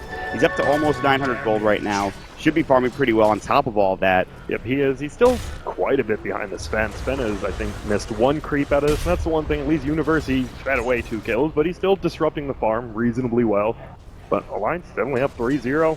That's nice. They probably should stop under. Maybe they think they're rotating, but they just keep showing up top like, hey. We'll take these kills, thank you very much. Sumail backing up as Jonas is in the jungle nearby. The Forge Spirit will scout him out. Not able to get the last hit. Good effort. Sumail has a double damage rune, mind you, so he needs to be a little careful. But like you mentioned, Sven down in the bottom lane with plenty of farm, 36 last hits. Up top, there will be another rotation. This time it's 3 heroes. They even rotate the Warlock up. Universe nearby, the Gale not going to connect. Loda's able to get out in time. Yep. He got it on the catapult. Yeah, he went for it. I mean, you're a little bit down. I mean, if you hit that Gale, you get a cog. Maybe you stop his pounce, and then it's a free kill that way. Yeah. All right, well, so far, I mean, yes, you are shutting down Universe, but he's getting help top now. Experience won't come easy for that off-lane Clockwork. They leave Sven alone, which does, you see the rotation already from the Rubik. He already rotated down bottom. They couldn't find anything. The Sven was able to back away after pushing the wave underneath the tower. Their biggest thing, no stacks of the Ancients yet for the Sven. He's getting a Helmet of Dominator so he can do it for himself. Once he does get it, he's just gonna do stuff himself. He's like, oh, you guys can help top lane. He's struggling a little bit in middle lane, a possible gank. Yeah, Sumail.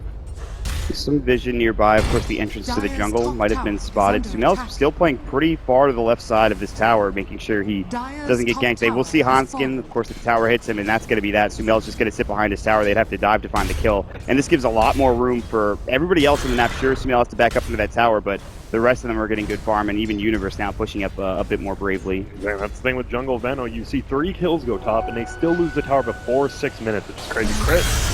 Chakram not going to connect from Limp. He had a guess. Of course, there was no vision on that high ground. He thought he was going to go towards the Ancient Stack. Instead, he goes towards the Secret Shop. They can't get the cask off either. It was very close. Good attempt from Alliance. Meanwhile, Loda now actually alone top, so starting to miss out on some CS. Not the worst thing in the world, considering he already has 31. He's playing very carefully, understandably so. Yeah, he just has to be extremely careful. He's not 6 yet. He's like 1 or 2 creeps. He's like, okay, I'll just sit back. I don't need the CS, but once I get that, I shouldn't die unless it's the Veno. Well, he's even going to go in on his side. They actually pop off the cast, of course. They get off the pounce. Loda will find the kill. There's the poison over, but Loda's able to heal up. He's got, of course, his ultimate healing and back up the pass, and of course, the Buddha Restoration, so huge for that kill. Again, it's another death in that top lane. All 4 of them had come up there. They're just throwing bodies at the top. They take the tower. They're like, we'll just keep going. Yeah. Whatever. They clearly don't mind. They're making space. I mean, Arteezy, Sumail, obviously, the carries, the playmakers, and I mean, they haven't been disturbed really at all. Timberclub's doing a good job middle. Bottom. Jonas, Sunstrike's going to come out as well, and they will find that kill almost instantly. Arteezy going to back up. Here comes Limp, rotating in. Chakram is there. Hanskin maybe looking for a telekinesis. Can't find anything. They'll back up. Hanskin was very patient with that, and just like that, his Slaughter just dies in front of him. Yeah, exactly.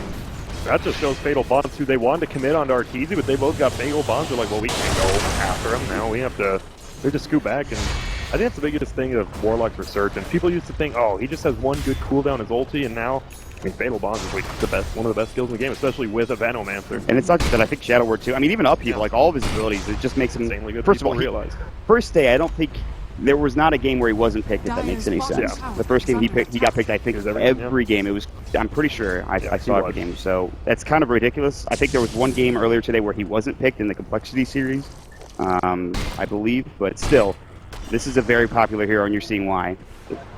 Well, Sven just farming some stacks in the jungle. He's happy. They're like, oh, you can take over bottom now. Veno can just push it himself while he's in the jungle. Everyone gets gold experience.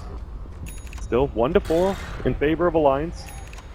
Here come these ancient stacks, which Arteezy already has 74 last hits. It's going to propel him even further, as you can see the 3 stack coming out. And crazy people are like, well, it's 4-1, Alliance is winning, right? You look at the golden experience graph, they're both 2,000 in favor of EG. Yeah. Early kills don't really mean that much when you have a crazy jungler like Veno who's going solo lane. Clockwork is up to 16 last hits right now as well. I'm wondering the experience, what is it looking like for the Clockwork? He's getting there. He's sitting level 5, so I mean, that's to be expected for the rough start that he had. I do think Alliance did a very good job of shutting him down, but EG don't seem to mind. They're pushing into this Tier 1 tower. Another Tier 1 about to fall. There is a glyph that's going to go. The Plague Wards are up. Hanskin's walking up looking for a potential lift. Can't find it. RTZ is able to get out in time. More Plague Wards going down. Jonas is able to TP in. They pop the Fatal Bonds. That'll be on to 2 of those heroes, including the Slaughter. There's the Gale that's going to go. They really want this tower. The Cleave's bringing down the creep wave. There's the Flare. Hanskin is so low. 100 HP right now. Sunstrike. He's going to go for Jonas, and it almost brings him down. Both of them are so low, and they will have to maybe give up the Tier 1 tower, the advantage. Now the COG push back. They don't want them coming and denying this or starting a fight. They almost get 2 quick kills there with the help of Sumail, but they get the Tier 1 tower, and that's it. And he's just farming. He has his Midas, 9-minute Midas. We've been seeing 14, 15-minute Midas. I feel like that's pretty good in under 10 minutes. The space universe created with those 2 deaths is actually insane. Yeah. Sumail has gotten a lot of work here in this mid lane. Both of the cores, or at least the 2 cores in the mid, and of course safe lane for EG, have done an excellent job getting farm. Lotus no slouch either though. 4.2k. He's got an Iron Talon, a Kilo Treads. He's got his beginning items. We'll see if he moves into that Shadow Blade next or potentially another item. That's what his thing. 2 kills, 2 assists, or even being down low CS. He is right up there, top 3. He's almost in that second place. He just has the Iron Talon jungle. He's right up there with Sven. Obviously can't clear stacks quite as quick, but and there we go. There's the Ancient. Do you think Alliance have to put more pressure on these Ancient stacks, or can they maybe just hang on with Loda and Limp? Find on. Oh, and it could bounce. It will. The cast, but there's no follow-up. It's just the 2 supports here. They can't do enough damage on their own. They would need another target or another hero to come in to help out. They were trying to kill the Centaur, like steal this at least. Give me that gold. Couldn't quite, and well, they did get the Sentry down, at least blocking the Ancient camp. Yeah, but I mean, they should know, right? They should know that's blocked up for EG. I imagine they reward that very quickly. Top lane. Stormhammer, Dark Pact was used. He dodges it with the pounce nicely. Good disjoint. Fade Bolt will come out. Arteezy's just going to sit back, but here's the wraparound gank. Arteezy a little far in. Sprint's going to come in. Jonas as well. Meanwhile, they're TPing to try to counteract this. Cast will go through. They have amplified damage up to now. Alliance knows that they're a little too far up here. They're going to try to take this Tier 1 tower. It is glyphed up. Lotus staying for a bit of time here. He still has that Dark Pact ready to go. He wants this tower. The Deny not there in time. Meanwhile, Dark Pact gets out. Telekinesis. The Golem was about to go, but not in time. As Crit couldn't quite get that R button pressed down, and Loda will keep you out. Yeah, I think he's like, should I commit the rock or should I send for a flag? That would have been, what, 1 kill, but a hook shot comes in, and uh-oh. First hook shot, Sunstrike connection. Jonas gets off the Slithering Crest, trying to get his way up with the Battery Assault, keeping there 18 HP, but he will end up falling as Sumail gets the job done from the low ground. The auto attack doing the job. That's insane. Look at those clockwork games for Universe. Probably the most consistent player of the last, like, what, 4 or 5 years? He's and now pretty good. And now look at, they can group up, and they still have rock. Yeah, that's the big thing. Cannot fight without, of course, your Slaughter, and of course, more importantly, into Golem. You can see Crit canceling the animation again, and Alliance have to back up and give another Tier 1 tower away. Crit's just canceling that animation.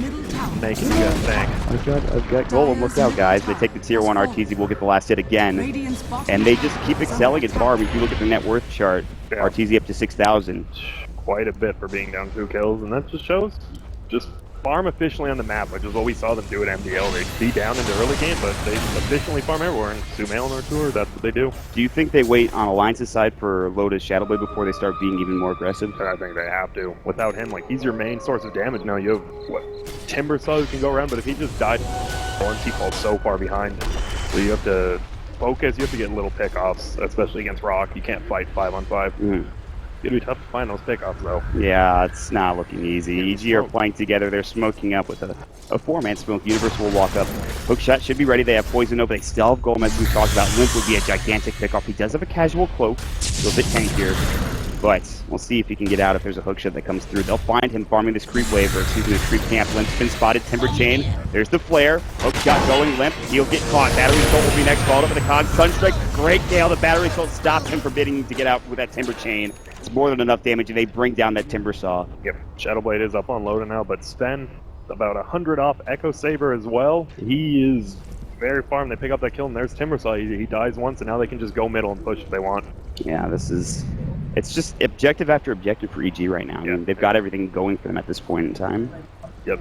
Huge. I mean, the supports. I mean, Warlock and Venomancer just have such a big impact on the game. We saw the early kills from the supports on Alliance, but now what are they doing? They try to find, like, Sven, but those two can't bring anyone down. A Veno and a Warlock can. Just higher impact heroes.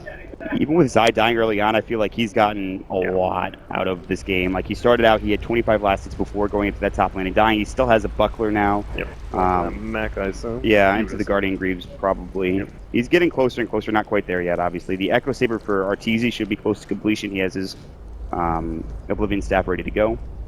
I mean, they have all the items they need right now, and Alliance are just trying to hold on. And that death, that limp death, really puts them in a precarious position. Yep.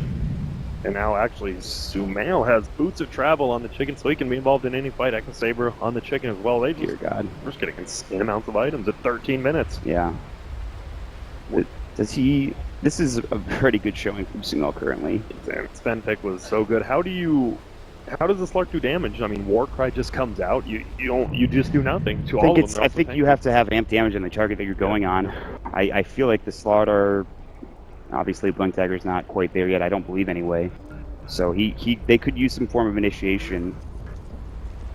If they can blow up these supports, I feel like Alliance might be in a good position, but... Exactly, you have to try to find the bat crit. Still hasn't used Rock, hasn't had to. Like, all he has to do is just get a Fatal Bonds. He doesn't have to get Rock, just Fatal Bonds, and then if Zai gets an ult up, you're in a lot of trouble. And this is where it's going to get difficult. Tier 2 tower mid being assaulted very early on in this game, 13 minutes in. They might be able to just take this freely. It doesn't look like Alliance are posturing themselves in a position to defend this, and it's just going to go down rather quickly. Yeah, I mean, he doesn't have these God things. It's level 2 now, and oh boy. You just can't fight into them. You legitimately cannot fight when they're 5. I mean, what can they do? They don't have the initiation yet. With the Shadowblade, maybe they have something to work with. It's not like they have Infest Bombs with an Aches or anything to find some quick pickoffs on supports. Yeah, they have to go back to old lines with their old lineup. They just have to split push. If EG's 5-manning a lane, you have to push the other 2 lanes. You have to farm up and try to get an advantage. Well, how good is the split push for Alliance in this particular matchup? I would say not that great, but you just have to be farming the lanes. You have to always carry TP, farm the lane, TP back if they're going to threaten your base, or if you see them get back so you don't get caught, and you just have to try to out-efficiency them. It's going to be a tough test for Alliance. Net worth-wise, we can check the graph quick. They're only down about, well, I say only, 7,500 at 14 minutes in is a pretty considerable number. Experience-wise, it's 3,000, a little bit more manageable for Alliance's squad. I think this goes to show how good RTZ playing Ben on his stream the whole time. You kind of look for him, and then they don't pick anything that can counter the jungle Ben on. You're in trouble. Yeah, that was a smart draft so far from EG, but Alliance, they're setting up for a gank top lane. This could be huge for them if they can find Sumail. They're coming around, they're wrapping up and looking for some potential initiation. Sumail very close to the tree line, knows that he can get caught out here rather easily. Here comes Hanskin, they need a telekinesis, but Sumail rather quick, of course, with the boots of travel. No even Wex used. Now he pops it off the extra move speed. They might not be able to catch him here. However, EGM nearby, the cast will just bounce through. They do get the spell steal, it's Forge Spirits, but they break off Pursuit because guess what? Everyone from EG is coming in. The Sunstrike finds it beautifully. Oh man, Sumail just finds another easy pickoff, and now it's top tier 2 time. That was perfect. Max Rocket from Universe gives him that vision. He just Sunstrikes while he's running back. That's all you need to do. And now they just, look at that, right into a tower. And the alacrity on RTZ as well. Even with the 1-point Wex, they are doing some serious damage. Forge Spirits, of course, the Warcry making this creep wave tanky enough to take this tower down rather easily. Oh, good try the deny coming out, but not quite enough. They will TP down to the bottom lane for Sumail. And he has a Ewell, Boots of Travel, Midas, a Wand at 15 minutes. He's farmed, but the thing is, he's not the most farmed hero in the game. He's not, that's crazy. Loda is keeping up with them. He hasn't got picked off. He needs to. The problem is, as him, you want to get kills like this. It's just so hard versus 2 really farm people. EG feel like they're playing as 4 for the most. Sumail maybe just doing his own thing from time to time. You look at where EG are situated now. Loda, he's doing well in terms of farm, but like you said, he needs to get those kills. He was looking for it bottom, but Sumail's able to back up. Coach shot mid. There's going to be Sunstrike as well, and Hanskin almost certainly dead. Not the easiest game for Rubik here. This is rough. They just have so much vision. They have the vision here. The Clockwork shooting out. You have 2 global spells with the Clockwork Rocket and the Sunstrike. Like, what are you going to do? And now there's even more mobility. The Sven picks up his Blink Dagger at 16 minutes in. Helm of the Dom, Echo Saber, Blink Dagger for the Sven. Finally, Sumail will eclipse him in farm and net worth, but not by much.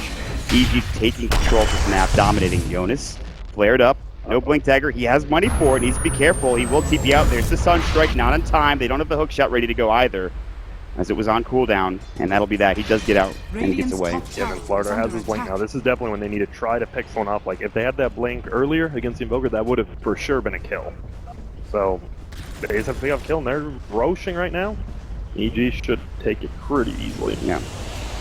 They're going to grab this, and Plague Wards will help out. Sumail's Alacrity, RTZ. I don't think he used God's Strength. Can't tell from this angle. Don't believe. Yeah, actually, it looks like he did pop it. Yep. God's Strength going, so it'll fall even quicker. Scan will come out. Dire used it so they know they're around this Roche vicinity. Looks like they're moving together as a team for Alliance. Not heading towards there just yet. Roshan has been taken. We'll see if Alliance want to try to take a fight or if they're just going to maybe push mid in, head to another lane, look for another hero. It looks like they're like, oh, I hope one of them, they know they're going to group of 5 now with the Aegis. They were hoping one person would come and farm middle. Unfortunately, all 5 go bottom for EG. They also are trying to take control of the Ancients and say, okay, listen, if RTZ comes back here, we can try to gank them, but no such luck as all 5 EG heroes are down bottom lane, pressuring this tier 2 tower. And it's just all of the outer towers one by one. I mean, this isn't even that much of a push strat, but I guess with the Venomancer, with the Sven, with Sumail and the Invoker, it's more than enough to take down all of these towers. This is base, yeah. How are you going to fight into him? We're about to find out. This tier 2 tower trade's not going to happen for Alliance. They have to TP back, Jonas included. Everybody's starting to get positioned up for Alliance. They're pulling the creep wave with a Satyr Trickster as well. Give me that creep wave, RTZ to get some more money. Yeah. Just efficiency, honestly. So you stand more. We still haven't seen a rock. This is one of those few times like, oh, we haven't seen a rock. Why are they losing? Like, oh, we haven't seen a rock. How are they winning? Yeah, there's not been a single golem cast. There's been one poison nova, a couple of hook shots for Alliance's side. We've not really seen much out of them either. Limp's not really been involved in a fight. This is just pure efficiency from EG. They're taking control of the map as 5. They're moving together. They're taking all the objectives and everything they need. Now Limp does have his Bloodstone. They're getting some items. It's not bad. That's pretty good considering how this game has gone for Alliance. Hook shot and initiation all the way back line. They'll find one goal. Good con push. They will find Limp. He's going to get battery salted. They even have the blade off for Universe. Not even needed. Dead for 10. Of course, that Bloodstone already losing some charges. 6 seconds for him to respawn. Meanwhile, the Golem doing some work. They use the Glyph. There's the Yule Scepter. That'll be onto Jonas. Should salvage Blink Initiation immediately pretty soon here. We'll see if he can find some sort of Slithering Crush. Another cog push back. Loda can't even get in. There's the Mega TP. Looking for Jonas. Cold Step. They blow him away. 38 seconds on the sideline. No buyback. Poison Nova included. Loda has to pop the Shadow Hit and peace out quickly. Loda cannot afford to die again. He's already lost his Bloodstone charges and he's down once more. These respawn times are so short, but it might not matter. Alliance have lost just about everything. Loda Shadow Bladed up on the front line. EG don't give a damn. They're just pushing the racks, and they will take a 19-minute set of racks here down to this bottom lane, and it's not done yet. They're going to head straight to this tier 3 tower. And Mag is now on the Invoker as well. We want to slide in. Who knows if they'll even get in time? They're just going to lose mid. This is a dominant performance by Evil Geniuses, looking to finish this game off early. They're backing off, happy with what they've accomplished. Loda's looking for something, anything on the back lines. Universe is maybe going to be the one to get caught. Zai, they can't find a disable here. The Chocolate Telekinesis, they'll find at least the one. It is a support, but it is a kill, and it will go the way of that Slark. Meanwhile, Jonas on the hunt. Can he find Crit? There's the TP, the Tipper Chain. He's going to get out. Crit with the juke. Gets into the tree line, makes it away. Yep. One good thing, they do get the kill on Veno, and they do steal Plague Ward, so their uphill defense will be a little bit easier. I don't want to say easier. Will be a little less hard if they want to, and that's the biggest thing. Like Ferg said, you get all 8 skill points. Yeah, Hanskin, that's one of the most important spells you could steal at this point in the game, but it's 20 minutes. They've lost a set of racks. They've lost the tier 3 mid. Slark is still doing the best that he can. Lotus sitting at 10,000 net worth. A little bit close to that of the Invoker as well as RTZ, but... Yep, if he gets a Basher, possible solo kills on his side if that's what he gets next, but... Oh, here we go! The Ring Crush, they have the amp damage, Warcry won't help him, he doesn't have an ace either, there's the pounce up, RTZ's low, gets the Shadow Word off, they need a couple right clicks, they'll find him. Finally, a huge kill for Alliance. Can they get more off this Universe? Hook shot, and they'll try to at least push them back. Sunstrike Loda, can't afford this, he'll fall. Death Ward going as well. Can they do anything? The Tornado cancels it instantly. With the Restoration on, here comes Flip. Universe getting low, but he will help set up the spell on EGM. The Shadow Word's up, a couple more right clicks. They'll find a double for Sumail, and now it's time to back. Limp and Yoda cannot fight into Sumail, and even TPing out and getting home as quickly as possible. There we go. Max already has Max X-Sword. Sunstrike does insane amounts of damage and just picks them off. Loda from almost full health, but still 2 good pickoffs. They get 2 kills. They lose 2 themselves, but obviously they get the net gain there. But I have a feeling they're not going to be scared to just push. EG might just push on top. We'll see. They have the Aegis only for a little while longer. That is a 15,000 net worth lead for EG at 21 minutes in the game. It's pretty insane. But if they can find a couple more pickoffs like that, perhaps get a jump onto Sumail, who will be losing that Aegis sooner rather than later, they could do something here. But again, they'll try to push top now, keep this wave pushed in. Mid actually going towards that tier 1 tower, but that's the problem. There is still that tier 1 tower towards mid, and they don't want any extra damage going out. You see EG, Sumail, and Crit TP. This tier 1 tower, they don't want to give it away for free. Yep, and they have the Crit, has had the gem for a bit. It's been de-warding everything, and what do you do? They're just going to out efficiency right now. See a smoke gank. We've seen out the Slardar blink. They can pick people off with Loda leading the way. Yeah, I mean... But they all left top, sorry. They all TP'd out. The Aegis is gone. Roche not for another 4 minutes or so. It looks like Load is actually going for the BKB, not the Basher, so he just wants survivability. Be able to get in there and sustain.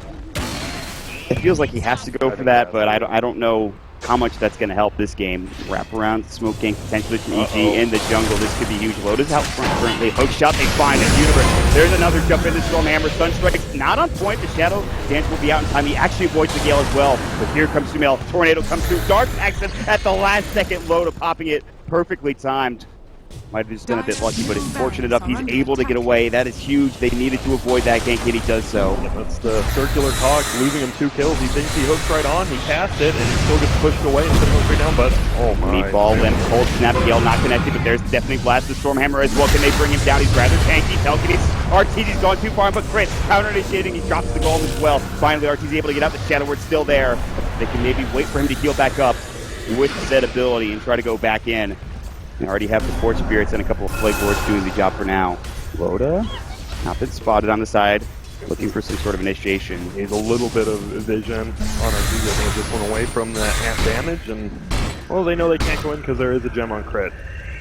Yeah, this is a tough situation. Down though, yeah, because they had to use Rock and 2 Force Bats to save RTZ, and now they're just going to go back to farming and try to choke him out. I think if RTZ can find himself a BKB, or an AC. Wow. Yeah, they could probably start pushing him faster. Yeah, they really do. I was like, well, you can go BKB and be safe about it, but he's going for the AC. Wants to be able to take down buildings rather quickly. Give himself some extra armor. There's the hook shot.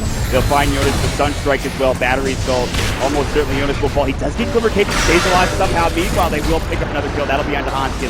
Trying to get out. Tornado. It's on it too beautifully. Stormhammer might be here from RTZ. There's the God Strength. Loda pops up the Shadow Dance. Poison of a. And the Devastating Blast onto 2. Loda will fall. Lip is next to the God Strength. RTZ just cleaves down another one. They have to buy back on Loda at this point, but I think this might be it. The racks are down.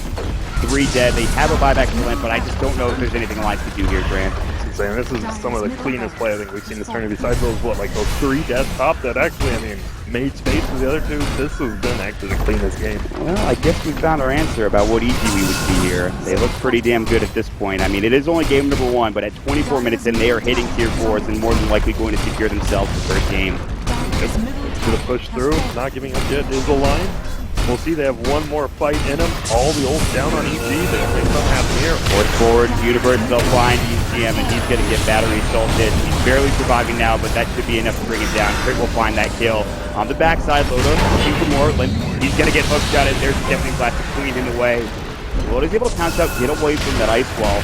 On the other side, Stormhammer, they found Hanskin, and there it is. GG. Yeah, see, that was actually sick. Universe force-stabbed the Witchstalker himself forward and just cogged instantly. That was clean. That was an impressive display, to say the least. First game for Evil Geniuses, and they roll hard over Alliance. Yep. Will be a game 2. They will have stuff to talk about. They're going to...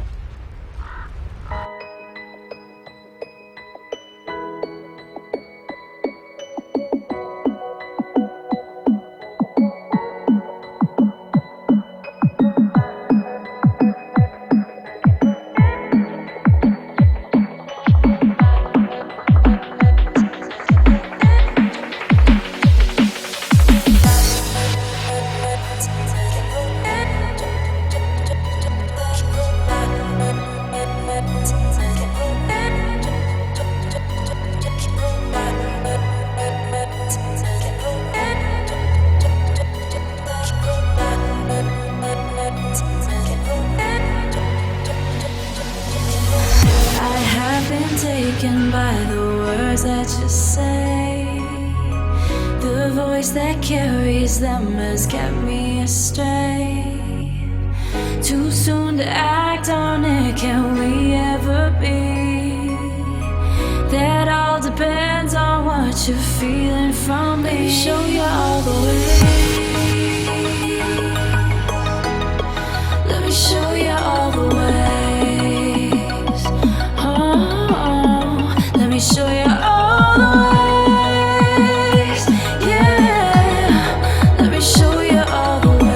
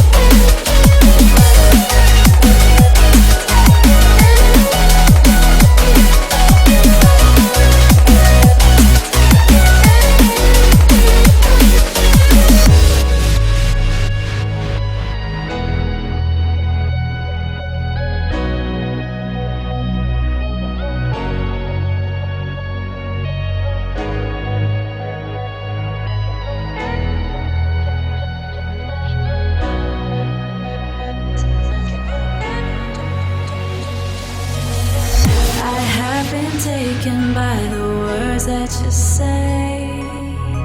The voice that carries them has kept me astray. Too soon to act on it, can we ever be? That all depends on what you're feeling from me. Let me show you all the ways. Let me show you all the ways. Oh, let me show you all the ways. Yeah, let me show you all the ways.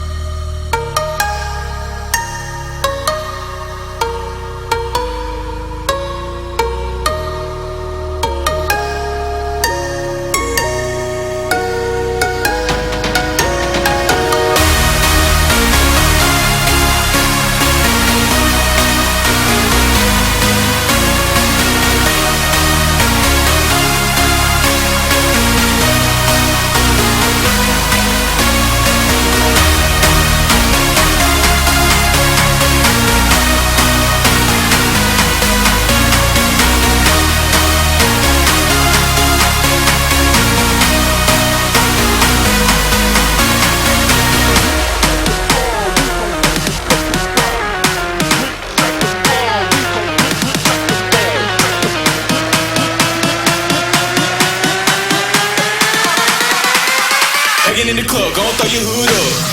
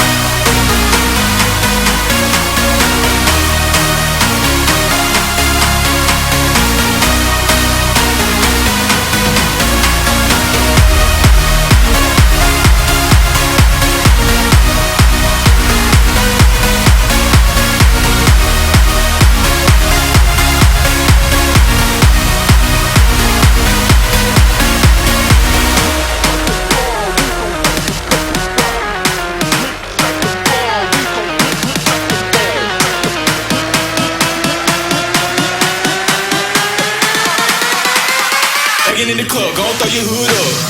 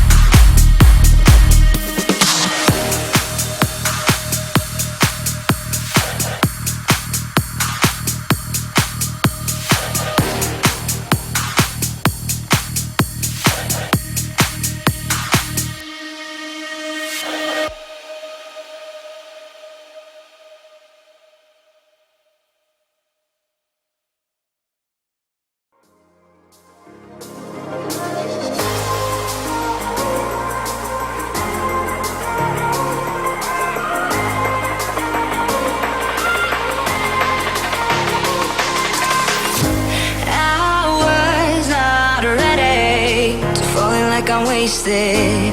My heart grows heavy. Don't taste me rushing. Keep your words naked. You got me blushing. And forever I'll follow. You'll be my holy ground. You forever I'll follow.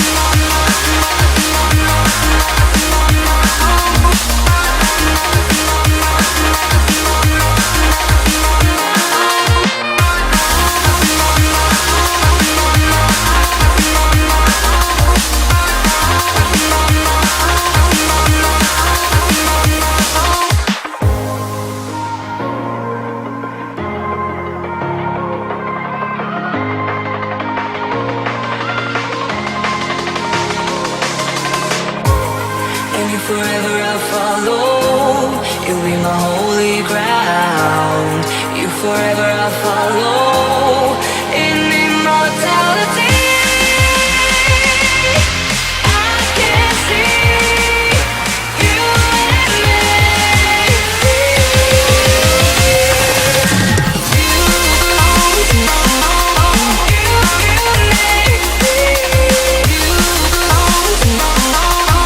I can see you.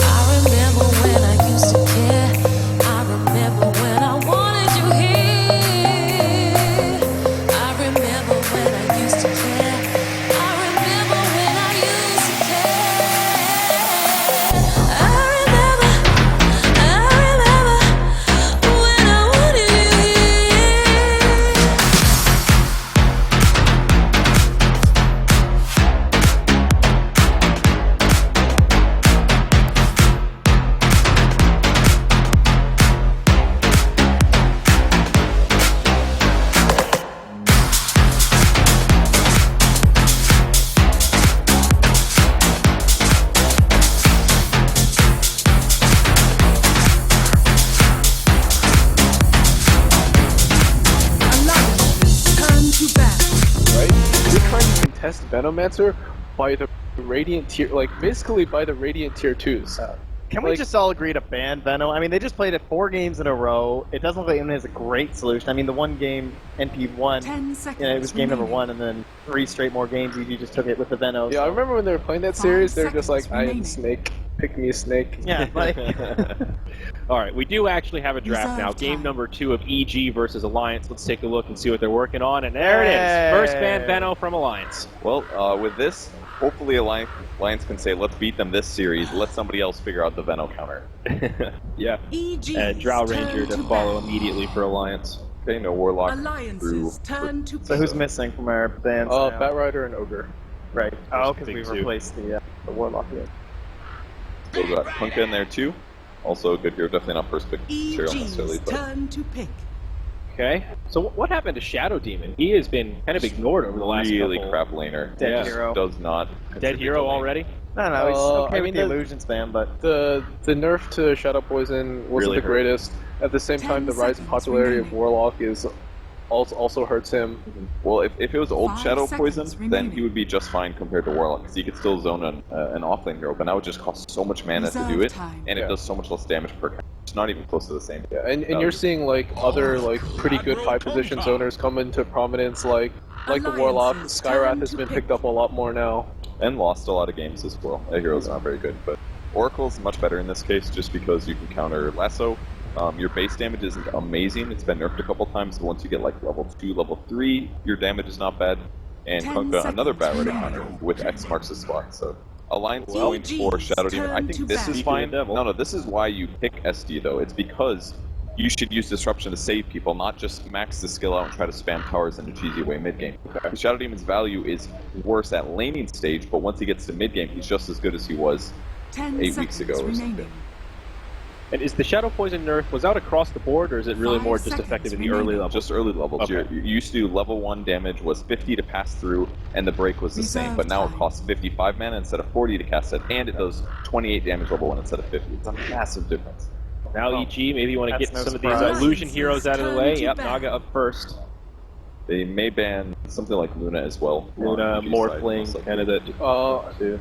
Juggernaut probably. Juggernaut. It is a Alliance stable. And it's a counter to Kunkka as well.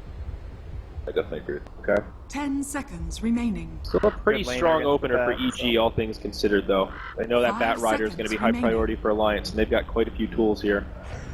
I think it does make their EG's turn to their bat. laning setup pretty obvious. Oracle Kunkka, I would imagine you're not going aggressive tri-lane or aggressive really anything like that. It kind of could work, honestly. I feel like Kunkka... They went Shadow Demon Dazzle. 10 Oh, seconds sorry, you're remaining. saying for like For EG. EG, Yeah. your lanes become a little more 5 obvious this seconds way. I think it can work, especially against SD. Maybe not due to disruption, depending, but they can do like... Reserve I mean, time. Alliance still has their safe laner to pick up and their other support. So would you say it's better for... You're saying it's better for Alliance? Yeah, it's better for Alliance because EG has sort of telegraphed. I'd like to see Alliance go, I think, aggro with the Shadow. Like, they saw quite a bit of success with that with Dream League. Like, a lot of their games, they were doing aggro try. Worked out pretty well. Shadow Demon, if they won, I think, like, Shadow Demon Dazzle is strong enough to still do that kind of a combination in there if you get the right carry, but the question is who's that going to be. But then at least you do get this Bat Rider 1v1 matchup, right? SD Dazzle is so bad for offense. Like, yeah, okay, it's a good tri-link combo, but after that... You're not 5 doing anything. seconds remaining. That's true. So EG does take out the Juggernaut. Alliance takes out the lifesteal. OD. EG's turn to Alright. pick. Any hero that benefits is off survivability in general is going to be really good for EG. Alliance's They've got Coco's turn Rum, to they've got pick. Oracle's Ultimate. Probably the Universe Void there for the off lane. Of course, Loda playing the Slark in the last game. Not looking so happy right now. It's the Dazzle. EG's Well, good call on your turn end. to pick. Alright. But some obvious drawbacks that we just talked about. It is very good at killing Void in lane. I would say it's so burst heavy with Shadow Poisons, or Shadow Wave that is, so they can also do Soul Catcher as well. Just skip Shadow Poison, go for Soul Catcher, it will then amplify the physical damage from the wave. This could actually be enough burst to kill Void even without a stun. And they left the Luna, too. 10 seconds Well, remaining. it's also, like, the Dazzle is also good against the Chronosphere. You have a save through Chrono in 5 addition to seconds the remaining. Shadow Demon. You can also weave. through the dam, like, you know, increase your armor. Reserve time. Although it was so magic based on I love the CK. It's great with Dazzle, armor plus armor, you can Shadow Wave on it. Nice against the Weaver too, like one of those heroes that if you can grab him, like obviously he's very slippery, but that heavy burst from a Kunkka can really help out against one of the lower HP heroes like a Weaver. And if you look at EG's picks right now, they're really weak on AoE, which is the counter to CK. At the same time, though, these heroes get Lincolns, then Alliance is pretty screwed in offense. I think they have to get like a pushing bit, like Death Prophet or something, because I really think they do have to try and close this out a bit. Correct me if I'm wrong here, but isn't CK kind of a notorious momentum hero where you pair him with the Wisp because it gives you a lot of farming mobility and that's why it's a great combo. By himself, if he gets off to a good start, he can carry it into the mid game, but if he gets shut down, his recovery mechanisms are not so great. Yeah, he has pretty much no wave push, no way to flash farm. So you have to have a good laning phase, and you need to be able to acquire towers so you can continue that farm for the Chaos Knight to make him that invincible, I am super tanky Hearts Illusion Master, and nobody can really deal with you. Hero that can work, but not one we've seen yet for sure. Razor now 5th ban from EG. It's gonna be a weird game. Mjolnir's gonna have to like Weaver with Lincoln's Mjolnir or something like that. Yeah. Deal with Chaos Knight. Actually sounds kind of good. Yeah. I mean, like other than the fact that Weaver can't really deal with illusions, it is actually a really good Weaver game. Yeah, it is. Yeah. They even take out the Invoker anyway. And they take the Timber Saw. So, we could see a Tinker. For EG. That's all they have to do is survive. Yeah, we could see great with the Void, great against Timber. Then it gives you AoE against the Chaos Knight as well. Yeah, exactly. You can potential is so good with Weaver too, in like the later stage, like bots too. Even we've seen some of these where just getting these really mobile position ones, and with Tinker they can dominate even some of those sketchier fights that happen later on. Yeah, that's a great point. I think if Alliance can take control of the first couple Chronos that come out, they can easily win this game. Oh, they're going back to the snake. Back to the Deuce. Oh, this is so rough, because Chaos Knight is an all-in.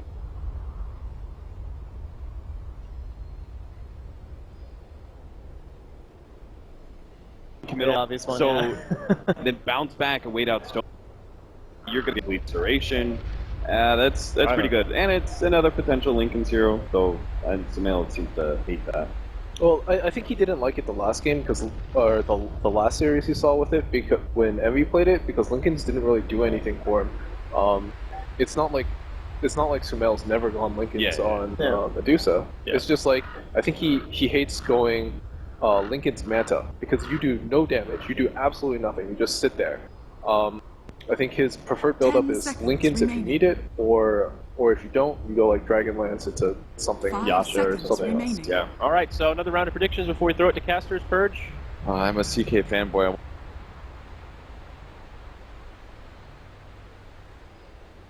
But I just tunnel vision on the CK. I'm sticking with EG. I don't think the CK will work. Yeah, I really like that last pick Medusa, to be honest. I think it really helps against that all-in committal. The illusions are going to get obliterated. They're going to play so carefully as Alliance in order to take those bigger fights. Chaos Knight is a momentum-based hero. Medusa halts all momentum in EG. For all the reasons listed above, I'm going to go with EG as well. All right, with that, we'll give it back to Mott and Grant once again here for Game 2. Thanks so much, guys. Of course, jumping into game number 2, Grant, of course, our panelists seem to think that EG have a great outdraft yet again here for the second game. How do you feel about EG with their draft in this particular matchup? Looks like other heroes, as long as they shut down CK in the early game as well as the Timbersaw, just don't let them get that much farm. It'll be good, but already? More into the action here. Good Torrent, but Zai, I don't know if you're going to live much longer here. He's got 2 stacks of the sticky. Loda is chasing him down. He's going to try to eat his way through, but there's the Whirling Death. And one more right click, and Hanskin will get first blood. So Alliance get off to a bit of a fast start here, and that helps them out a lot. Yep, there we go. Just get the first blood. That automatically secures them at least 1 rune as well, so they're happy with that. But like they're saying, the Medusa last pick's so good. CK, Reality rifts in. Medusa clicks ult if not stunned, and, well, you're in a little bit of a pickle. I actually liked I think Captain Trevor talking about, and Charlie as well, were talking about the Tinker pickup too, and I thought that seemed like a pretty good last pick overall. And then they came with the Medusa. I'm like, I don't know if there's anything much better than that. Yeah, exactly. That kind of just... It's going to be a middle bat rider. We'll see how things turn out, and this is an interesting, like you mentioned, the mid Bat Rider for him, so not picking up that Timbersaw again this time. He is going to have the Bat Rider to go to work with. He'll have EGM nearby, perhaps help him out here in the first couple of... Well, looks like he's just going to head down to the bottom lane. Do some sort of aggro trial in for Alliance here. and put some pressure here on this safe lane Universe Void, one of his, of course, favorite heroes. Here comes a possible mid smoke gang level 1 from EG. Yeah, these are two very strong heroes in the early game. You have, of course, the Fortune's Den, the Torrent as well. Limp's already a little bit low. They're going to walk right in, see if they can get the Fortune's Den off. They absolutely can. They'll throw up the Torrent as well. Zai should hit this no problem, and this should be another kill. Although he's taking a lot of damage here, he will inevitably fall. It is going to be the Medusa actually getting hit from the low ground to get that next kill, of course, on the board. Yeah, then we see that 5-1 for Sumail. I'm pretty sure 4 of them came from, or at least 3 of them came from that Dota pit, just one series, and from one snake to the next, they don't get Venom, so they get the Medusa. I mean, we already talked about, at length, Sumail in the past couple of weeks. I mean, overall, again, there was a lot of questions about EG and how well they were going to perform. They haven't been playing in a while. Similar questions for Alliance as well, but we'll see how they perform here. I mean, the Chaos Knight is definitely an interesting take. They will find a disruption down bottom. Zai's just going to go for the TP, and that should be enough, and he's able to make it out with no issues there. The Shadow Wave did a lot of damage, but there's just no disables for them to stop that TP once he gets out like that. If you send the disruption on him, then you have no shutdown, but it gets out of lane, so they should try to bully Universe here, but there's a lot of creeps on him. Well, the CK, of course, still getting some good farm. He could have rotated over maybe to help secure that kill, but he stayed in lane for the most part. It's like last game. They're just putting both supports with Loda, so they secure Loda a lot of farm, but when Loda has all the farm, it's hard for him to deal with it if he's running at like a Weaver or a Medusa. I mean, can they gank if they rotate those other 2 lanes? Hold that for a lot. Limp is going to get Fortune's End. There is the Torrent coming in next as well. It'll catch some nice damage, but he's still rather tanky. Sumail trying to right-click him down. There's the Flame Break rotating in Loda. They want to go in with the Reality Rift. He has his stun ready to 2-second one as well. Meanwhile, Overpull getting low. He'll fall. Limp back up and ready to fight. Firefly up as well. The disruption being aggressive, but they can't really dive. A little too close to the tower. Nice rotation. Yeah. Not often do you see a CK rotate in the mid lane. That's for that. The funny thing. Like, can those 2 supports rotate in? Well, no, but the CK can. Yeah, it was perfect. And Sumail was forced to snake onto the hero, so it did no damage. The target you hit does nothing. That's a perfect rotation from Loda, and looks like he's going to be heading top now. Yeah, they're going to switch the lanes up instead and try to find some aggression elsewhere. They're going to look for Sumail mid. Limp's not going to get torrented. Zai was close, but no cigar. As Crit has also TP'd in top lane. Looks like the Weaver is able to get out. He rotates down bottom. EGM getting caught with the bugs. Universe gets off a nice hit, and there's the Grave coming out just in time. Universe getting low, but he will be able to TP out. Arteezy chasing down the kill. He wants EGM. He will find it. Whirling Death not able to do enough damage, and Jonas will just have to watch as his friendly Dazzle goes down. Well, the Courier, it's almost upgraded in 4 seconds. Can they get it? One more right click, and Zai will find it. Nice pickup. There's the X-Mark. They might even find more off this. Hanskin's going to get torrented. Disruption might not be there. There's the Fortune's Den, and it looks like he will fall with Purifying Flames. They get the Courier and the kill, Grant. That is, once again, they're just rolling already. These supports are just rotating all over the map. You don't know, they're mid, bottom, top. Not really any wards out from the Dire except deep in the jungle. And they aren't getting those kills that they got in the safe lane for Alliance like they did. They didn't get those 4 kills to start things off. Sure, they have 2 kills going their way, but they do have some better CS this game. They have Jonas sitting at 14, CK sitting at 14. They're actually ahead of some of these heroes on EG. Not by much, but they're staying even. Yeah, but we saw the Loda rotated to the top lane and instantly EG rotated back down. They want those lanes how they were. Yeah. So they will have to keep the Timbersaw here for now. Meanwhile, Smoke Up from Alliance, Hanskin and EGM are looking to rotate. They have Disruption, they have the Shadow Wave again. They have the Bat Rider as well, but not really much else to cancel TPs other than that Disruption. Sumail going to get caught here. Disruption will go first. Not much mana. He has the mana shield up. The Stick Snake coming back. There's the Flame Break, the Firefly. Plenty of damage. The Stick Charge, they actually turned away. They thought they used it already, but they still get the kill. Universe coming in. He has time off to avoid some of this damage. Limp getting a little bit low to the tower hits, but they will find a much-needed kill on the Medusa. There we see Disruption, the heal bomb. Always works, and it works there. And we see if Universe got a bash there, he had 2 hits to get a bash, he might have committed for that kill, but he doesn't. He just backs up, goes back to the jungle. So a nice rotation from Alliance, evening things out. 21 last hits for the CK, 21 last hits for the Weaver. That's a nice deep ward placed as well, so they can spot out the rotations of some supports and just Sumail in general. Crit's nearby. He has his own Observer ward defensively placed down, but this mid lane seems hotly contested, Grant. Yep, and I love that deep ward even just in the middle lane from Dire. So they see everyone rotating, they see if Sumail's by himself. Hard to counter because usually you want to put the sentry ward in the middle of the river. It wouldn't catch that observer ward. So that's a very good placement. It's not going to be spotted by the tower either. 5 minutes into the game, Alliance are making some good movements here, trying to shut down what they can. Killing Sumail once, already a pretty good start. Arteezy down bottom, he's going to get some help from Crit. Jonas is just trying to harass him and get as much farm. Speaking of Jonas, he has 23 last hits. Obviously, he started up top at the beginning of the game, but he's still doing rather well for himself. Yeah, he is, and now he's just going against Weaver, who's not going to be able to deny him ever or really harass Timbersaw without help from someone else, because 3 in reactive armor early, you're not going to touch him. No. CK will pick up his treads. And we've kind of just gone into a farming game, at least maybe not for long, though, as here comes the rotation. I don't think they can grab Sumail. Good fortune, Zen Limp can't get him. Disruption doesn't go for Hanskin despite having vision. Cancels the animation, so it doesn't alert the Radiant team to the presence of that Dire Observer Ward on the high ground. That's really happening. A lot of excitement middle. Everyone just fighting middle. That's it. Even if there's not a kill there, it's always almost 3 to 4 middle from each team. I mean, there's so much emphasis placed there. Arteezy Chakram, he didn't have the mana to time-lapse, but he doesn't need it. He'll be able to Shikuchi away instead. Flies him out some tangle. He's like, whatever. He's fine. Tango back up, didn't want the health potion. He'll be able to heal up. He's got 2 stick charges if he needs him to. So Notice is going to come in again, throws out that Rolling Death. He's not got much in terms of mana, but his reactive armor stacks, he's up to 15. And even with the Blightstone, very tanky, this Timbersaw. So both of them are going to get farmed down here, but now Crit's going to try to zone him out.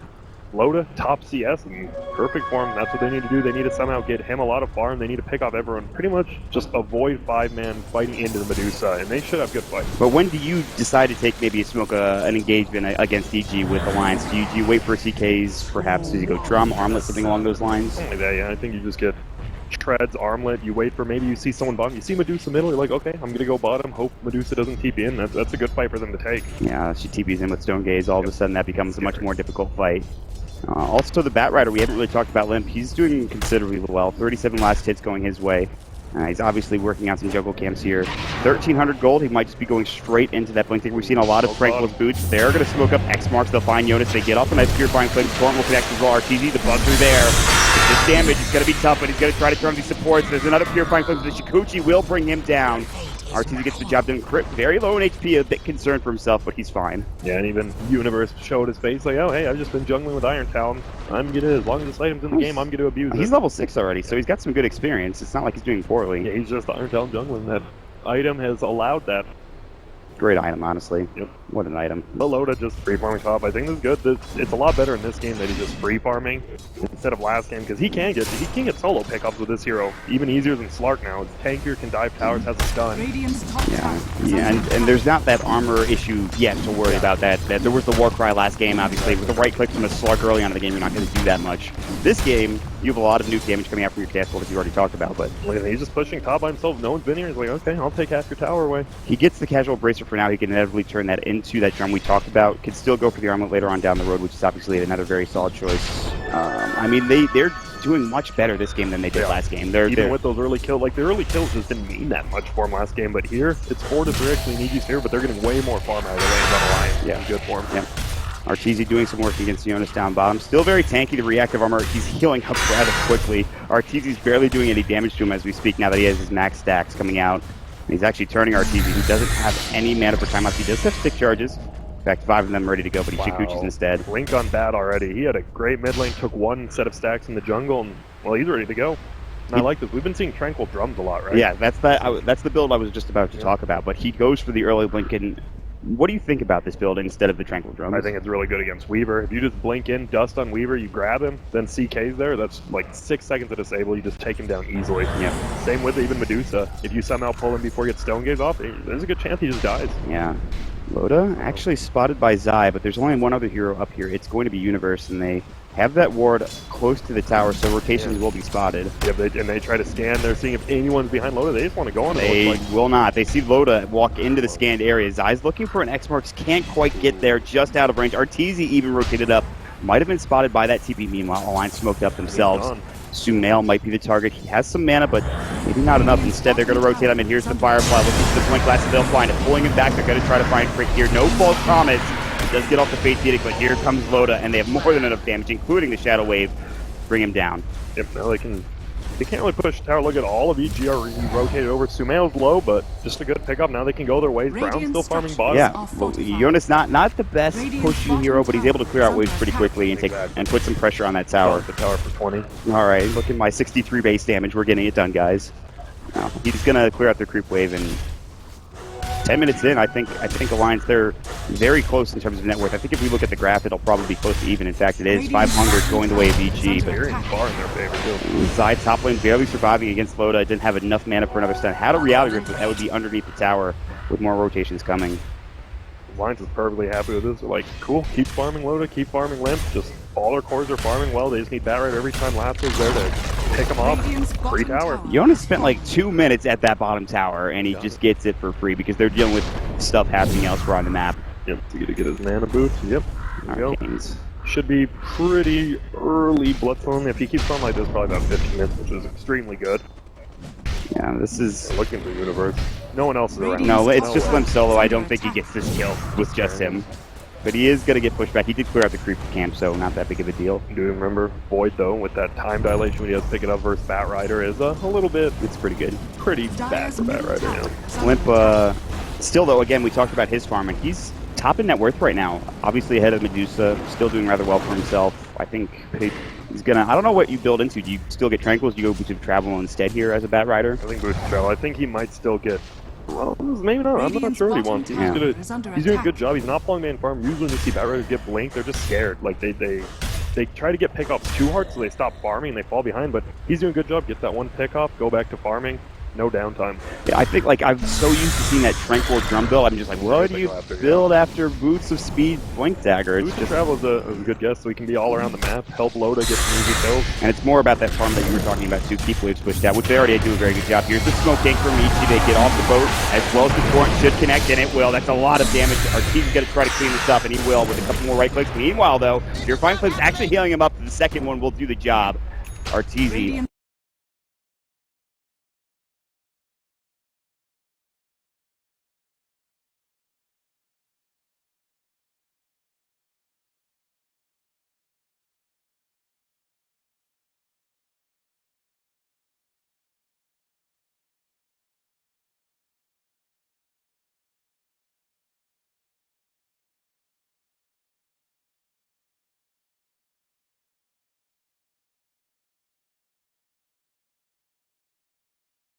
On Medusa. Now he does. He just put it in there.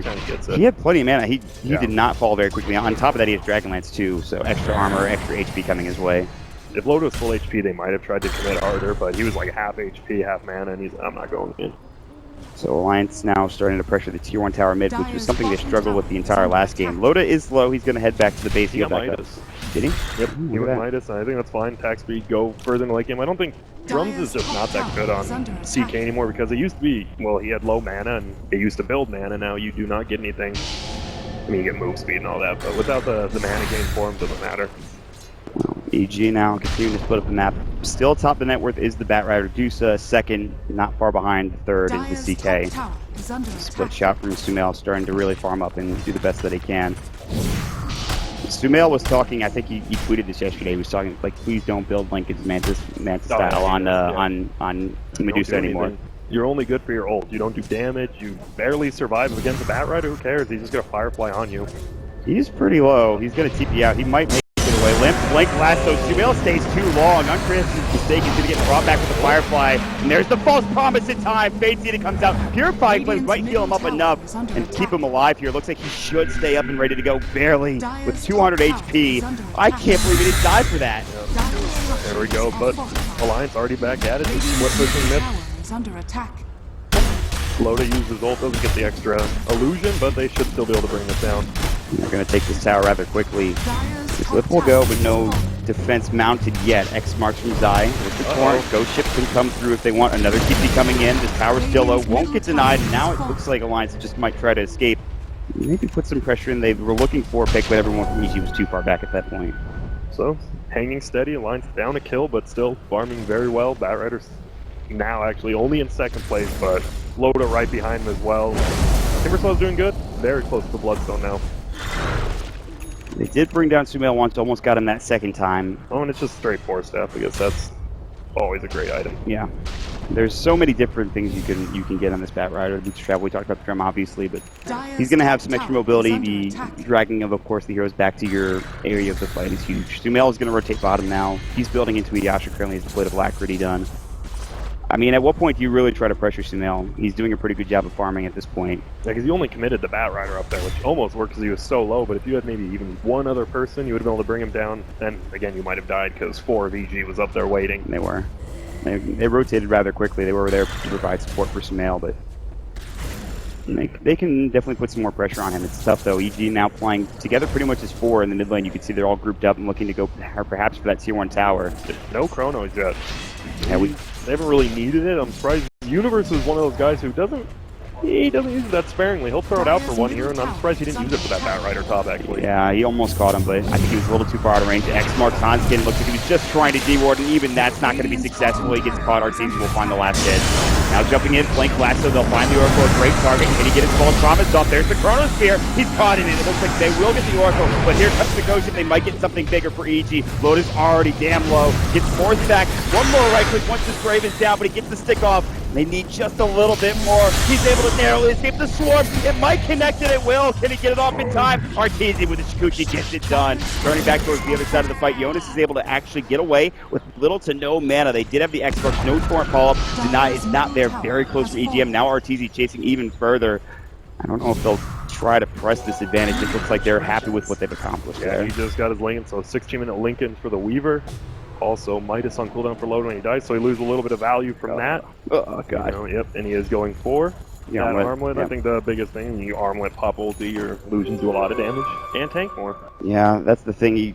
He did die. He could have perhaps survived there with an armlet, tried to turn around. It would have been tough. Yep. But now there is a Lincoln Spear for Arteezy, so he's starting to get pretty big as well. And this is, I mean, both of these heroes, both the Weaver as well as the Deuce, they get big late game. This is going to be very tough for Alliance. Yeah. Luckily, the Batrider, because he does have that farm, he can always blink, try to force staff, take off the Lincolns, and then grab him. I mean, you have to be super quick for that, of course. Yeah. But Time Walk Universe has been scouted. This is a Smoke Anchor, an Invis gank with a Batrider. He's got this lasso. Time Walks away Firefly. He's going to have to blink dagger. He does. Force back as well. Time Walk will be back up in a couple of seconds here, but there's just done. It's a 3-second one as well, and that will secure the kill.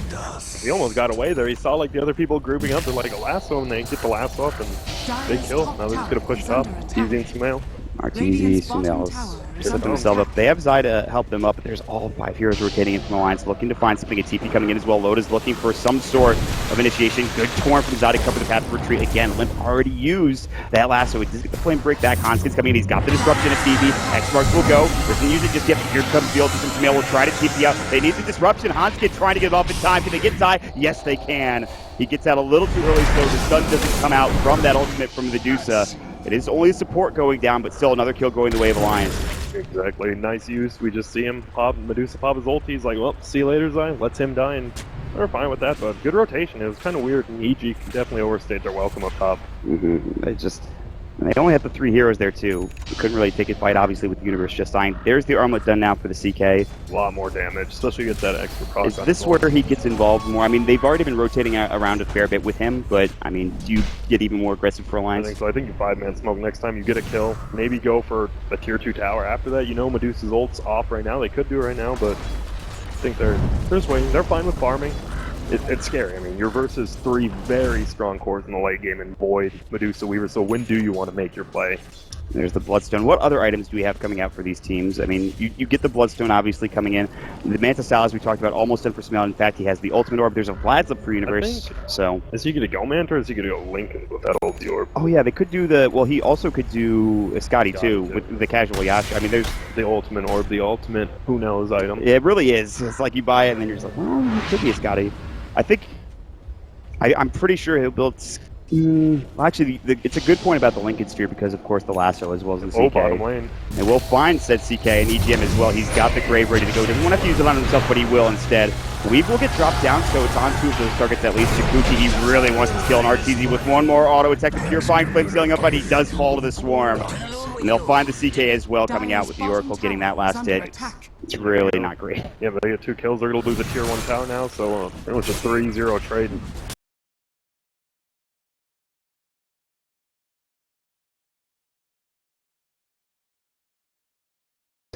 Pretty good, but they might try to force out at least a second glyph after the tier 1 falls.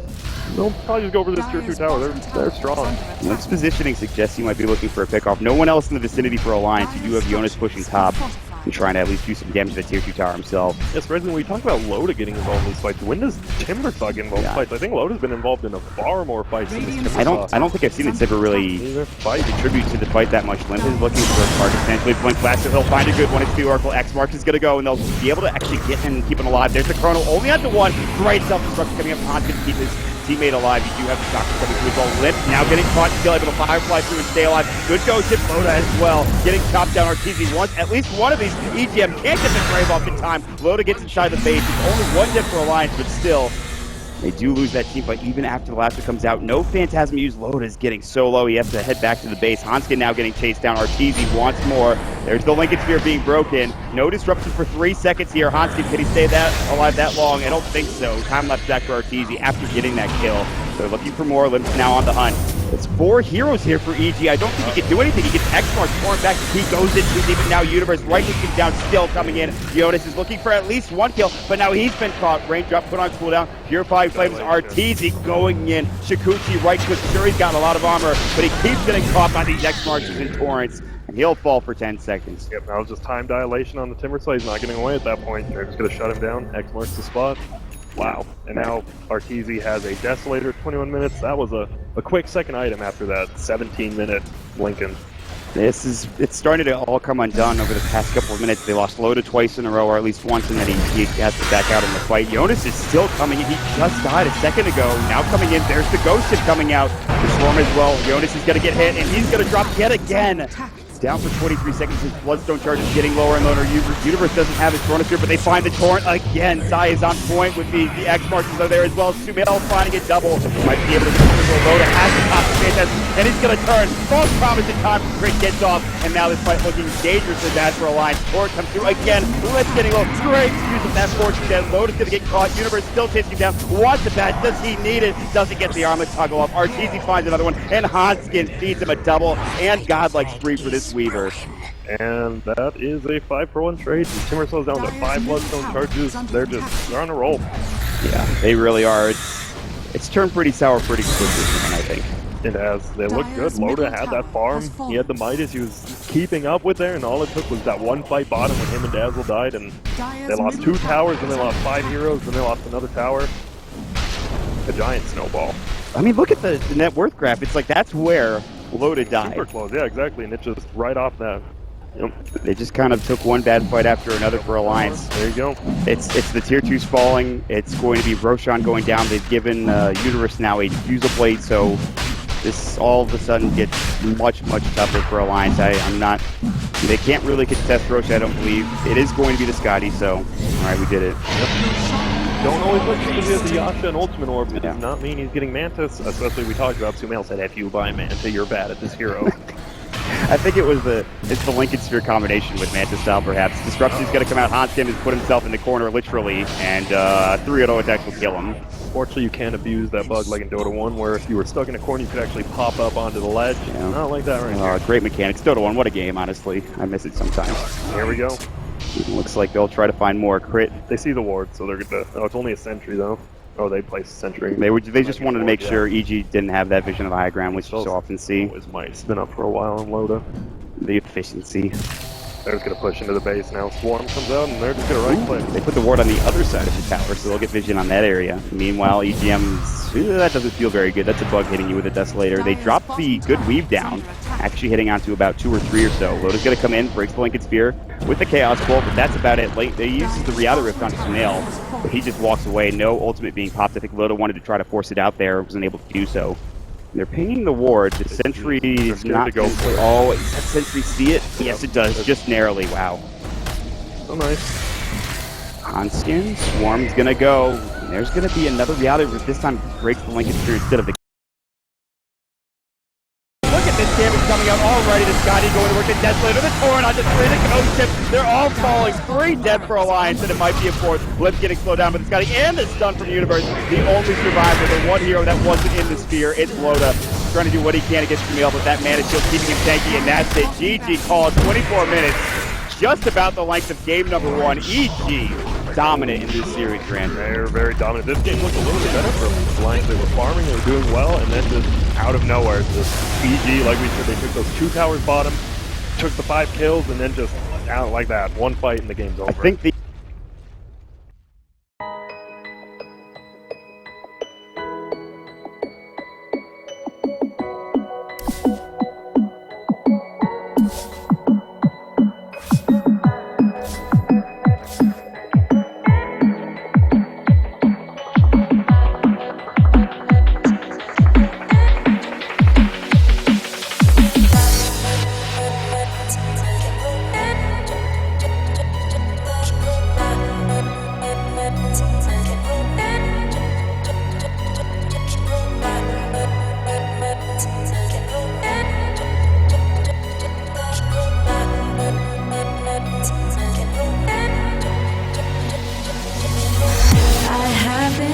taken by the words that you say. The voice that carries them has kept me astray. Too soon to act on it, can we ever be? That all depends on what you're feeling from me. Let me show you all the way.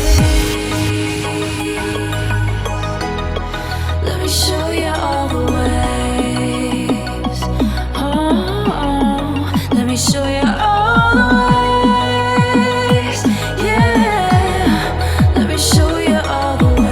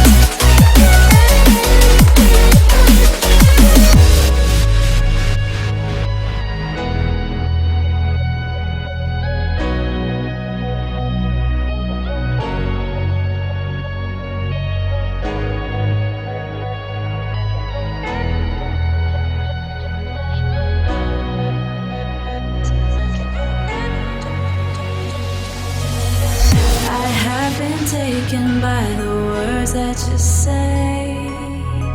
The voice that carries them has kept me astray. Too soon to act on it, can we ever be? That all depends on what you're feeling from me. Let me show you all the way. Let me show you all the way. Let me show you all the ways. Yeah, let me show you all the ways. Oh.